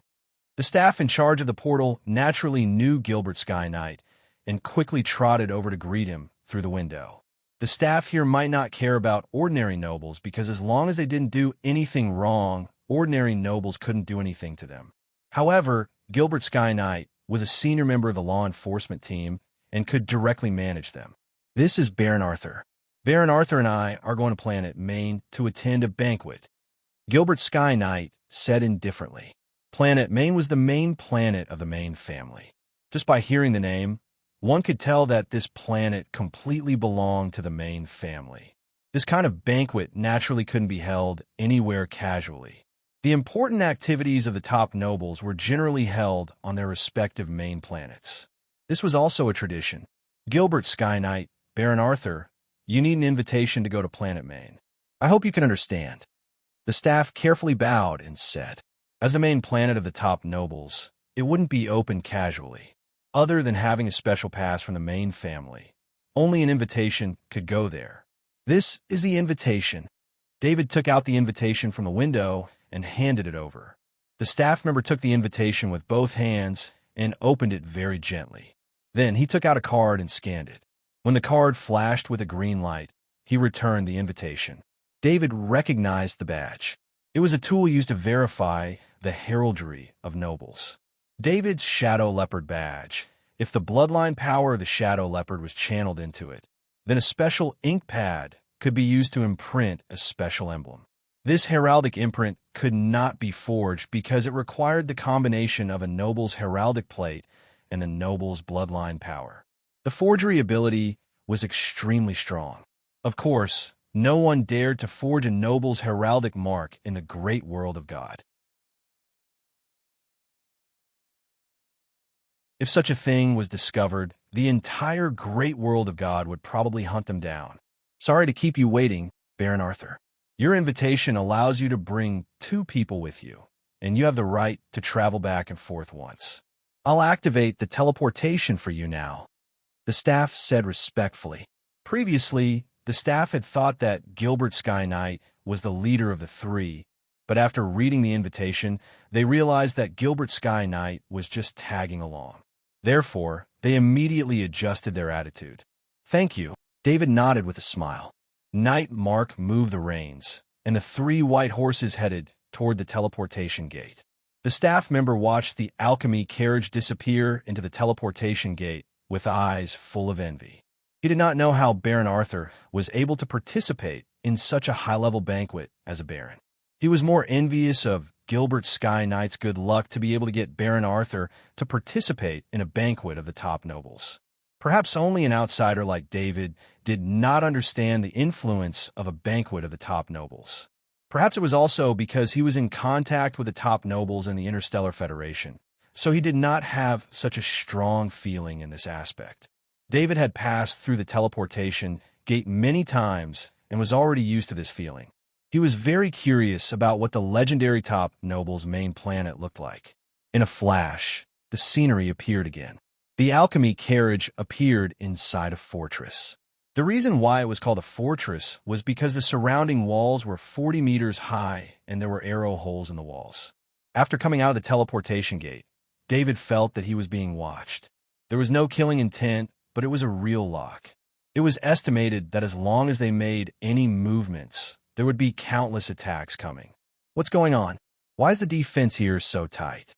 David asked Gilbert Sky Knight softly. In David's opinion, a top noble like the main family should not have any scruples in the great world of God. Other than the top nobles of the same level, who else could harm them? Besides, this was Maine, the main planet of the main family. How could the security here be so tight?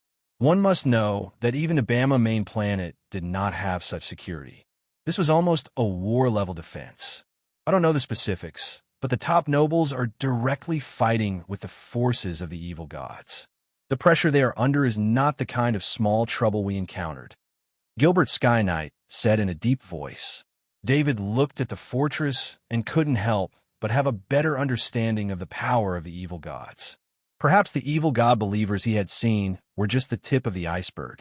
Baron Arthur, welcome. David had seen the main family Sky Knight. Charlie's uncle, Baron Leck, had already arrived in front of the alchemy carriage and greeted with a smile.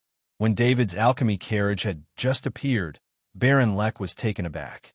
Long before David's teleportation, he had received the teleportation request and naturally knew who was teleporting. But the moment the alchemy carriage passed through the teleportation gate, Baron Leck sensed the aura of the 2 Sky Knight.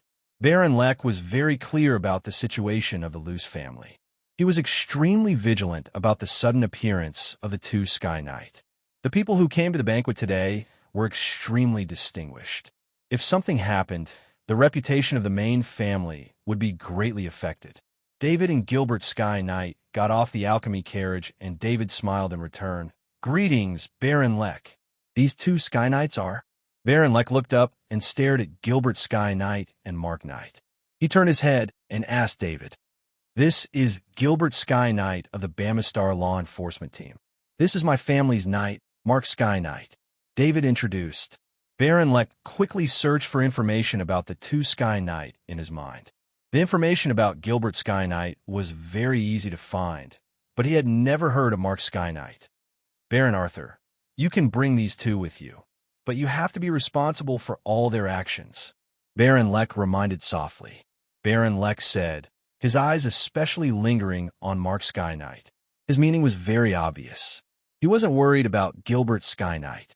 A Sky Knight who could enter the Bamistar Law Enforcement Team was, of course, extremely clean. Nightmark will follow behind me. His mission is to protect me, David said with a smile. While they were talking, Nightmark had already stopped the alchemy carriage at the side. He stood behind David with his hands behind his back, just like an ordinary bodyguard. Baron Lek nodded. It was Charlie who invited David, so he had no right to interfere. He nodded to the side, and a steward came over and made an invitation to them. Normally, David wasn't qualified to participate in this banquet, but Charlie was the main character of this banquet. Charlie personally invited David, and David was Charlie's friend, so no one could say anything. After all, this was Charlie's engagement banquet. It was very important to get the blessings of a friend on this occasion. Also, it wasn't easy for people like Charlie to make friends. No one in the main family wanted to interfere with Charlie's choice, unless Charlie's choice endangered the family's interests. My name is Kendall. I will guide you to the venue. Master Charlie said that when Baron Arthur arrives, he should go to the master first. Steward Kendall said respectfully as he led the way. David had already seen a small portal in front of him. This portal was the size of an ordinary door, and it couldn't pass through a carriage. This was the first time he saw this kind of portal in the great world of God. Needless to say, the cost of this portal must be extremely high. The Interstellar Federation also had similar technology, but only the top universities could build it. The specific technology was still under the control of the Federation government. Just as they came to the portal and were about to pass through it, David felt a terrifying aura behind him. He suddenly looked back and saw a team of Night Knights appear from the huge portal. They were covered in golden armor, and the armor of their horses was also golden. They looked like gods under the sun. There were a total of 18 golden-armored knights, and all of them were Earth Knights.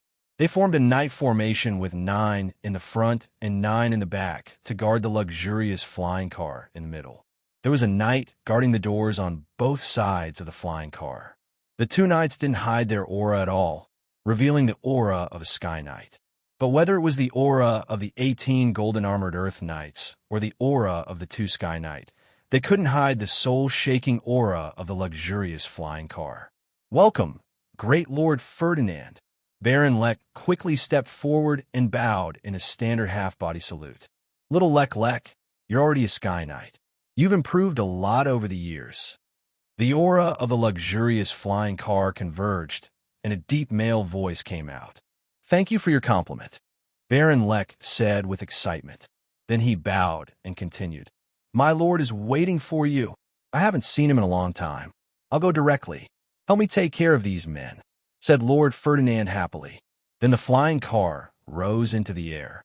It didn't go through the small teleportation door. Instead, it flew into the sky.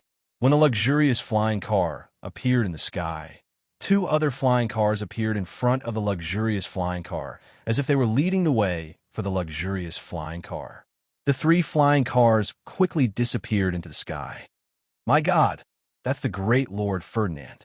I saw the great Lord Ferdinand with my own eyes." Gilbert Sky Knight sighed softly. David really wanted to tell Gilbert Sky Knight that he didn't see Lord Ferdinand. He only saw the flying car.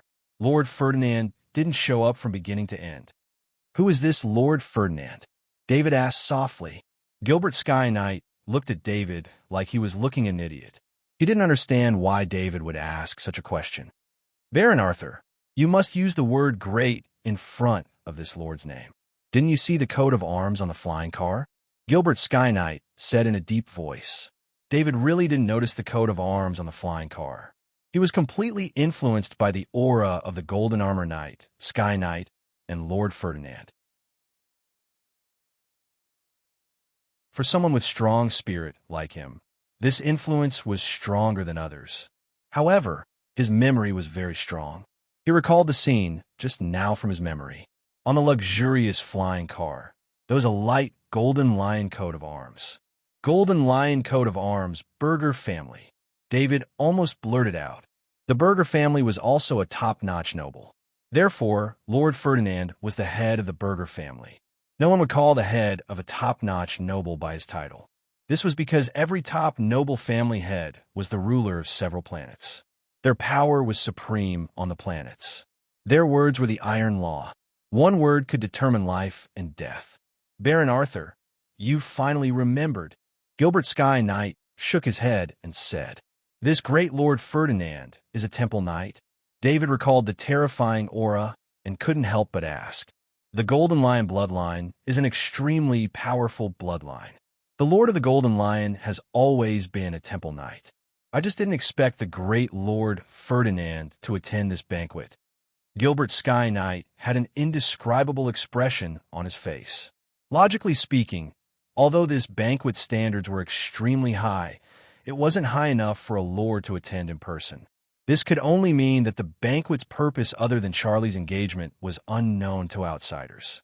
Regardless of the reason, a lord attending this banquet was bound to have an impact on the entire great world of God. Although it didn't have much to do with him, Gilbert Sky Knight's heart was still filled with emotions. This wasn't the first time David saw a level 5 powerhouse. However, every time he saw one, it gave him a great shock. He hadn't even seen Lord Ferdinand's face, but in his mind, he was as dazzling as a star. He didn't even dare to look directly at him.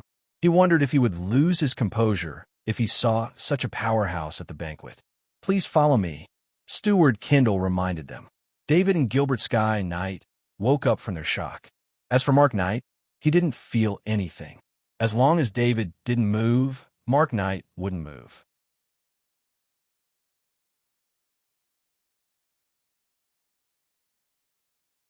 Chapter 677. David went through the small portal, and his eyes lit up. In front of him was no longer a tightly guarded fortress, but a castle square. David looked at the castle in front of him. This kind of castle would only appear in fantasy. The stone used in the castle was light blue, like jade. This stone was used in the construction of the castle as a whole, making the castle feel like a dream. This is celestial stone. David looked at the material used in the castle in disbelief. He was stepping on the same material as the castle, all celestial stone. Celestial stone was an alchemy material. Although it was not the best, it was still relatively precious. Of course, this relatively precious referred to all alchemy materials.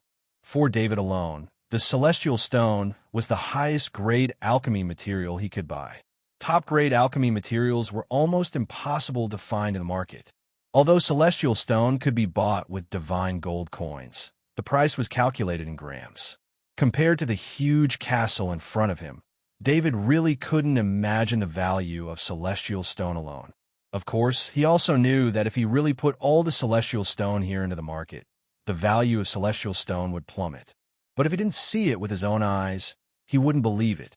David used a little force on his feet, and a faint pattern appeared on the celestial stone tiles. The celestial stone tiles on the ground are all alchemy items. David couldn't help but exclaim, Baron Arthur really has good eyesight. In order to build Main Castle, the family used all the celestial stones mined from a celestial stone mine to build the castle. They also invited an alchemist grandmaster to lead 10 master alchemists and hundreds of alchemists. It took them 20 years to complete all the alchemy patterns of the castle. Steward Kendall said proudly. Manager Kendall had seen David's expression too much. Every time he saw the main castle for the first time, he would have this expression. What an unimaginable project. David sighed. He had a feeling in his heart that Main Castle, which was built with celestial stone, was definitely not just sturdy. However, it was not easy for him to ask about such a thing. Baron Arthur, your companions can rest over there. Please follow me to the side castle. Young Master Charlie is waiting for you. Butler Kendall bowed as they approached the main castle. David saw that in order to receive guests, some gauze curtains had been set up in front of the main castle for guests to rest temporarily. There were maids passing through the curtains, serving various fruits and drinks. They came a little early, so there weren't many customers waiting here. Sky Knight Gilbert, you stay here. I'll take Mark Knight to see Charlie. David said to Gilbert Sky Knight. Baron Arthur, thank you very much. Gilbert Sky Knight understood that David was telling him that the matter of bringing him in had been completed, so he bowed and thanked him. Butler Kendall saw that David was still bringing a Sky Knight, but he didn't say anything. This Baron Arthur was somewhat special. At least he had never seen Charlie value a friend so much before. So as long as David didn't do anything too rude, he wasn't prepared to interfere. After bidding farewell to Gilbert Skyknight, David didn't consider how Gilbert Skyknight would contact the top nobles. He followed Butler Kindle and walked towards the side castle. "Baron Arthur, you're finally here." When they arrived at the side castle, Charlie was waiting in the hall of the side castle. When he saw David, he was very happy. "Knight Charlie, I'm afraid you're about to become an Earth Knight." David looked up and down at Charlie and said in surprise. Charlie's aura was close to that of an Earth Knight. Although he hadn't reached the level of an Earth Knight yet, he wasn't far off. "I've been cultivating recently, but I'm still far away from the promotion. It will take at least 2 months to completely break through," Charlie said modestly, but his face was full of pride. At Charlie's age, he was definitely a genius to become an Earth Knight. A top family like the Main family had its own set of theories for the teaching of Knight. In the early stages of a Knight, the family would only provide the corresponding resources and wouldn't give any shortcuts.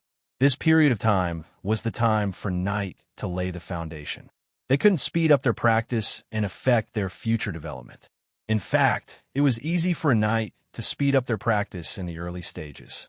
There were potions that made the blood power active, potions that accelerated the production of blood power, and so on. After using these potions, a Knight's practice in the early stages would be faster. However, the consequence was obvious, which was the loss of the original bloodline. The original bloodline of a Knight was the source of his bloodline. If he wanted to accelerate his cultivation, he would have to affect the original bloodline. The original bloodline was extremely fragile and could be easily damaged. Once the blood source was damaged, it would be very difficult to recover. Perhaps the harm wouldn't be seen in a short period of time, but if the blood source wasn't repaired, it was almost 100% impossible to promote to a Sky Knight, let alone to a higher realm. Therefore, Charlie's promotion to an Earth Knight also showed his talent in Knight practice. This would also make his identity as a successor more stable. "Congratulations," David said with a smile. He took out the space exoskeleton armor that Charlie had been thinking about from the space ring and placed it in front of Charlie. "This is for me." Charlie was really surprised. With Charlie's identity, he could get any kind of treasure, but the Interstellar Federation's exoskeleton armor, or the exoskeleton armor with the ability to fly, was very difficult to obtain. The exoskeleton armor in the Interstellar Federation had an identity binding function as long as it was out of the factory. It had to be bound with the identity bracelet, and the user's genes needed to be verified before it could be used. Maybe there was someone in the Interstellar Federation who could remove the binding of the exoskeleton armor, but this kind of person would never appear in the great world of God. Even if the great world of God specified that the exoskeleton armor was needed, the Interstellar Federation would install the gene lock, not to mention that this kind of equipment would not be sold to the Interstellar Federation. Of course, if the Main family really paid the price, it wasn't impossible to get the exoskeleton armor that could fly, but the Main family wouldn't use their connection from the distant Interstellar Federation to do such a thing for the sake of their successor's little hobby. Regardless of the reason, although Charlie wanted the exoskeleton armor that could fly, it hadn't been realized. Previously, he played with the space exoskeleton armor at David's place. The comfortable feeling of flying made him unable to stop. He didn't expect David to give this space exoskeleton armor to him. He knew that this was a souvenir that David brought back from the Interstellar Federation. "Put away. You can't use it today," David said with a smile. "Haha, I won't say thank you." Charlie laughed and patted the space exoskeleton armor loading box and said. Then he thought of something and asked, "But you didn't just prepare this, right?" David knew what he was talking about and casually threw a space ring to Charlie. Charlie took the space ring and found that there were 50 small bowls inside. His mouth couldn't help but open wide, and his saliva almost flowed out. He thought that the most correct thing he did was to give the Chinya Manor to David. The previous heartwarming lotus seed soup could only be regarded as one of the many top desserts. Although it was unique, wasn't that important? But since eating the heartwarming lotus seed soup cooked by David, Charlie had a new understanding of food. "Dear brother, what are you so happy about?" A slightly feminine voice sounded. David turned his head and saw a handsome young man in a pure white dress walking in from the door. The young man had a smile on his face, but for some reason, David felt that this smile was especially fake. "Ian, what are you doing here?" Charlie's good mood disappeared all of a sudden as he asked in a deep voice. "Father heard that your Savior is here. He told me to let you bring your Savior to see him." Ian didn't seem to care about Charlie's tone as he continued to speak with a smile. However, David keenly sensed that when the other party mentioned his savior, he had obvious evil intentions towards him. If this was a main castle, David would have immediately considered whether to take action to completely solve the problem after sensing this evil intent. However, Ian's status in the main family wasn't simple. As long as the other party didn't take the initiative to attack first, he wouldn't be able to do anything. "Okay, I got it." Charlie waved his hand and said. Then he put the space exoskeleton armor on the ground into the space ring and put the space ring on his finger. Then he turned to David and said, "My father wants to see you. I'll take you there." Charlie didn't call Ian, and Ian didn't follow. The conflict between them could be clearly felt by David, an outsider. "You know what? That Ian is my younger brother, my biological younger brother," Charlie said softly as he walked out of the side castle, his tone full of helplessness. "Then why?" David didn't say it clearly, but his meaning was obvious. He wanted to ask how their relationship was like this. "Not many people know that I ran away from home last time. Not only did the evil gods believers know, but they also knew where I was staying. After that, I found that there was a tracking mark on a magic talisman that Ian gave me." Charlie seemed to have found someone to talk to and didn't hold back. David was shocked when he heard this. According to Charlie, Ian wanted to harm his brother. For the identity of the heir? Although David had some guesses, he still couldn't believe it. Yes, for this identity, he thought that by getting rid of me, he could become the heir, but Charlie suddenly thought of Baron Arthur's origin and quickly stopped. Looking at Charlie's expression, David also knew what he wanted to say. "He's an illegitimate child?" David asked aloud. "Yes, even if I die, it won't be his turn to inherit the position of the family head. He's too simple," Charlie said with a sneer. "Doesn't the family know?" David asked again. "How could they not know? It's just that father didn't say anything, so no one dared to do anything to Ian. Back then, father owed Ian's mother. Even if Ian attacked me, as long as there was no substantial evidence, father wouldn't deal with Ian," Charlie said with a helpless look on his face. With the background of the main family, it wasn't difficult to investigate Charlie's attack. Only those who knew that Charlie had left the family could know. David shook his head. This kind of dispute in the top aristocratic family really made people speechless. Ian contacted the followers of the evil god to kill his brother, but this kind of behavior was not punished. Of course, although Ian is fine, almost all the people around him were killed. "Ian always thought it was my revenge," Charlie said in a relaxed tone. As they spoke, they had already arrived at the side door of the main castle. "Baron Arthur, is this knight your bodyguard?" Charlie turned to look at Mark Knight and asked. "Yes, if it doesn't work, I'll leave him here," David said with a smile, thinking that Charlie's father couldn't bring Mark Knight. "Bring him, it doesn't matter anyway," Charlie said with a smile and waved his hand. A servant opened the door for Charlie. The three of them walked through the side door and walked up the soft stairs to the third floor. They entered the main building from the side door without passing through the main hall, so they didn't alarm anyone. David didn't release the shadow attendant here because he knew that there was a temple knight here. He didn't know if a temple knight could find the shadow attendant, but if anyone could find the shadow attendant, it was most likely a level 5 temple knight. "Steward Hayes, is father busy?" Charlie asked Steward Hayes in the corridor on the third floor. "Master just said that you and your friends can go straight in when you come," Steward Hayes said as he opened the wooden door. David had long been immune to all the luxuries around him, because everywhere he walked, there were alchemy items made of incomparably precious alchemy materials. Even this wooden door was the same. Although it was just a wooden door, David could clearly feel the isolation and sensing patterns on it. These were the patterns that could be seen on the surface. The moment the wooden door opened, David felt all the hair on his body stand on end. This was an instinctive reaction when facing an invincible and powerful creature. Strong, very strong, David thought as he walked into the room. David saw Charlie's father, the head of a top noble family, Lord Gould. But he didn't expect it to be an energy clone and not the real body of Lord Gould. Although the figure sitting behind the large wooden table was also wearing a noble robe, it gave off an illusory feeling. The noble robe was also made of energy. "Arthur, can I call you that?" Lord Gould asked David with a smile. "Of course, the great Lord Gould." David bowed. At the same time, David sent a mental command to Nightmark, who also bowed.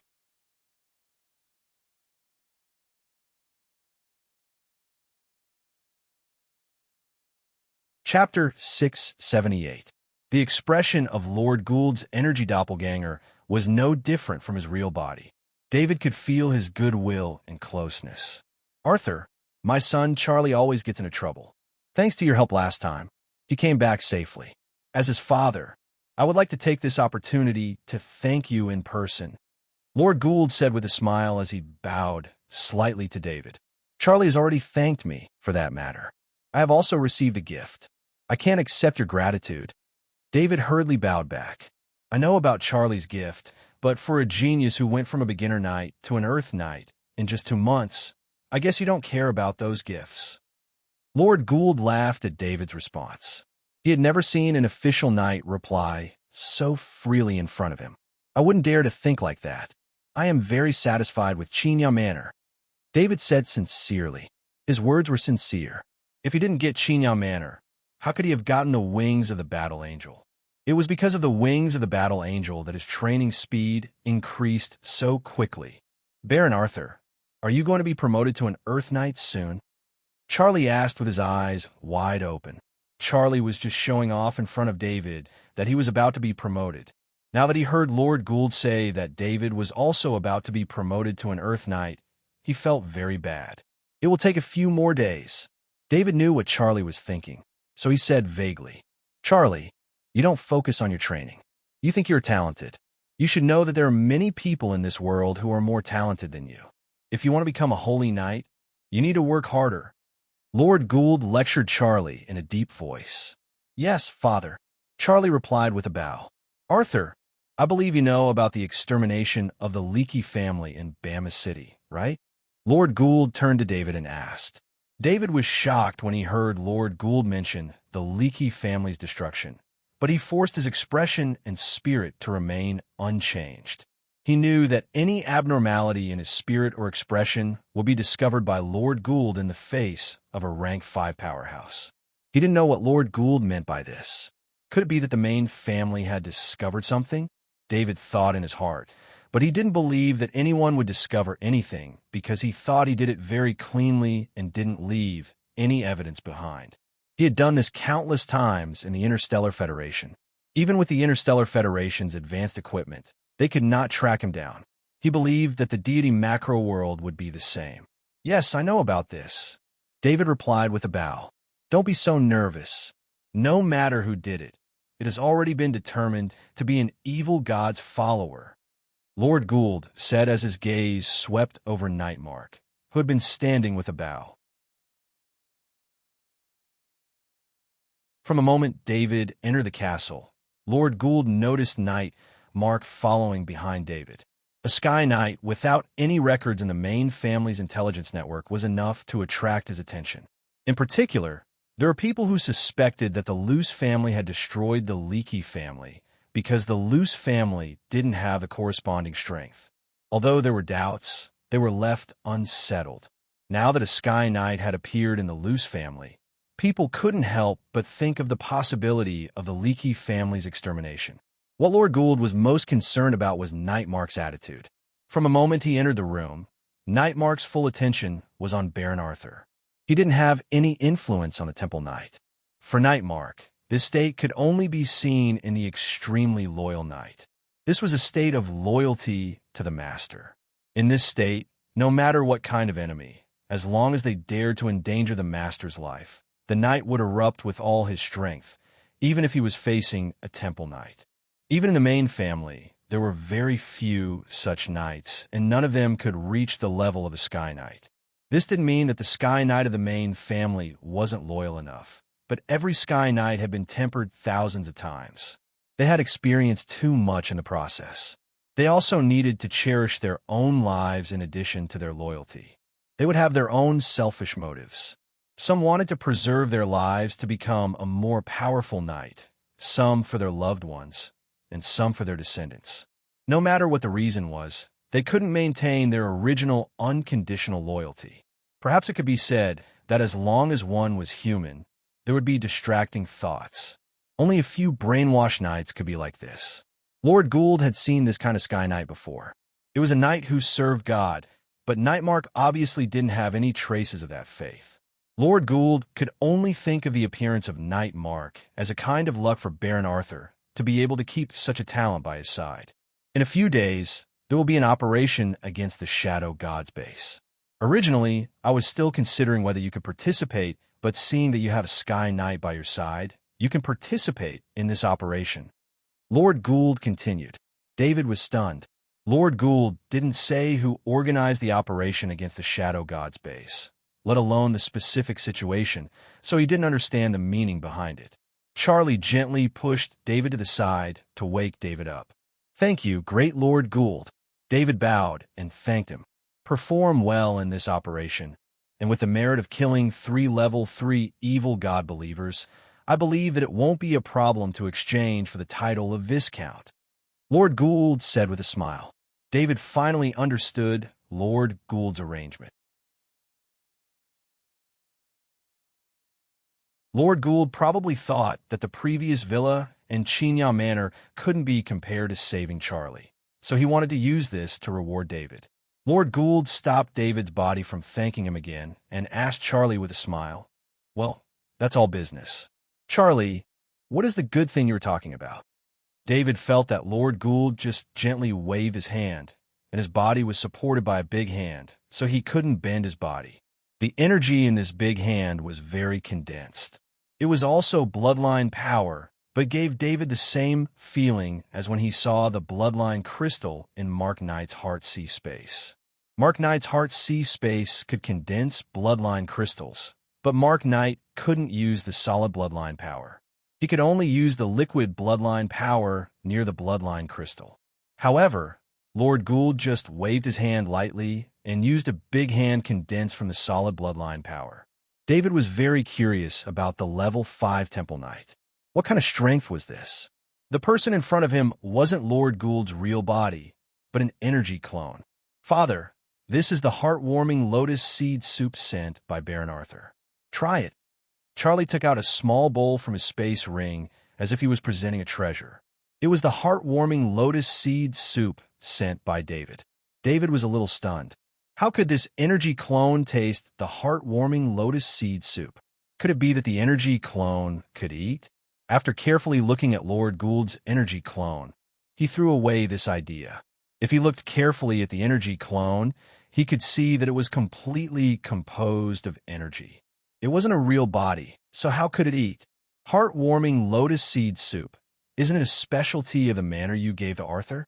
I gave you the manor because this heartwarming lotus seed soup could reduce the hidden dangers of cultivation, Lord Gould said as he stretched out his energy palm and took the small bowl. David only knew that Chinya Manor was Charlie's birthday gift, but he didn't expect it to be prepared for Charlie's cultivation. I've long passed the period of laying the foundation. The effect of the previous heartwarming lotus seed soup was close to nothing. The heartwarming lotus seed soup cooked by Baron Arthur made me feel the feeling of eating heartwarming lotus seed soup for the first time. Giving it to Baron Arthur was the best thing I did, Charlie said proudly. For the main family, there were many kinds of treasures like heartwarming lotus seed soup, and after eating too much, they would slowly lose their effect. David was a grandmaster cooking, and this grandmaster cooking was stronger than any grandmaster cooking in the great world of God and the Interstellar Federation. At this level, food was no longer cooked by one's cooking level, but by relying on one strong spirit to bring out the best of the ingredients. But when it came to spirit, David's spirit talent, which grew by absorbing the soul energy of countless people, was stronger than any other spirit talent. In addition to the life energy contained in the heartwarming lotus seed soup, it was estimated that no one could be more familiar with this life energy than David. He was more comfortable with controlling life energy. The heartwarming lotus seed soup cooked by David seemed ordinary, but in fact, it completely activated the life energy in this dessert. Whether it was the taste or the effect, it had reached a height that other Grandmaster cooking could not reach. Lord Gould listened to Charlie's explanation with a smile. He actually didn't care about a little property. This was the way he got along with Charlie. With his strength, it was already difficult to get along with people. He needed to find some topics to communicate with Charlie to maintain the relationship between father and son. After reaching the 5th level of the Temple Knight, Lord Gould felt lonely. The feeling of being able to pinch anyone to death with one hand always made people unconsciously feel superior.